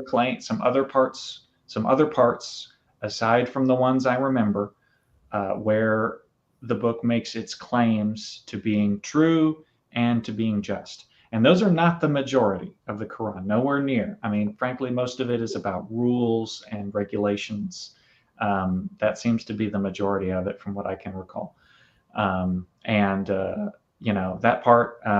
So, okay, why don't you make the argument to me? Make the argument to me. Why should I care about how many times you're supposed to pray, or how many days a woman is impure after she's had her period, or, and I'm getting a little controversial here, the ethics of owning sex slaves and how it's okay for me to have sex with women who I've kidnapped after killing their family. Why should I read through all of that if I am not convinced by the parts of the book that makes the claim that it's actually true? Okay. I'm not going to make the argument to what the questions you just asked. To me, what I'm trying to do is trying to just give it the how do you say that? Like I said, there's that you can't jump in 2 steps in once. First, you have to start. The first step is you have to believe, right, that there is a creator. So if you do give it the honest, fair chance to read it, the reason is not for you to directly go and see how the practice going. No, it is to understand that there is a God and God exists. After that, you can see it, or in a way where, if you are convinced or not, it is very, how do you say that, unfair to judge from a book, because to you it is a fiction book, right? It is just fiction. So you have to first understand by reading the book that it is stating that there is a existence of a God, okay, and not that he is evil or good or bad or this or how many rules or this. The first major step is to understand that this is the message, that there is one God and that he is the creator of the heaven and the earth.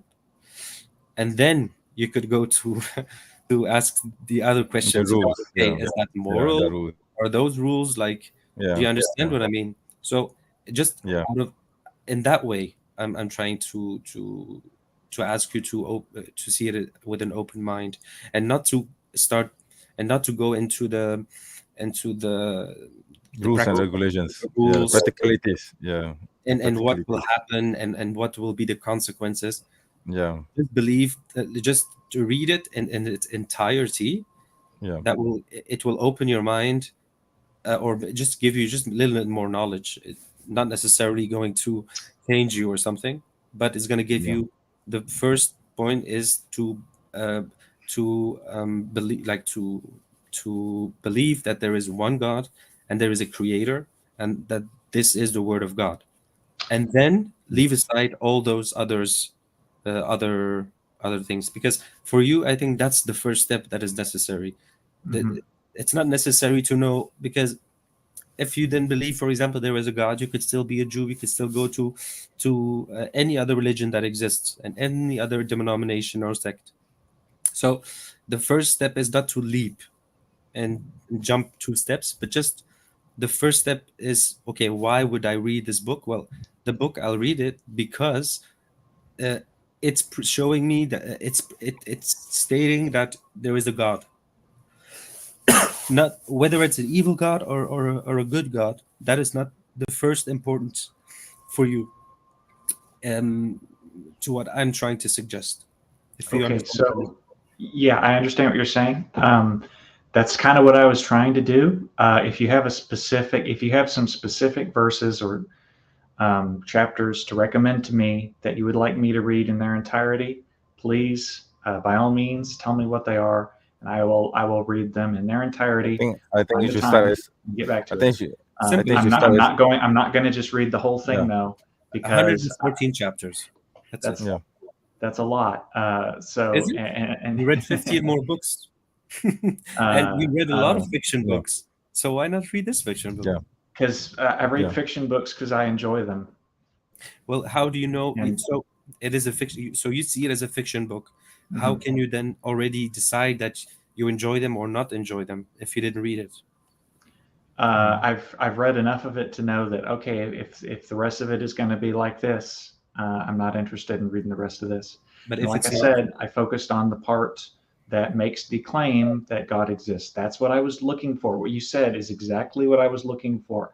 And I know that it says that and makes that claim.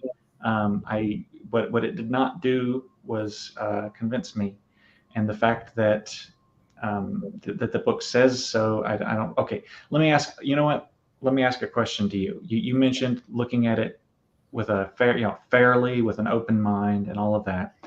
Do you think that it's possible for someone to read the book from cover to cover with an open mind and not be convinced by it? Of course. Yes. Of It's course. possible. There's always Okay. that possibility. But Yeah. no person can do that without coming out of it by having at least taken out of it something. Mm-hmm. Yeah. Well, sure. I mean, if you take something out of any book that you read. Well, that's the fault of it. That's what I'm saying.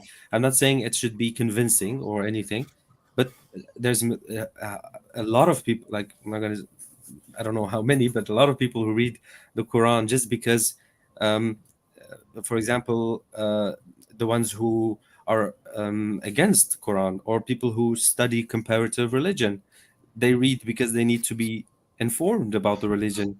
That does not necessarily mean that they're going to believe everything that's in it, but they at least give it the chance. It is a book of 114 chapters. I mean, it's a quarter of Harry Potter. I mean, come on. So is this yeah, exactly. But that's what there's, because the Arabic is with it. If you just read it, if you just have the English translation, it is a quarter of that or half a page. If you read the clear Quran, it's online. Yeah, you can read it. Yeah, I actually send out free copies of the Quran to those who want it. So if you want one, Hunter, you can always leave your address and your full name. I can always post one to you for free of charge. Oh boy, no postage. You better not. You better not, because the next time somebody gets assaulted or shot after burning a Quran, I might be tempted to. No, I'm joking. I wouldn't. Be careful. It depends. If anyone is in my country telling me I can't, then I'll do it. But no one has been doing that up till now, so I don't feel the need to make people angry by doing that. But the point is, it's freely available anywhere online. Anyway, so it's not the same thing as reading it from a book. I'm telling you, the experience of reading a book is not this offline. Is not the same as online. Okay. Well, I can check one out from the library then. I'm sure my local library has it. Yeah, but do you understand, Brother Hunter? I mean, I hope you didn't.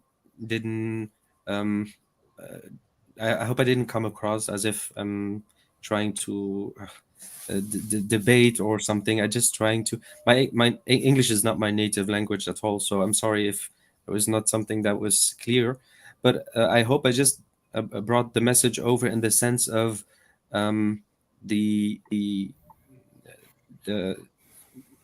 the yeah, the fairness of a book, for example. Well, I'm not offended, but I have to admit I'm still not completely sure what you're saying or what you're wanting me to do. So what I had been trying to do was to find the parts of the Quran that specifically talk about God existing, right? And there being a God, and that this is his book, right? That's the basics. Honestly, I don't think that's so- enough. You need to actually read a full complete surah first to decide that. You can't Okay, just Yeah, full complete it's- surah. it's- So it's- which one would you recommend for me to Well, read from if the beginning book to end? states, if the book states that it is the whole word of God, then shouldn't it be logical that we should read the book, because the book is from by God? right, by right you should be reading it from cover to cover. But if you want recommendations, I would suggest you read I think if you read the first, Let me pull up a notepad so I can write this down. yeah, I think I'm ready. I think for starters, before if you want to come onto the next live stream, that is, you should read until surah Yeah. 1 to let's just start with the first five. Okay, so let's start with from Surah Al-Fatihah until Surah Al-Ma'idah, and then later, I mean, the next live stream, then we shall see if you are impressed or not, and then we can continue from there if you want to continue reading the Quran. Okay, so I'm looking at Let's start with Quran.com. That's basically where I'm looking at it. Yeah, that's okay. And that's okay. starting, you don't have, I mean, that's just one source is as good as another. So the first five, you're saying, right? The first five surahs, yes. Just Al-Fatiha, Al-Baqarah, Al-Baqarah, Al-Imran, Al-Nisa, Ali Imran, and Al-Nisa, and Al-Ma'idah. Ma'idah, Okay. yeah. So I don't think I've read those in their entirety. I was kind of looking for, like, the main claim, and I was just kind of trying to go straight to that. But sure, I will read those five. That being said, I don't feel like I am obligated to read all of a particular book to offer an opinion on it, because I think there's plenty of books that you offer an opinion on without having read all. That's all right. I mean, that may be what you are thinking now, and I respect that. But yeah, let's try the first five first, right? Sure, I'll do that. Right. See, of course, we're not obliging you to do anything. It's just out of being on the stream and discussing that the subject came across, and I just shared with you how I felt, you asking the questions, and then basically just being I don't know, I don't think I would be able to, like, me personally, this is just personally, I wouldn't be able to for example, Hinduism or something like that. I would never talk about that because I'm ignorant. I never read the books. For example, if I would speak about the Bible, I've read the Bible a few times.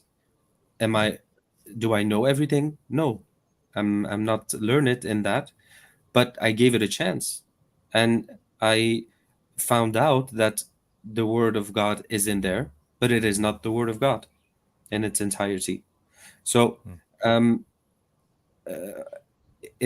basically, it is just the personal choice, right? If you are looking for something, if you are want to know something, if you're curious about something for any reason besides your personal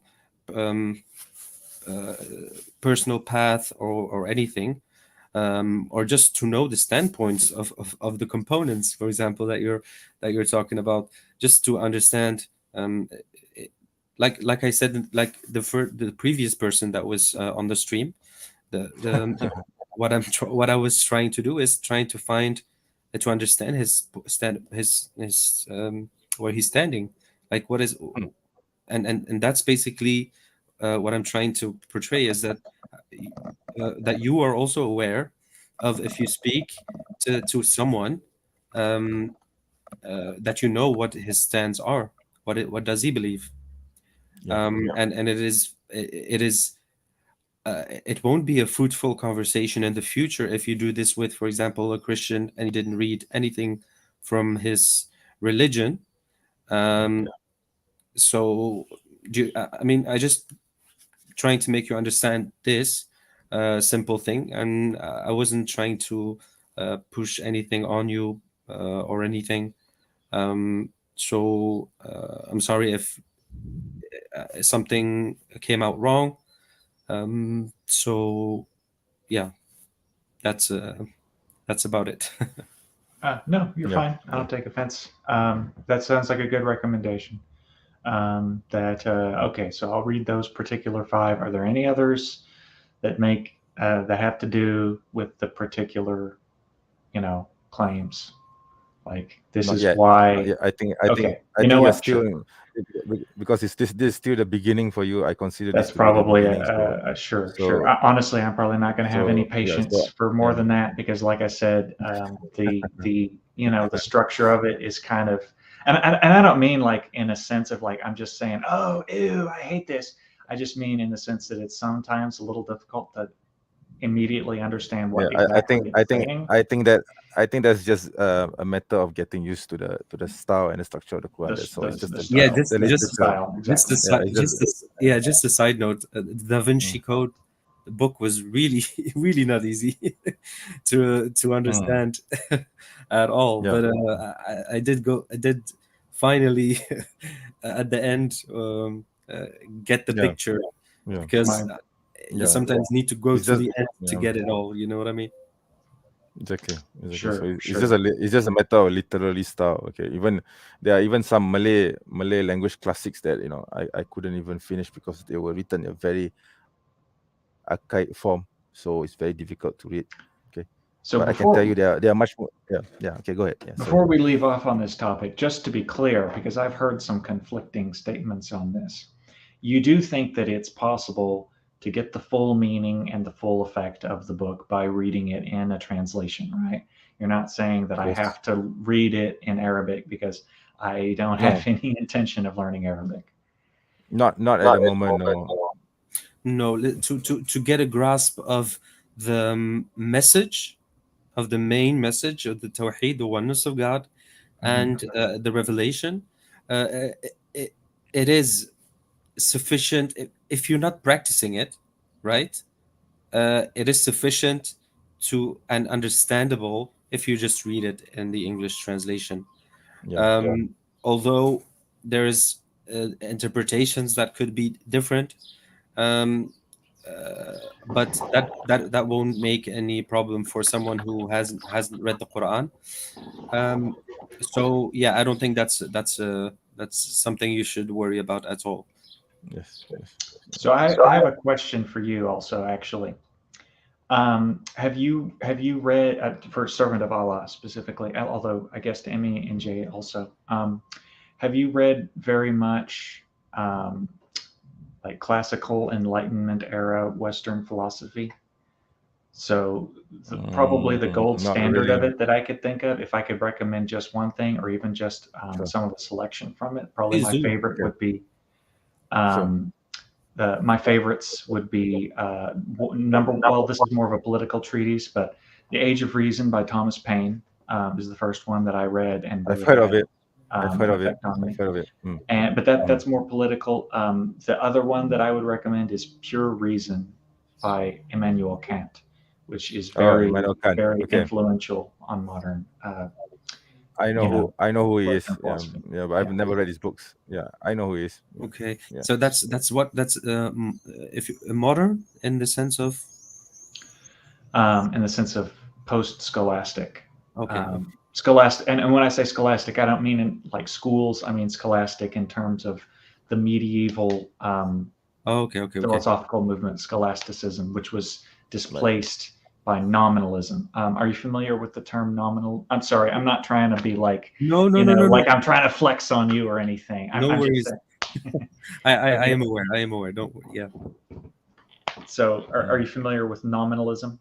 Yes. Yeah. So that would be, I think nominalism is, I mean, you know, in a kind of a primitive form, that's pretty much where our modern day Western culture and philosophy is based on in terms Yeah. of a philosophical standpoint. So yeah, Totally.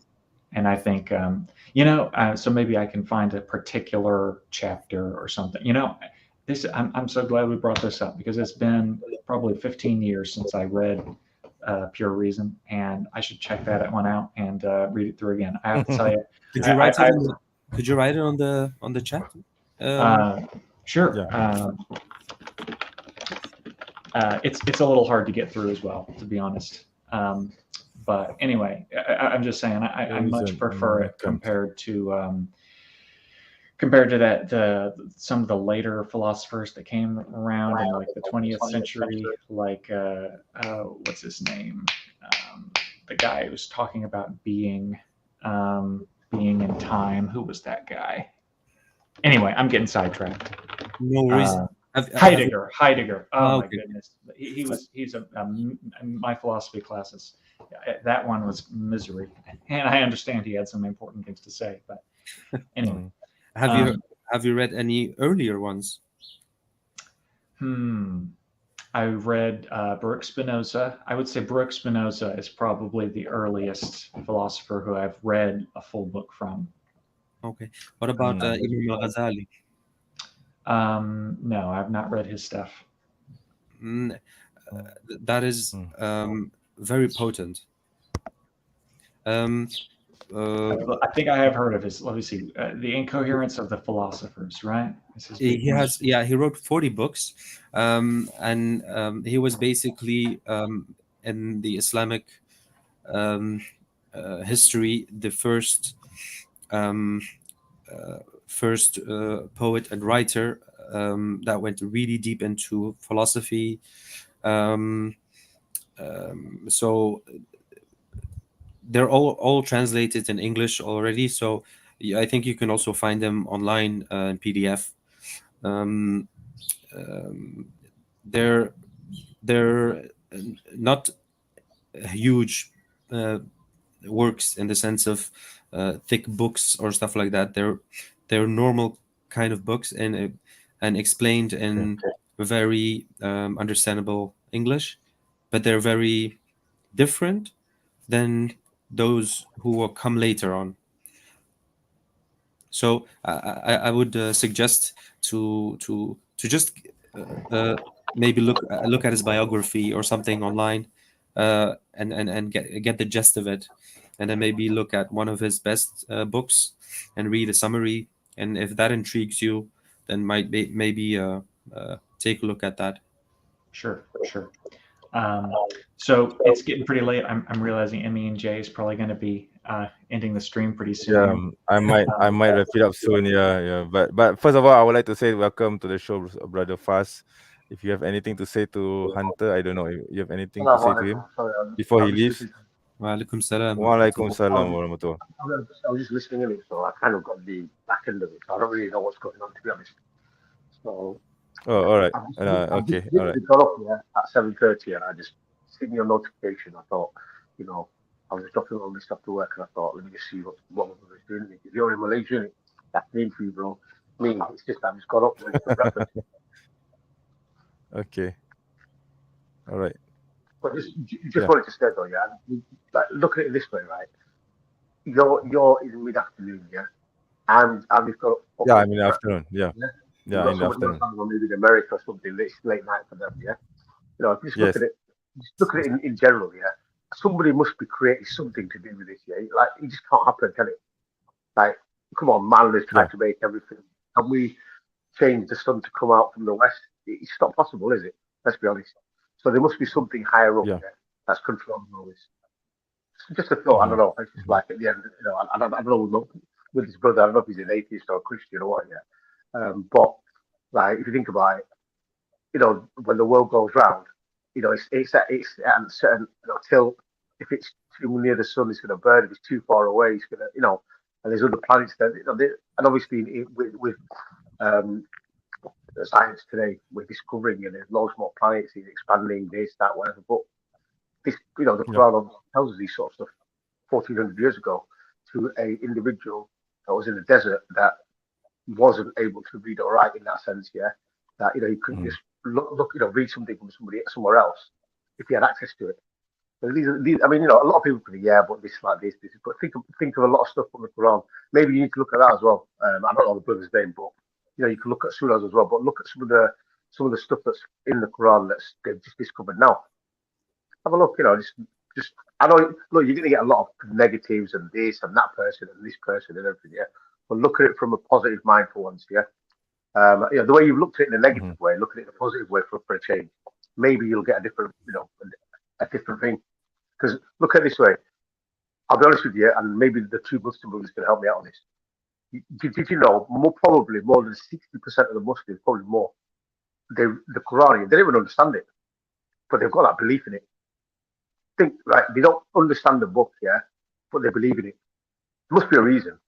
These people are not dumb. Some of these people are highly educated. They've got this, yeah. So there must be something there that, I mean, even if you look at the West, a lot of the reverts, they don't understand Islam, Arabic, but they don't understand it. Just by listening to it, it creates something in their heart or something happens to them. Then they go and look at it, the English translation, like this brother's going to have a look at now, yeah? They look at the English translation, blah, blah, blah, etc. But if you read, like, I mean, obviously you guys know we just had Ramadan at the moment, innit? Yeah, so I'm Eid Mubarak to you guys as well, because we just had Eid about a week ago. But yeah, I think every time, belated. Yeah, a bit late, I know, bro, but I've not got all of the other. But for 30 days, yeah, in Ramadan, every single Muslim, well, they're meant to, like the men, yeah, they go to the mosque for Tarawih.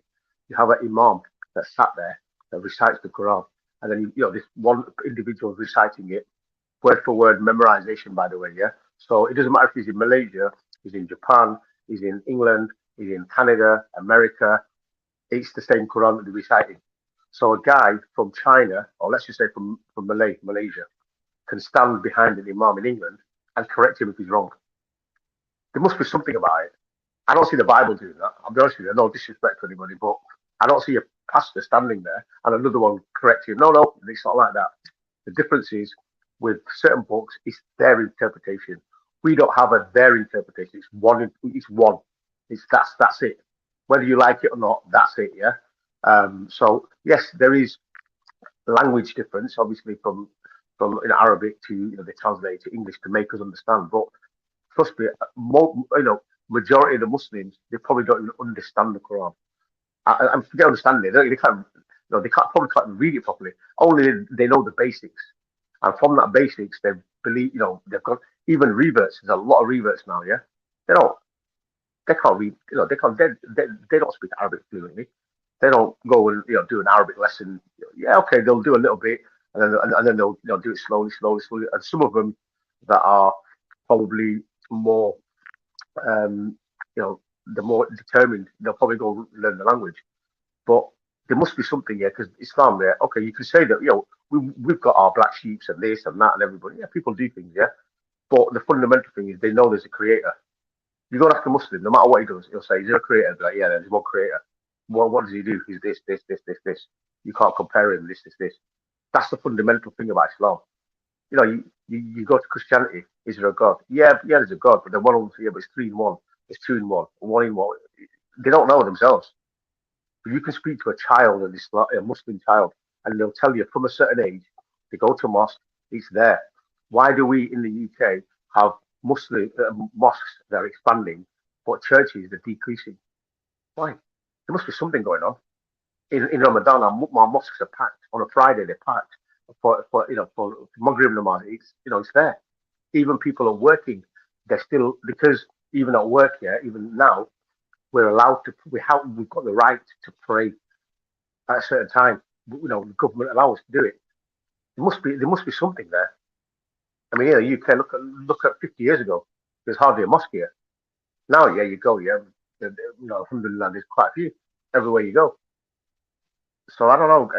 Just look at it from a realistic point of view as well. I know you can look at it from the bad side and say, yeah, the negative side. But look at it from a completely neutral, and then I'm sure you can read stuff and you can find stuff out, yeah. But don't let other people dictate your decision. That's all I'm going to say, my brother.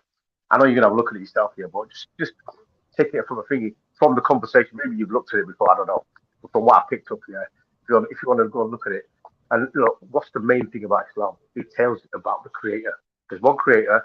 You believe in Him. His attributes, His creation. We're going to die. We're going to go back to Him. We have to answer for everything we've done. Which, if you think about it, look at life. If you don't go to work, you don't get paid. If you don't get paid, you don't eat. So the reason for everything. But we're not just here just for the sake of, oh yeah, let's just do it. Yeah, you could say, well, the God created everybody. But did you know, even in Islam, yeah, like before we were humans, what were we? We were a ruh, spirit. That spirit said, yep, I want to go to Earth. He sat in front of God, and he said, yeah, I want to go to Earth. Right, what are you going to do there? I'm going to worship. I'm going to do what you say. Okay, I'll send you there. Make sure you do this. We made a promise. We came here. We got free will. Okay, we do what we want. But what about, look at this. Hitler killed 6 million Jews. Just because he became a Christian doesn't mean he's not going to get punished. Just because he became a Christian, let's just say he became a Christian before he died, is he not going to get punished for it? Of course he is. But then Jesus Christ died for his sins, so he should be all right now. But Islam doesn't work like that. You have to, look, you miss a salah, you get punished for it. Yeah, you rip somebody off in this earth. Yeah, you say you rob somebody of their money. Look, first thing's going to happen is God's not going to forgive you for that. He can, but then it's down to that person because you've ripped him off. So you're going to have to compensate him for something from your good deeds. You're going to have to give him it. So there could be a person all their life, they've done good things, but then they've lied or this or that, or they've ripped somebody off or whatever, but they go and pray 5 times a day. When it comes to the day of judgment, his good deeds, he'll have to give them. So everybody will come along and they'll take 1 off him, or 2 off him, or 10 off him, whatever. Eventually he's going to have nothing. You later, mate. Good luck. But there could be somebody else that might not have prayed, or might not have done this, but they might have done a couple of good things. That's just us. We don't know what anybody does. So it's a sort of life. We're here 60, 70 years. The time you spend in the books, yeah, and do this, look at it from a realistic thing. There must be something. If humans can create, make a car and fly a plane and this, so somebody's given us a break. I don't know if you guys remember, there's I think it's in the hadith in the Quran. Musa yeah, when he went Al Khidr, the story about Al Khidr. There's a story there about Al Khidr. So there was 2 prophet, and one might not be, I don't know. They were sat in a boat. One of them said there was a bird there. And he said, look, that bird, the water that's taken in his beak, that's mining your knowledge created to the creators, which is the whole ocean. Just think. Imagine if that's, imagine yours is just a drop. Everybody, these 2 are prophets, by the way, as well. Or one of them was a prophet. I don't know about the other one, yeah. And they had the knowledge, but then the creator's knowledge compared to that was the whole ocean. How big is the ocean? 75% of the world's the ocean. And that beak of a bird was the knowledge of them 2 people. So, we can sit here and we can dissect this and do this and do this, and that person said that, and that person said this. But look in your heart and at least look at it in a positive way for a change, yeah? Don't forget all these idiots. Look, what have they got to do? They've got to do this. They've got they've got their own agenda. But that agenda is not going to help you. His thing is there to get you off a track. I'm not saying become a Muslim straight away. Inshallah you do one day. But what does Islam do? Even Christianity, there was no Christianity at Jesus' time. There was no Judaism at Moses' time. If you sat down and said to Moses, "Oh, you're a Jew," he'd be like, "What's a Jew?" Well, what is a Jew? Judaism came after or before. The word Judah is from a tribe of Judah. Nothing to do with Moses. Christianity. Well, if you said to Jesus, "Hello, Jesus," if he came here, he wouldn't even know you. He doesn't even know the word. His name's not Jesus. So all these Christians that say Jesus. Well, if Jesus was here today, Isa al-Islam in our terms, if he sat up and said, "Salaam alaikum," or "Shalom, Jesus," he'd be like, "Who's Jesus?" So obviously somebody's done something to get to that. And the Christians have a thing about J's. They like to change their names. Well, you guys read books probably more than me. The one thing you don't change is the name of anybody. Let's be honest. Well, why would they change it?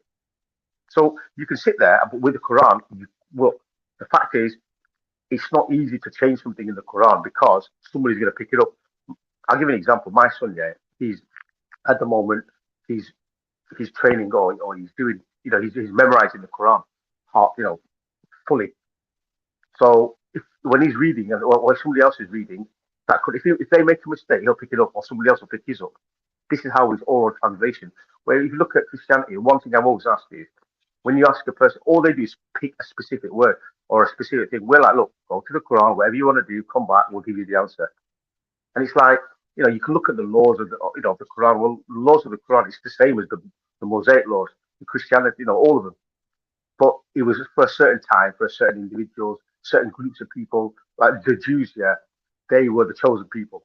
But they literally just kept going back. They killed the people, the prophets that came to give them guidance. They killed them. So imagine what type of people these are. This is why in the desert, it was an eye for an eye. Certain things were there because they didn't have no prisons there. Let's lock him up for 10 years. No, in the desert, there's nothing. So these individuals were certain. So, they had their own specific laws. We've got specific things.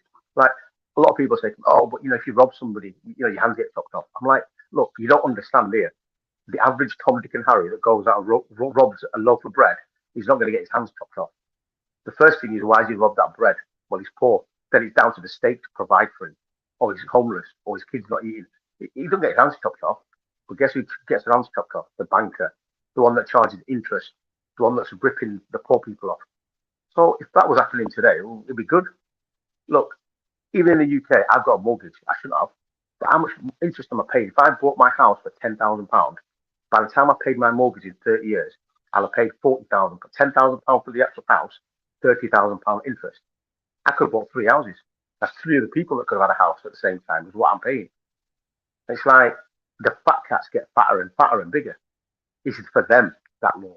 Not for us, not for the normal person that's making a living, or even the poor person. It's down to the state. So a lot of people don't understand this. They just think of some idiots. Oh yeah, he gets his hand chopped off. So all I'm going to say, brother, is just look at it from a different point of view for once. Yeah, take that hat off. And I don't know if you're an atheist or what, but take the Christian Prince hat off or the idiot's hat off and look at it from your own point of view. Make up your own mind. Yeah. Look at it with whether it's an open atheist. heart. Yeah. Yeah, that's it. If you're an atheist, you're an atheist. But look, okay, you're an atheist. So let's just say in the UK, right? What's the punishment for somebody? I'm going to give an example for somebody that robs a bank. It's one punishment in the UK, one in America, one in Malaysia. Well, how does that work? That's not fair. That's not equal opportunities, is it? Unless you get a one world government but then there's one group of individuals that are controlling everybody. But from our point of view, it doesn't matter if you're black, yellow, pink, green, whatever, man, woman, whatever. The law is that. That's how it is for this time. Yeah, it's there. Whereas a human, they can change it. Oh, well, we'll just change that bit there. That doesn't suit us. Look, I've always said this. In the UK, you get longer punishment for drugs deal than child molester. How does that work? A drug dealer gets 18 years. A child molester gets 2.5 years. Please explain to me as an atheist, how does that work? I don't live in the UK and I don't know their system. I'm in America. Okay, no problem. In America, yeah, a drug dealer probably gets a different type of somebody. But in America, it's probably different because you guys, you've got 3-strike rule or whatever, yeah? But in the UK, that's how it is. A drug dealer, an armed robber will get 18 years or life imprisonment. Somebody that does something to a child will get 2 years, 6 years, suspended sentence. That's how it works. So it's not fair, let's be honest. And it's not fair on that. And then even, you know what they do? Even somebody that does something to a child, they'll give them a new identity and they'll come out with a new identity. So he's a new person and he does it again. I mean, that's a law which obviously you as an atheist would be happy with, as in, the government law, blah, blah, blah, etc. I mean, is there an atheist law for this? I don't know. Please tell me. I mean, I'd like to know if there was. Is there like the Atheist Association where you have laws for certain things? Or is it a case of anything goes? It doesn't matter. We just deal with it as it comes along. Every situation is different. I mean, please explain. Do you have such a thing? I mean, I don't know. I just want to do some research myself. Is there such a thing as an atheist law where you have, certain things that are written down, a code of conduct? How does it work? Is there such a thing as an atheist law? No, there's no one thing that all atheists subscribe to. Is it possible? I'm trying to be brief here. Is it possible for atheists to subscribe to a normative view of morality, which is to say, yes, I believe such a thing is moral or immoral for all people at all times and all places, regardless of their specific beliefs or circumstances? Yes, I believe it's possible to have a normative view of morality. I do consider myself to have a view of morality. That's it then. So we do have something in common at the end of the day. An atheist, has got certain moralities that a Muslim would have, or a Hindu would have, or somebody. So there is something that we can all, like, common terms, isn't there? So let's focus on the common terms first, and then we can look at everything else. Because by the time we spend longer on the not so common stuff, but we don't look at the common stuff for once. Maybe we should have maybe we could do a show one day where we can sit with you. That's liberalism, my friend. That's what liberalism is it's focusing on what we have in common and setting a basic neutral set of laws that does not require everyone to subscribe to a particular metaphysics. But you know the thing is though, there's certain things, right? I've heard on these panels that they'll talk and they'll say this, and it'll always be about Islam, this. But I've never come across people that have actually said, well, look, this is an alternative, or this is what it is, or this is what it is, or this is what it is.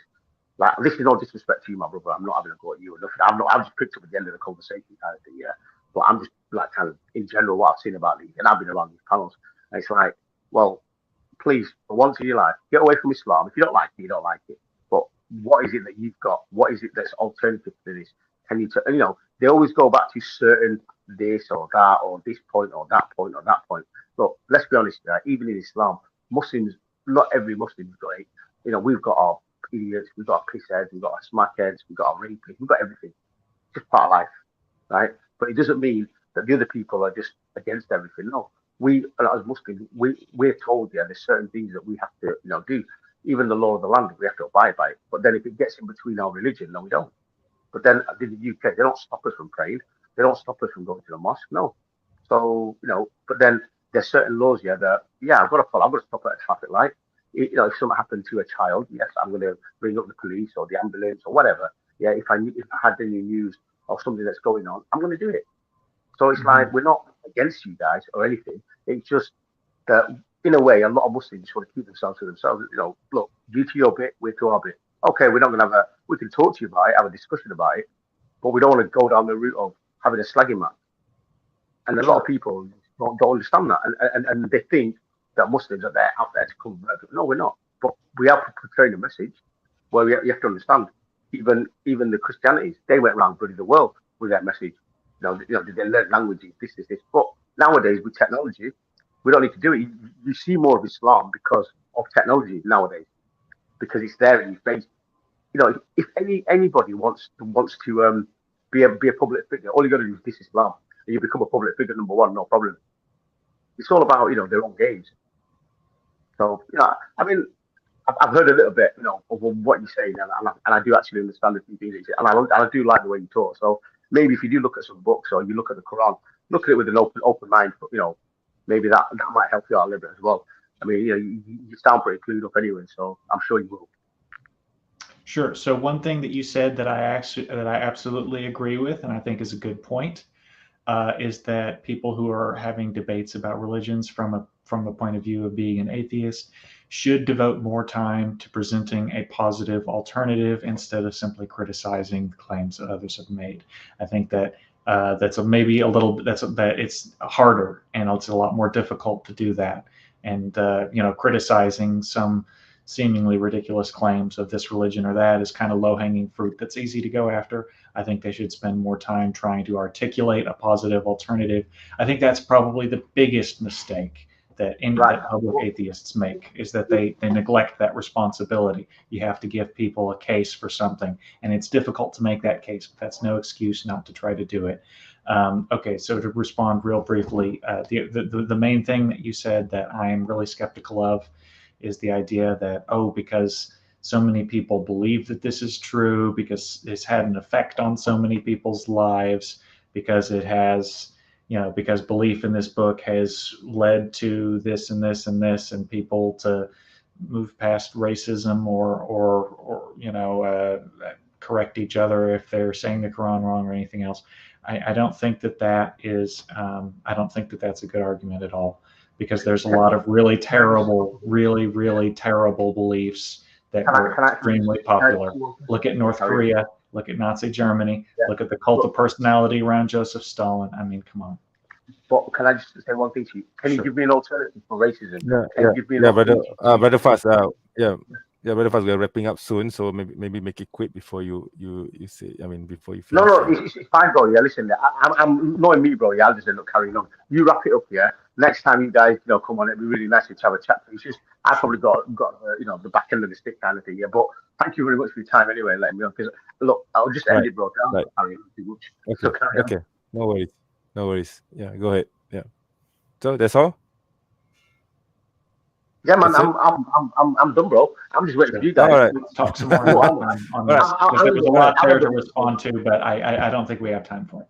I think we have to wrap it up because it's already it's 3:12 p.m. my time. I think in Hunters it's like time 2 zone a.m. It's 3:13 a.m. right? And you need to go to 2 sleep. a.m. I'm in Central Time. Yeah, for me, I need to do my prayers, my Zuhur prayers. I haven't done it yet, so I'm going to have to wrap it up very very soon. So maybe Hunter, last few words before you go, and perhaps next week can continue where we left off. Okay? Sure. Yeah. What I was going to say is kind of to turn around what I was talking about earlier. Maybe consider this question: what would you say? I think I said it earlier.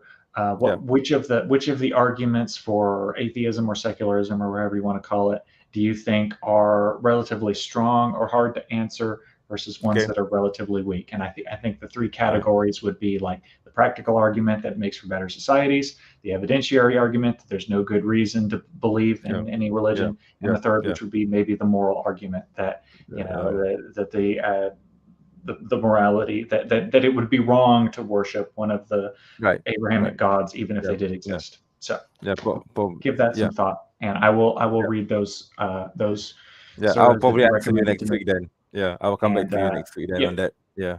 That's what I had in mind. All right. Well, thank you again for having me on and for no problem fostering a good environment. I think it was a good stream, and I think we have had a good discussion, right? Yeah. Civil discourse, right? So see you. See you later. Right. Bye, Arthur. Bye. Okay. Yeah. So, brothers. Yeah. So I'm afraid I'm going to have to end the stream, and it's almost 5 hours. Oh my God! This is going to be one of my longest stream ever. You're afraid? Has it been 5 hours? 5 hours, my God! My longest stream was 4 hours prior. So prior to this, it was 4 hours. See, you're learning like me now, aren't you? I told you. You got a dip, bro. I really broke the record. Oh my God! Okay, I need to do Zuhur. Okay, I'm running late as it is. Zuhur will end in about 1 hour. Sorry, not 1 hour. 45 minutes. It will end in 45 minutes. So I really need to rush it. So before you guys go, do you want to say anything else before I end the stream? Well, no, bro. Go ahead. Yeah, sorry. I want to say thank you for having me on the platform. Of course. Right, no worries, bro. You're always most welcome to come on even next week if you have the free time, inshallah. Inshallah. All right. Oops. Thank you. Okay. Thank you for. Go ahead. Thank you for everyone who came on and shared. It's always more productive if everything is going peacefully and and understand each other, and inshallah many more to come. So thank you also, brother Fez, for your input, and assalamu alaikum wa rahmatullah. I hope I'll see you next week. All right. Inshallah. Inshallah. Right. Okay. See you, brother. Yeah. So, brother Faz, do you have anything to say before you leave? No, bro. I always end up getting the last bit because you're like miles away, innit? So every time I come, I'm always at the end of the streams, innit? Like all right. Because obviously your time is different to mine, innit? But no worries, bro. I'll speak to you later anyway. You have to take care. Yeah. All right. Please, okay. All right. Okay. All right. You want to speak to me after I do my salah? Yeah, bro. I'll give you a ring in a WhatsApp. No worries. Have a chat. All right. Okay. So I'll end the stream then. Okay. For everyone in the chat, thank you very much for. Yeah, you go to your salah first, innit? And then do that. Yeah. All right. Yeah. I'll take this offline first. All right. So thank you very much, people in the chat. Thank you very much for coming on and watching the live stream. As usual, hopefully the live stream will be weekly, and next week, inshallah, around the same time, I will have the stream. And anyway, I don't know why nobody's commenting in the chat is quite silent, but dead silent. But hey, I mean, I guess you could replay this later. But if you find this live stream beneficial, please do like the video. Please share this to everyone that you know.